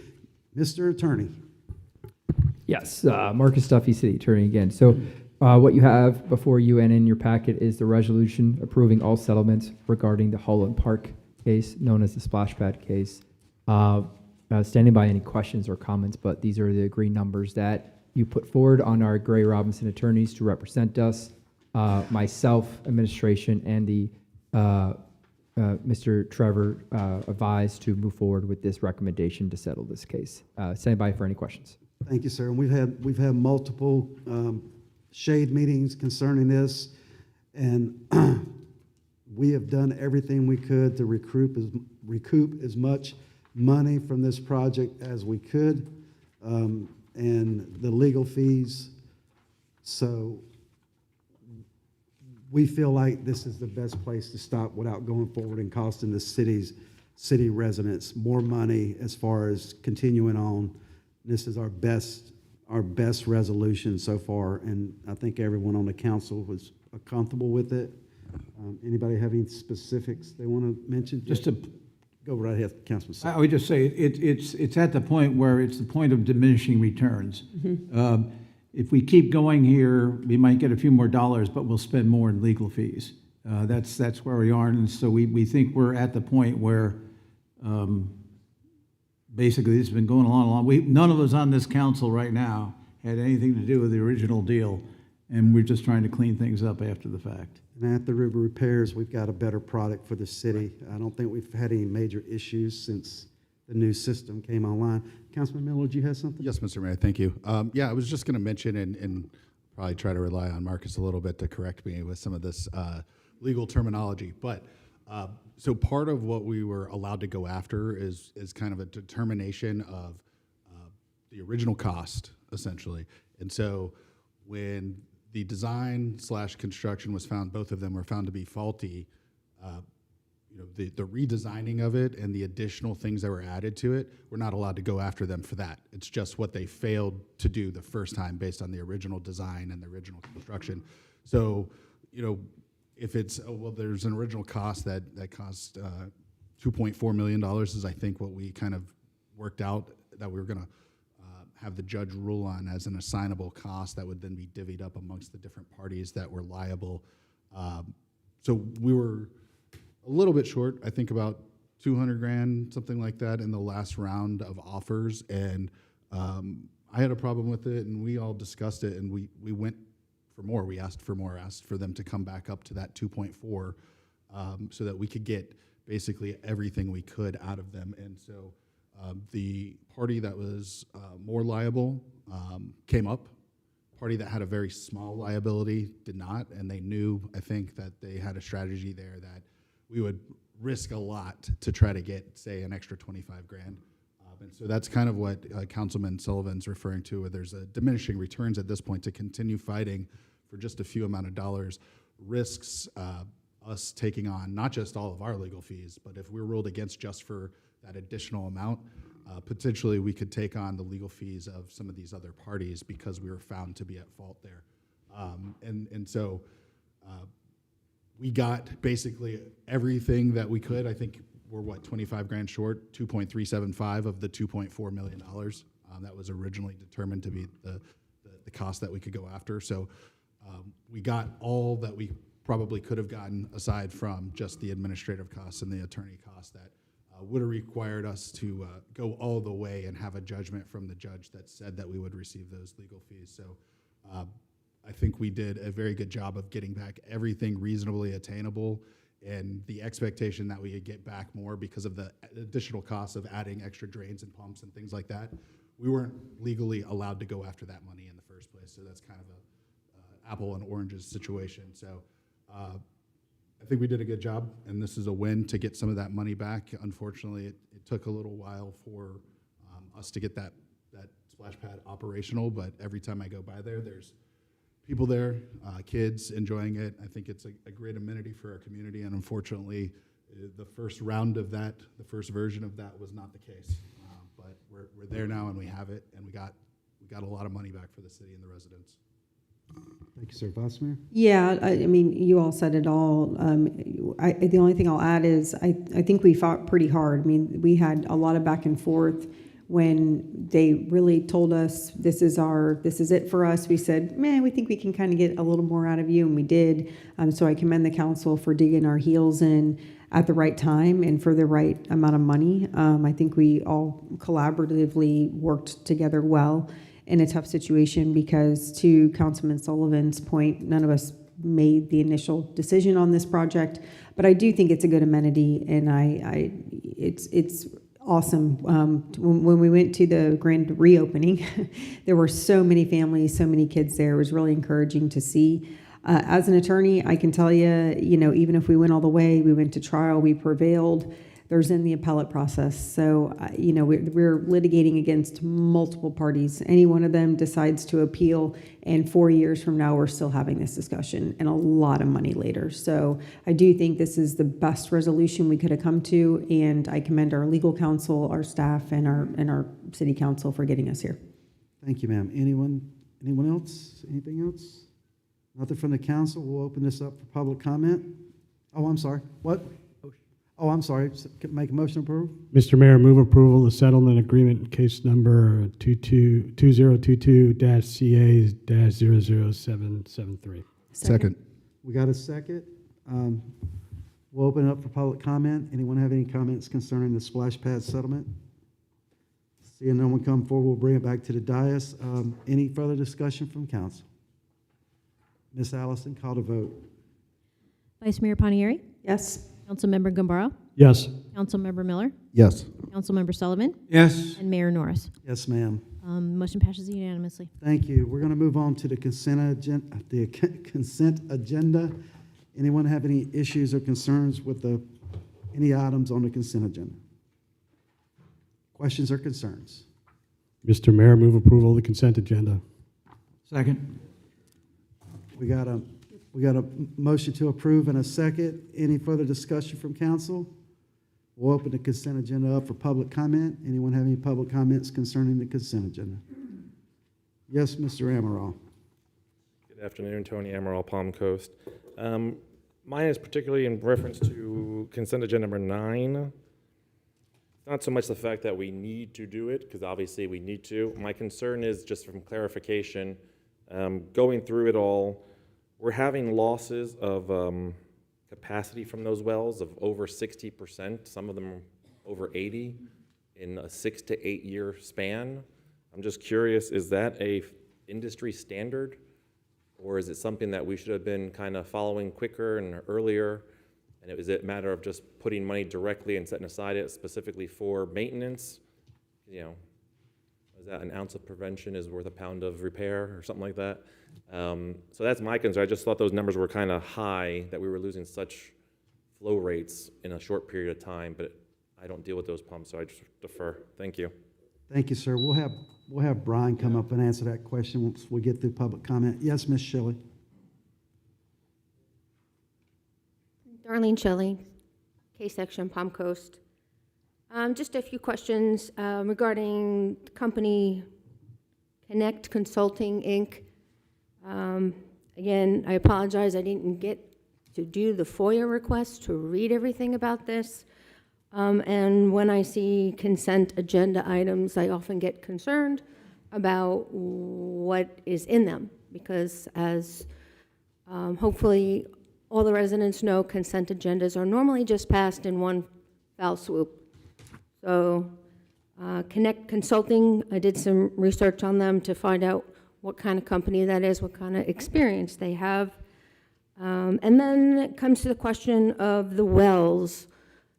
The wells in Palm Coast and the SW8R, SW29R, were these locations mapped out in your packets? Do you know what wells that are in consideration here? Rebuild of well SW25, where is that well? Again, I will ask to be on the list without having to FOIA the requests, so I can have more knowledge, to do the research, to dig in and find out what this really means for the residents of Palm Coast. And that's all I ask for, is the transparency, the reasons for it, where these wells are located, who owns the wells? Do we know who owns the wells? Are they belonging to Palm Coast?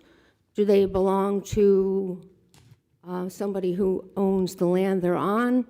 There's just so many questions that aren't out in the open. And also, there's also something in here for the build grant regarding Old Kings Road. And my my entering in this whole arena started on Old Kings Road because of all of the incompatible zone changes that were going in there. It's two-lane road, and it often operates as an interstate. It's still a two-lane road. When I looked into build grants, they've changed their names multiple times. Is this truly a grant to widen Old Kings Road? Or is it something more along the lines of the former names of the build grant? Formerly known as Rays, formerly known as Tiger. I just hope the intentions are to help the residents. Thank you. Thank you, ma'am. Jeannie Duarte, let me remind you that you put us on for, you're always up there on oath, with the oath that you took, and you put us on oath today too. To do a consent agenda like this with multiple items on here that you do not provide a link on your website for us to find out the details, and you only provide this little 4-page thing, knowing that the actual agenda was over 300 pages today, these consent agendas are unfair. The wells, for rehabilitation of wells, I do know firsthand that we have a ton of wells on the westward side of Palm Coast, a lot. It's not 66 wells like it was presented earlier last year. There are a ton, and they are manually turned on and off depending on the needs for them. And the needs are not even necessary. We don't meet capacity of what was expected for the current population. We're not even meeting it. Like I said, we don't have a water supply issue, we have a wastewater issue. We have lots of wells out there. If one's not working or needs to be rehabbed, start up another one. I was told by Pete Rosell they just need to be manually turned on or off as needed. As far as the approving expenses for Water Treatment Plant 3 to connect with the City Hall data center, what is up with that? Everything's going toward Water Treatment Plant 3, which is right next to Water Treatment Plant 2. Our focus needs to be on Wastewater Treatment Plant 1. Stop it with this data center stuff and the water treatment plant 3. We need our funds to go where it's needed, not toilet to tap. Thank you, ma'am. Anyone else for public comment? Brian, you want to come up and try to answer what you can?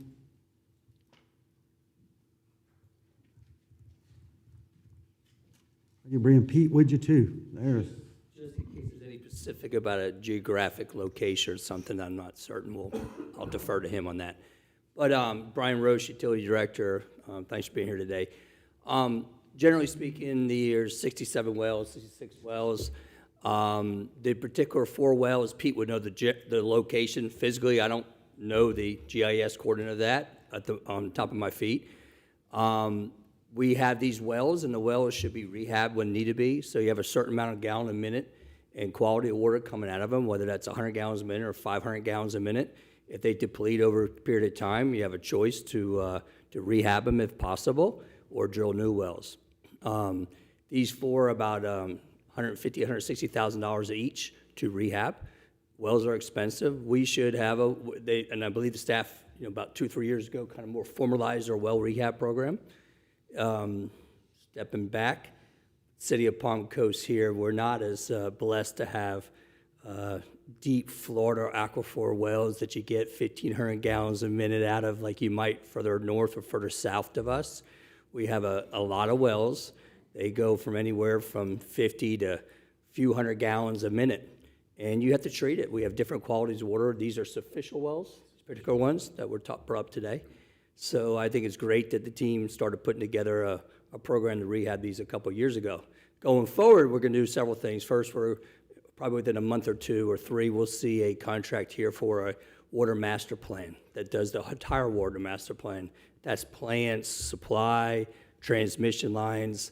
In addition, I foresee that we may even restructure or even further fortify the program on wells over a period of time.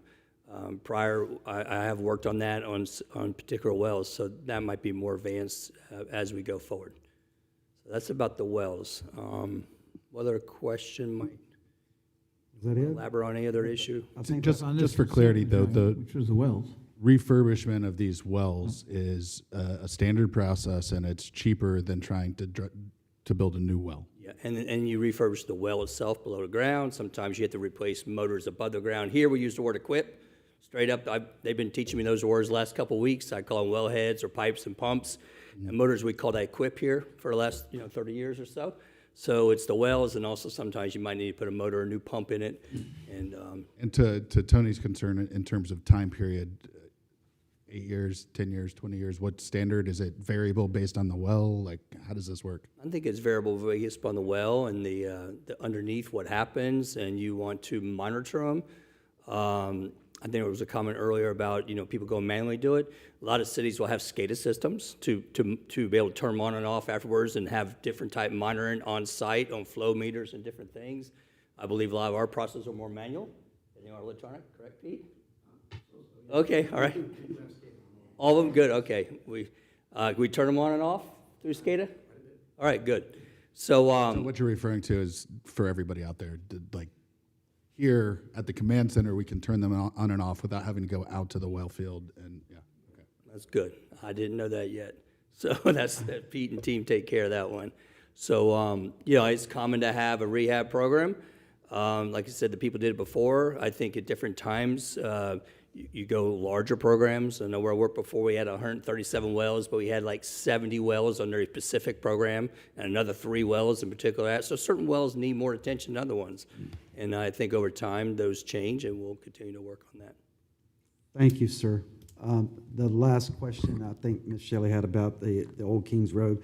This is applying for a federal grant, Ms. Shelley. If you had the agenda, you'd see that it's specifically for the Old Kings Road corridor. They have that build program, so we're trying to get money from the federal government to help with our secondary highway that runs parallel to 95 because it affects 95s and our commerce in the state. Did I explain that well enough? Go right ahead. Here. So there's certain phases. Let me move over a little bit so I can see Michelle here. There's certain phases of the Old Kings Road that we have basically shovel ready to refurbish, rebuild 2A has been part of our capital improvement project, but there's also the northern part, which the bill grant is supposed to tackle. That project was approved, some time ago, and now it's, we just don't have the funding for it. So this council, and I'll touch on it in my closing comments, we're presenting United Front to the federal government to request federal dollars to be able to pay for that road. And it's called the bill grant. It's an award of up to $25 million. Our project costs about $31.4 million. And so, again, this council is working together to provide a united front to ask for federal funds in order to get after a project that's important for a major road artery in our city. That's shovel ready. It's ready to go. We just need the funding to get after it. And we've, before the meeting, just as the meeting started, we all signed, a memorandum requesting, our state rep, our members of Congress and others to help out. And as a member of the North Florida Regional Council, we also got a letter of support from the North Florida Regional Council to advocate on our behalf to Secretary Duffy, the Secretary, or our Federal Secretary of Transportation. So this is, the agenda item is for us to formally submit. And then we're going to also provide letters of support to see if we can be awarded this grant. And this has been, again, another effort of this council to continue to go after grants to augment all the efforts that we're doing, not just locally at the state level, but also at the federal level. Thank you, sir. Anyone else? Follow up, Councilman Miller? I got nothing for you guys, but Doug, maybe if you can help. There is also a question regarding the City Hall data center. So my understanding of this is that essentially this is the connectivity between the water treatment plant 3, connectivity between there and here, so that we can manage those facilities electronically rather than through manual basis, right? Is that Water Plant 3 is the location of our existing server room where all of our infrastructure is.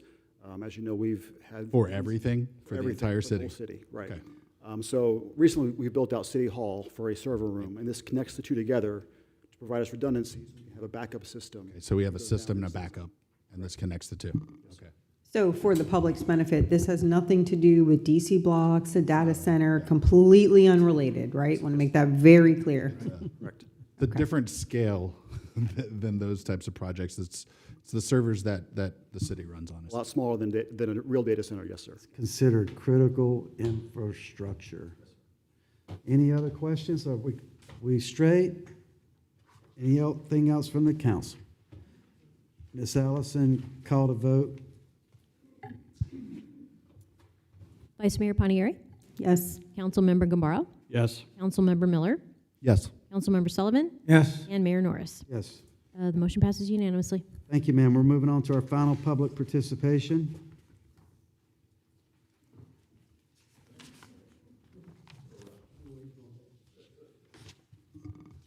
You've been waiting patiently all day, Mr. Webb.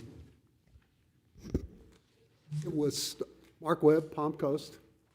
Have you filed your paperwork to run for office yet? No, I am sadly have to leave Palm Coast and take care of elderly family in the Northwest. Or I would love to work at Charlie's seat and help make the changes and enjoy like today's participation. And I want to applaud the citizens for stepping up and participating, and for the goal to try to behave. And I think overall it was exciting, and it's phenomenal content, and I recommend everybody. But I have a couple of feedback things I need to bring up. I've had some questions of people, and first of all, I'm getting a lot of people, they believe we're going to have stoplights at Matanzas at the I-5 interchange this year, because they claim there was a commitment from this board to have that happen. Can we get an update on that? Secondly, I'm amazed that I go to this county commissioner meetings, there's no metal detectors. There's nothing to interfere with me or any other citizen in the county to come through, walk through, and I'm curious as to know what is the cost value or understanding of why these metal detectors are here. because this county, the state, you guys just experienced this, and the federal government are all looking to cut corners, save money, and try to be very budget-driven.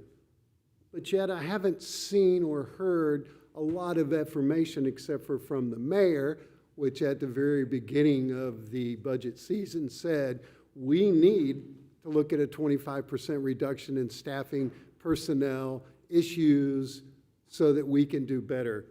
Haven't heard any of that.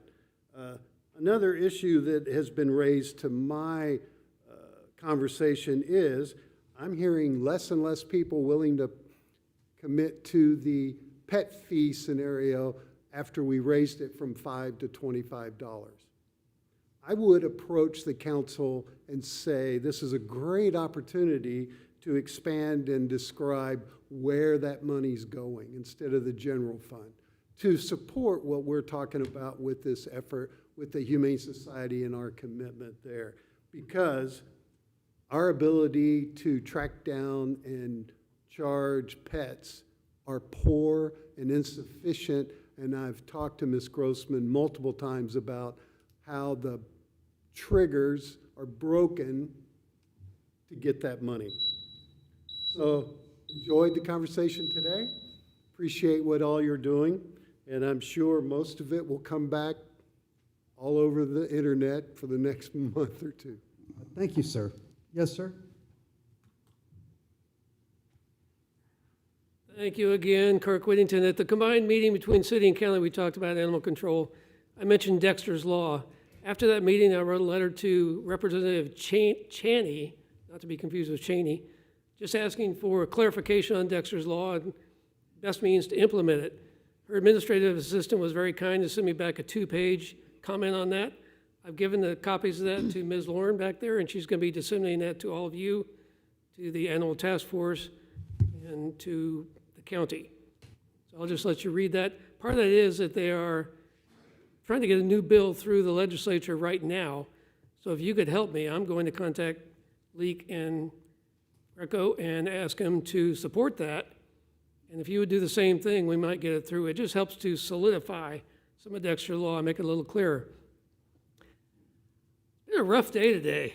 I don't know, it's been up there. It's been rough in the audience. Let me try something different with you. When I'm feeling bad, my phone knows what it needs to look at. I don't need to look at news. So I found some really good sites that just make me laugh or make me feel good. One is called Cheeseburger, CheeseBurger. If you've seen it, it's all cats and dogs, sometimes livestock, sometimes wild animals. They're all doing goofy things or things you just won't expect at all. Here's a couple examples. One is a nice picture of a family of 4 trying to get their holiday picture taken. They've all smiled, and at the moment they smile, there's a small tabletop Christmas tree over here, and right behind them there's a cat in full flight from the table going for the tree.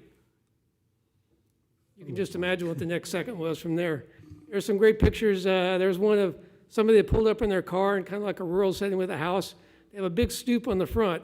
You can see a big dog on the second stair. You can see a cat by the front door. And then you see a deer on the bottom stair, a doe, a yearling. And the caption says, "I only own the dog." What do you think that dog's been doing all day? Hey, guys, you want to come to my house? It's fun. Another one shows, and if you don't think animals can tell time, they can.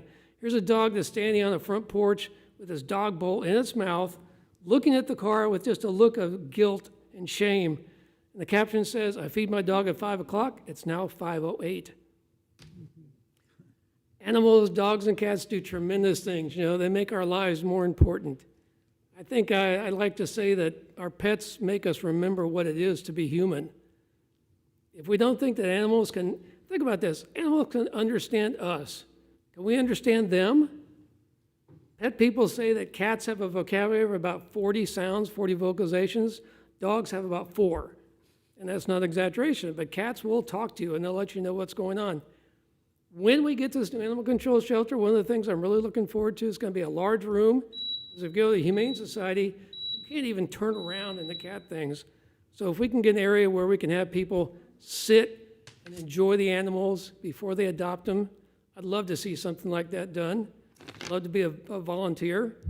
be the cat granddaddy, and I know I'm over my time. Thank you very much. Thank you, sir. Anyone else for public participation?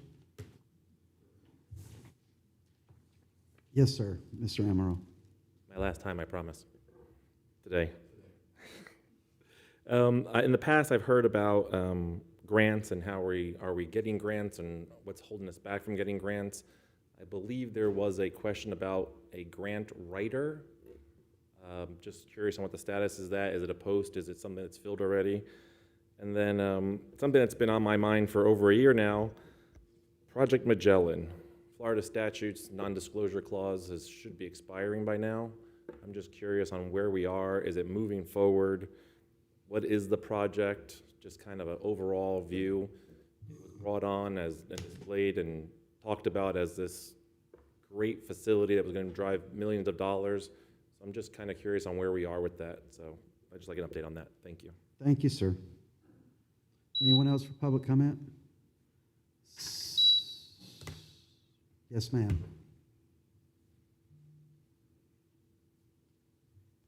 Darlene Shelley, K-Section, Palm Coast. I just wanted to bring it to your attention that some folks in Palm Coast, Zinnia, Z-Section folks, got a letter from the Army Corps of Engineers where they are attempting to fill in wetlands on OARE property, which I've asked publicly about, to find out what the end game was for that property. Apparently, this is step one in the direction of filling in even more wetlands in Palm Coast and Flagler County to build, yes, more homes and apartments. So I don't know if this goes to you first at the city, who initiated it, the builder, the county, the city, whether it was done collectively. We talk about 19,000 homes in the queue, but that doesn't include all of the apartments and homes that have been added on top of that. In the areas I discussed before, along I-95, which would be perfect for affordable housing. Those homes are starting less than $300,000. They're brand new homes that folks can afford. I don't know why that the affordable housing has to go into the more exclusive end of town where folks are paying a premium to live there on a golf course with one way in and one way out, so it's peaceful.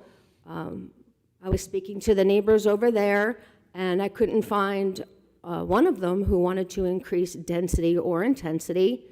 In fact, some of you up there ran on the platform of not increasing density or intensity. So we came in here thinking one thing, and we're leaving here with a totally other thing. And the residents of Palm Coast have a problem with that. I have a problem with that. What are we going to do about this Army Corps of Engineer thing? I'm encouraging every resident of Palm Coast to write a letter to the person who's in charge of looking into this.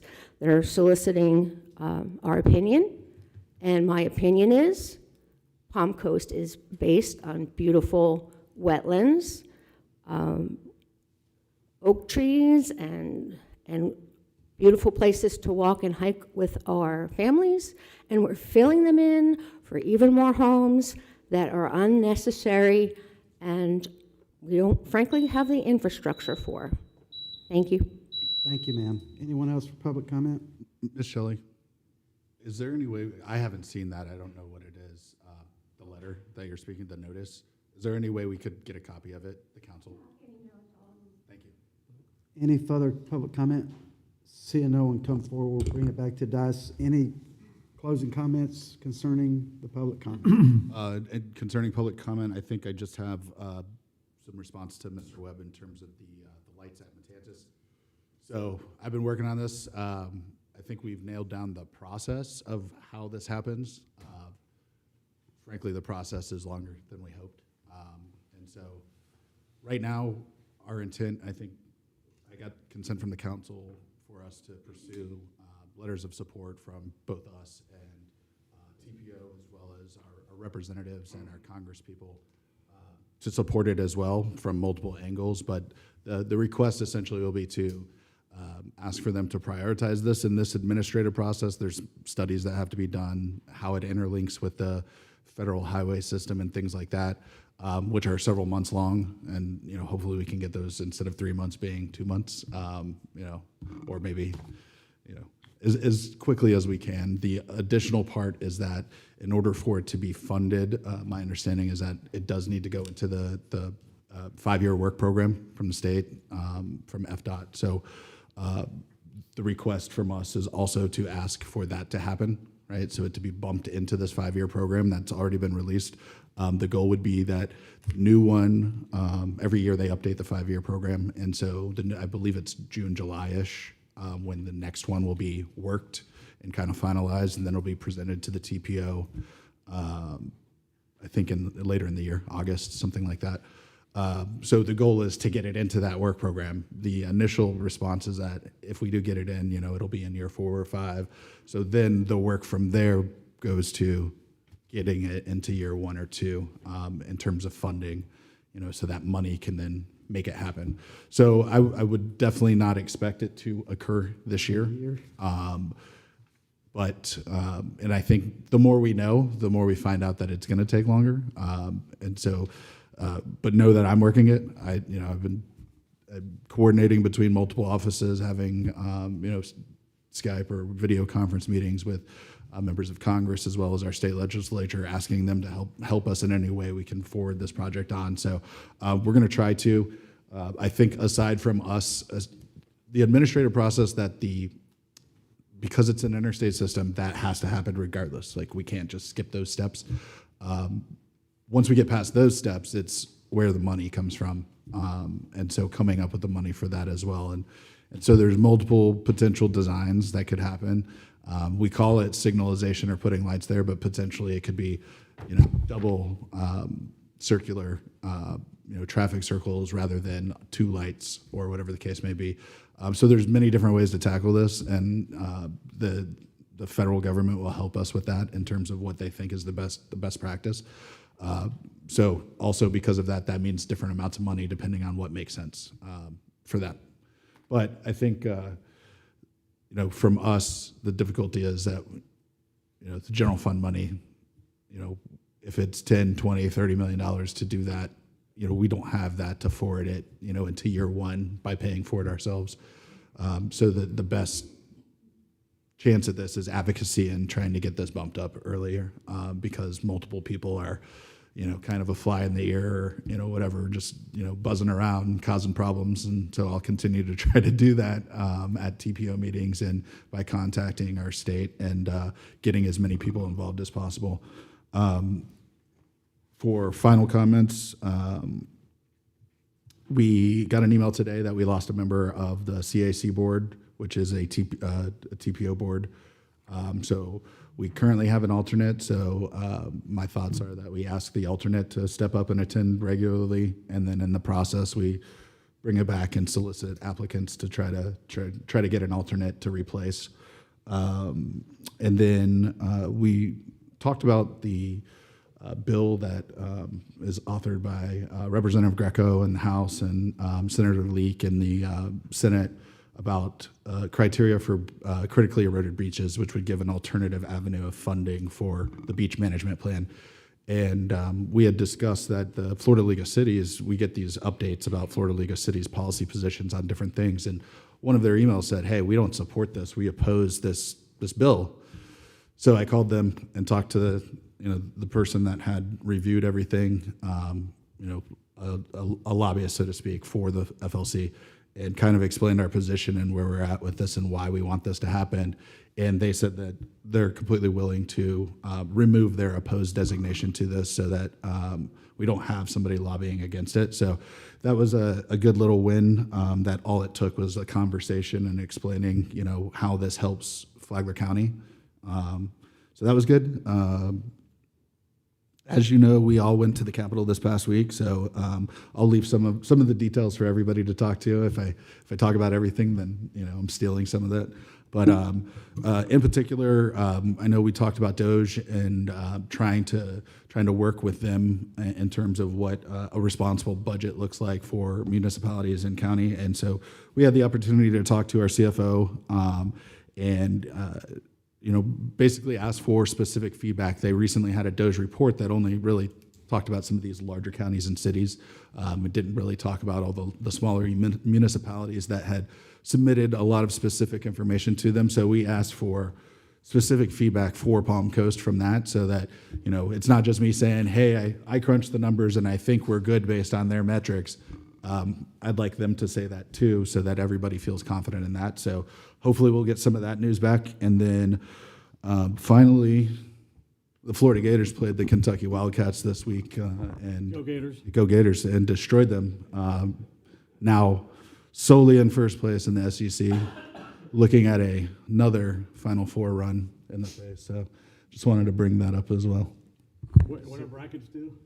What's that? Oh yeah, we can talk about that now. My thoughts are a council bracket, maybe a little bit of a buy-in, and the money goes to the charity of the winner's choice or something like that. I'd be down for that. Sound good? All right. Vice Mayor, do you have any? Yes. Councilman Miller rolled into matters not on the agenda. So let's Yeah, roll. no, with that's it. okay. Let's roll with it. I did both, sorry. That's Let's all roll right. with that. So I will address the light at Matanzas as well, because it was me, Mark, as you know, that I was told by someone who I should be able to rely on in this area, that we would be getting the process would be starting for the Matanzas light by the end of last year. That obviously was not true. I don't know if there was a misunderstanding somewhere, maybe I misunderstood.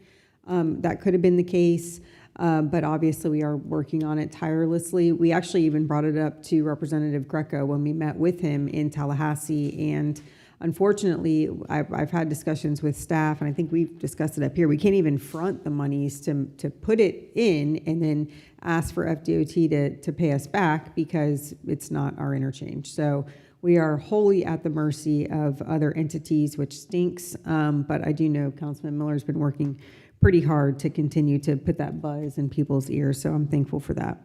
A point of clarification, the 19,000 dwelling units does include apartments. I did see the letter from the Army Corps. It was emailed to me twice by 2 different residents, and I did forward it to different staff members to get a response as to what this is, what it means, who it's from ultimately, if we need to be involved at all, because I don't know anything about it. But I have inquired, and as soon as I do get updates, I'll be responding to those folks. And Ms. Shelley, I'll include you on those responses since you brought it up here today. The $25 fee, increased fee, is because of our increased cost of the Flagler Humane Society contract. So because we have to pay more in our contract to Flagler Humane Society, we have committed to being cost recovery for many services in this city, and that is one of them. So in order to be cost recovery, we had to increase that pet fee, but it's going directly to the contract that we have with FHS. I will also touch on the meetings that we had in Tallahassee. To Councilman Miller's point, though, I don't want to talk about all of it.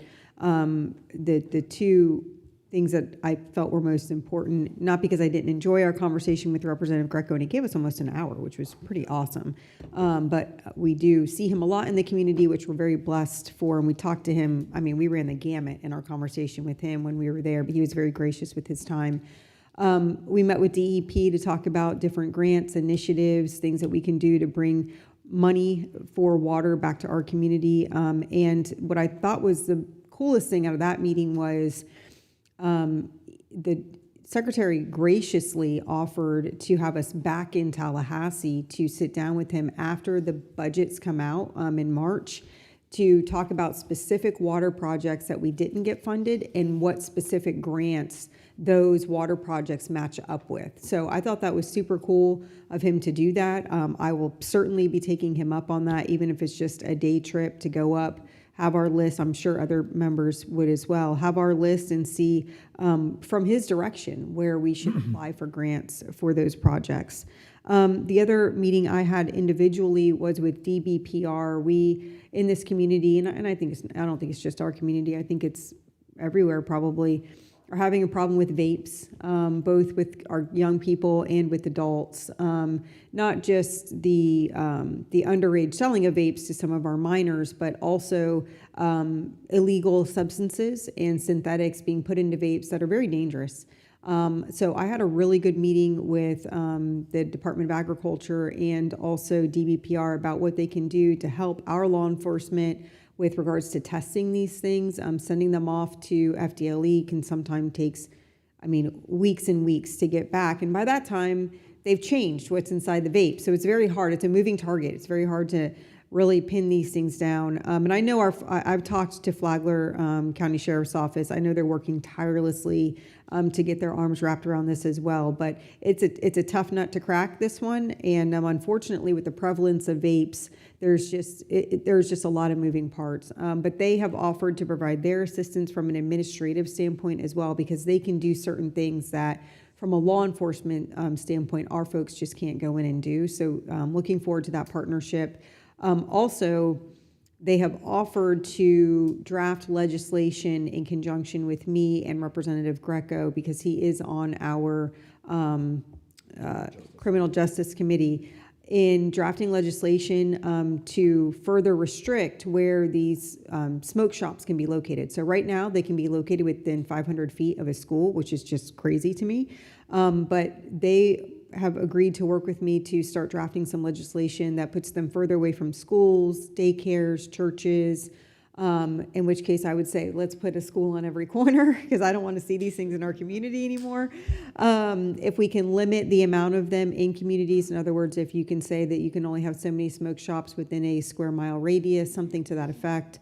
So I look forward to starting that, and I welcome any comments, suggestions, public input in that regard, because I've never written a bill before, but I look forward to the challenge, and I look forward to working with Representative Greco and our folks up in the Department of Agriculture and DBPR to get that done. So it was a really great trip. I think it was far more productive and successful going when we went this time rather than going during FLC week, because we got more FaceTime with everybody and we weren't surrounded by everybody trying to get a bite at the same exact money apple.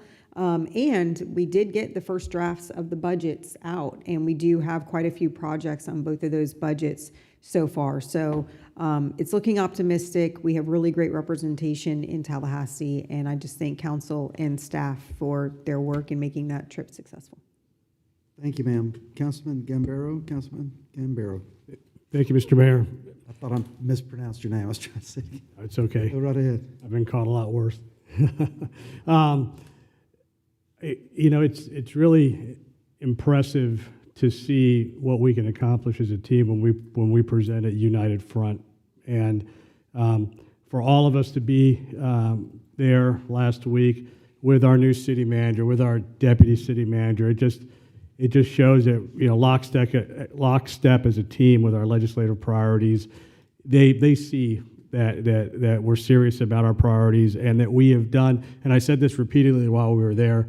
We've done our own push-ups. We have pulled all the levers that we can at the local level. We're coming for help again at the state level, and we're also reaching out to the federal level to try to do everything that we possibly can, not only as a council but with our relationships. We met with. I had the opportunity to meet with the number 2 guy in the Senate, a guy named Jason Broder, state senator from Seminole County. He's a 30-year friend of mine, right?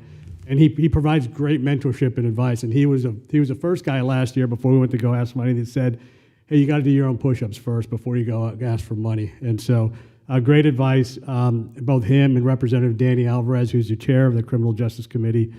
It's important not just to meet with Senator Leek and Senator Greco, but others that are in the leadership that can ensure this legislation, once it gets out of committee, is navigated well on the floor and we have success moving forward. I thought it was interesting when we met with the CFO that Doge will eventually sunset, and will, you know, eventually get rolled into his office, and his office will take up that primary responsibility. But it's good that, you know, we ask for the feedback. Hopefully we get that soon, because I think it'll be, hey, did we send all the, you know, we believe we sent all the necessary information to ensure that we're square. But it'd be good to have that back. When we met with the Department of Environmental Protection, in particular, there was discussion about non-point funding, water quality improvement grants, things of that nature. So it absolutely makes sense, Vice Mayor, to go back and reattack on that. And we really are lucky to have you know, two fine gentlemen like Tom Leake and Sam Greco. They get our issues. They advocate well for our issues. And again, they're always just a phone call away. But we look forward to what the final numbers look on our strategic priority projects. You know, right now it's too early. I think the budget just came out with Friday last week. Let's see if they survive. We're optimistic. But again, the power of this council when it stands united, representing our residents in Tallahassee is really powerful. And I just appreciate the team here for facilitating a great week, and our staff for making that happen. Thank you. Thank you, sir. Councilman Sullivan, you got anything? Yeah, just reiterating, I agree with everything that's been said. I'm not going to go all through it again. I've been going up to Tallahassee for over 12 years, and the county, public and politics, the whole thing. So I thought this was a great trip, and I agree with the Vice Mayor about the timing. It was better to go the week we went, and we weren't mixed in with every other city and county in the state. Ty, just to follow up on that Leak Greco bill on beach erosion and the coastline. Remember, he brought up the fact that it wasn't so much the League of Cities problem, it was the beach association that has brought up complaints about it.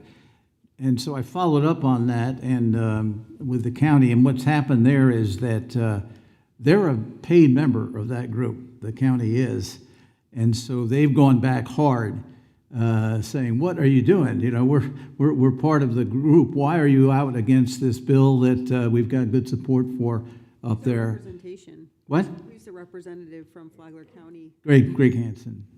And Greg's been back up in St. Augustine. It's right, you know, they have an office there, and so we're trying hard. They're trying hard to make sure they can, and they think they'll be successful in pulling that objection. I know in speaking to the league, one of their primary concerns was just like adding more hands into the pot, right? Without the pot timing getting bigger. and requirements, things like that. Reporting requirements, things like that make things more. I think we're doing everything. Being up there, I think getting that information was good. I was able to pass that on, and they've been following up. Yeah, right. So that's really not a city-sponsored bill, but we support it, you know, with our brothers there in the county. That's what you got? That's it. Okay, my final comment before we get out of here is 1 March.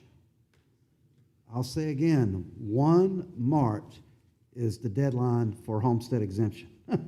So if you hadn't been over to see, what's his name? Jay. If you hadn't gone over to see Jay and his staff, or the general public, if you know someone, let them know. 1 March is your cutoff for homestead. On a personal note, I put out a post last night. We'll be doing the 2026 Mayor Mike STEM Scholarship. We'll have an additional $1,250 this year, so that's one $2,500 scholarship to a senior at a high school at FPC, one at Matanzas, and we'll also have one for a deserving student for $1,250. And you know, I can't go into why we have that money, but it's just there. So we're going to do the best we can. So as soon as we get the website live, people can go on and apply. And those kids that won last year, very deserving kids. Both of them went to UF. I won't hold that against Go Gators. I won't hold that against them, but very deserving Very kids. smart kids. And yep, they're studying the hard sciences. They are smart kids. So just let everyone know that that's going to pop up soon if they're interested, and that's all I have. Mr. Attorney? City Manager? Yes, sir, Mr. Mayor, thank you very much. So staff will be working on a number of issues that were brought up today by citizens. Also, just to let you know, to catch you up, Miss Shelley, real quick to give you some follow-up. So staff's also added you to the list for the agenda distribution each week, so just to let you know you're on that list as well. And staff is also confirming that, yes, we did get all the Doge information in, so they should be able to come back with some real good data and stats for us to show the responsible financial management of the city's funds as well. Mr. Jeremy Davis and I are going to be sitting down here soon, trying to get to a win-win, or as close as we can to a win-win. We're coordinating that meeting starting today. And as well, you have attached your reporting of emergency and sole source for January 2026, as well as your agenda worksheets and calendars for your last two items. Okay, thank you, sir. Anything else for the good of the order? Yes, sir. Just one thing, I don't think we specifically mentioned it, and I haven't had a chance to look at the Senate spreadsheets, but I went through the House when they came out on Thursday. So we have the Burroughs Drive Stormwater Project that's in there from our legislative asks. We have the Woodlands Stormwater Capacity Project that's in there, and then also, I believe, the animal shelter. So those three are on the House side. That doesn't mean that the other stuff is dropped. If they're brought from the Senate side, they can be joined together, and you have multiple items from each side combined in the final bill. So it's a good thing that we have those. I think on the Senate side, the animal shelter is included under the county ask too. Okay. No, yeah, no, it was the House, but it was less. under the county. It was under Flagler County because we both asked for the same thing. But yeah, I haven't seen the Senate to know exactly what Senator Leak got into their side. But as long as they're on the list, that's a good thing. Once they go off the list, they don't come back. So, but we're in a good spot right now, I think. Yeah, some of the best advice I ever received in my life was like 2007 to 2008, when I was a assistant professor at Georgia Tech. My admin told me, she said, Mike, learn to manage your expectations. And if you know anything about recruiting and making mission, that's a critical thing you got to do. Manage your expectations. I did hear, I think I heard on the news that the House and the governor aren't on the same page as far as budgeting is concerned. And there's a lot that goes into it. It's beyond my level. I'm not, I don't focus in on it, but just be aware that the House is not as jazzed up about funding as maybe the governor or the Senate is. And COVID money's gone. COVID money's dried up. We're not going to be getting any more of that. So anything else on the council? Well, I just say, apparently us being up there was the reason that the House and Senate got their, the budgets out publicly. So That's what they told us. Yep. So that's all we got. Motion to adjourn. Allison, I got your packet here.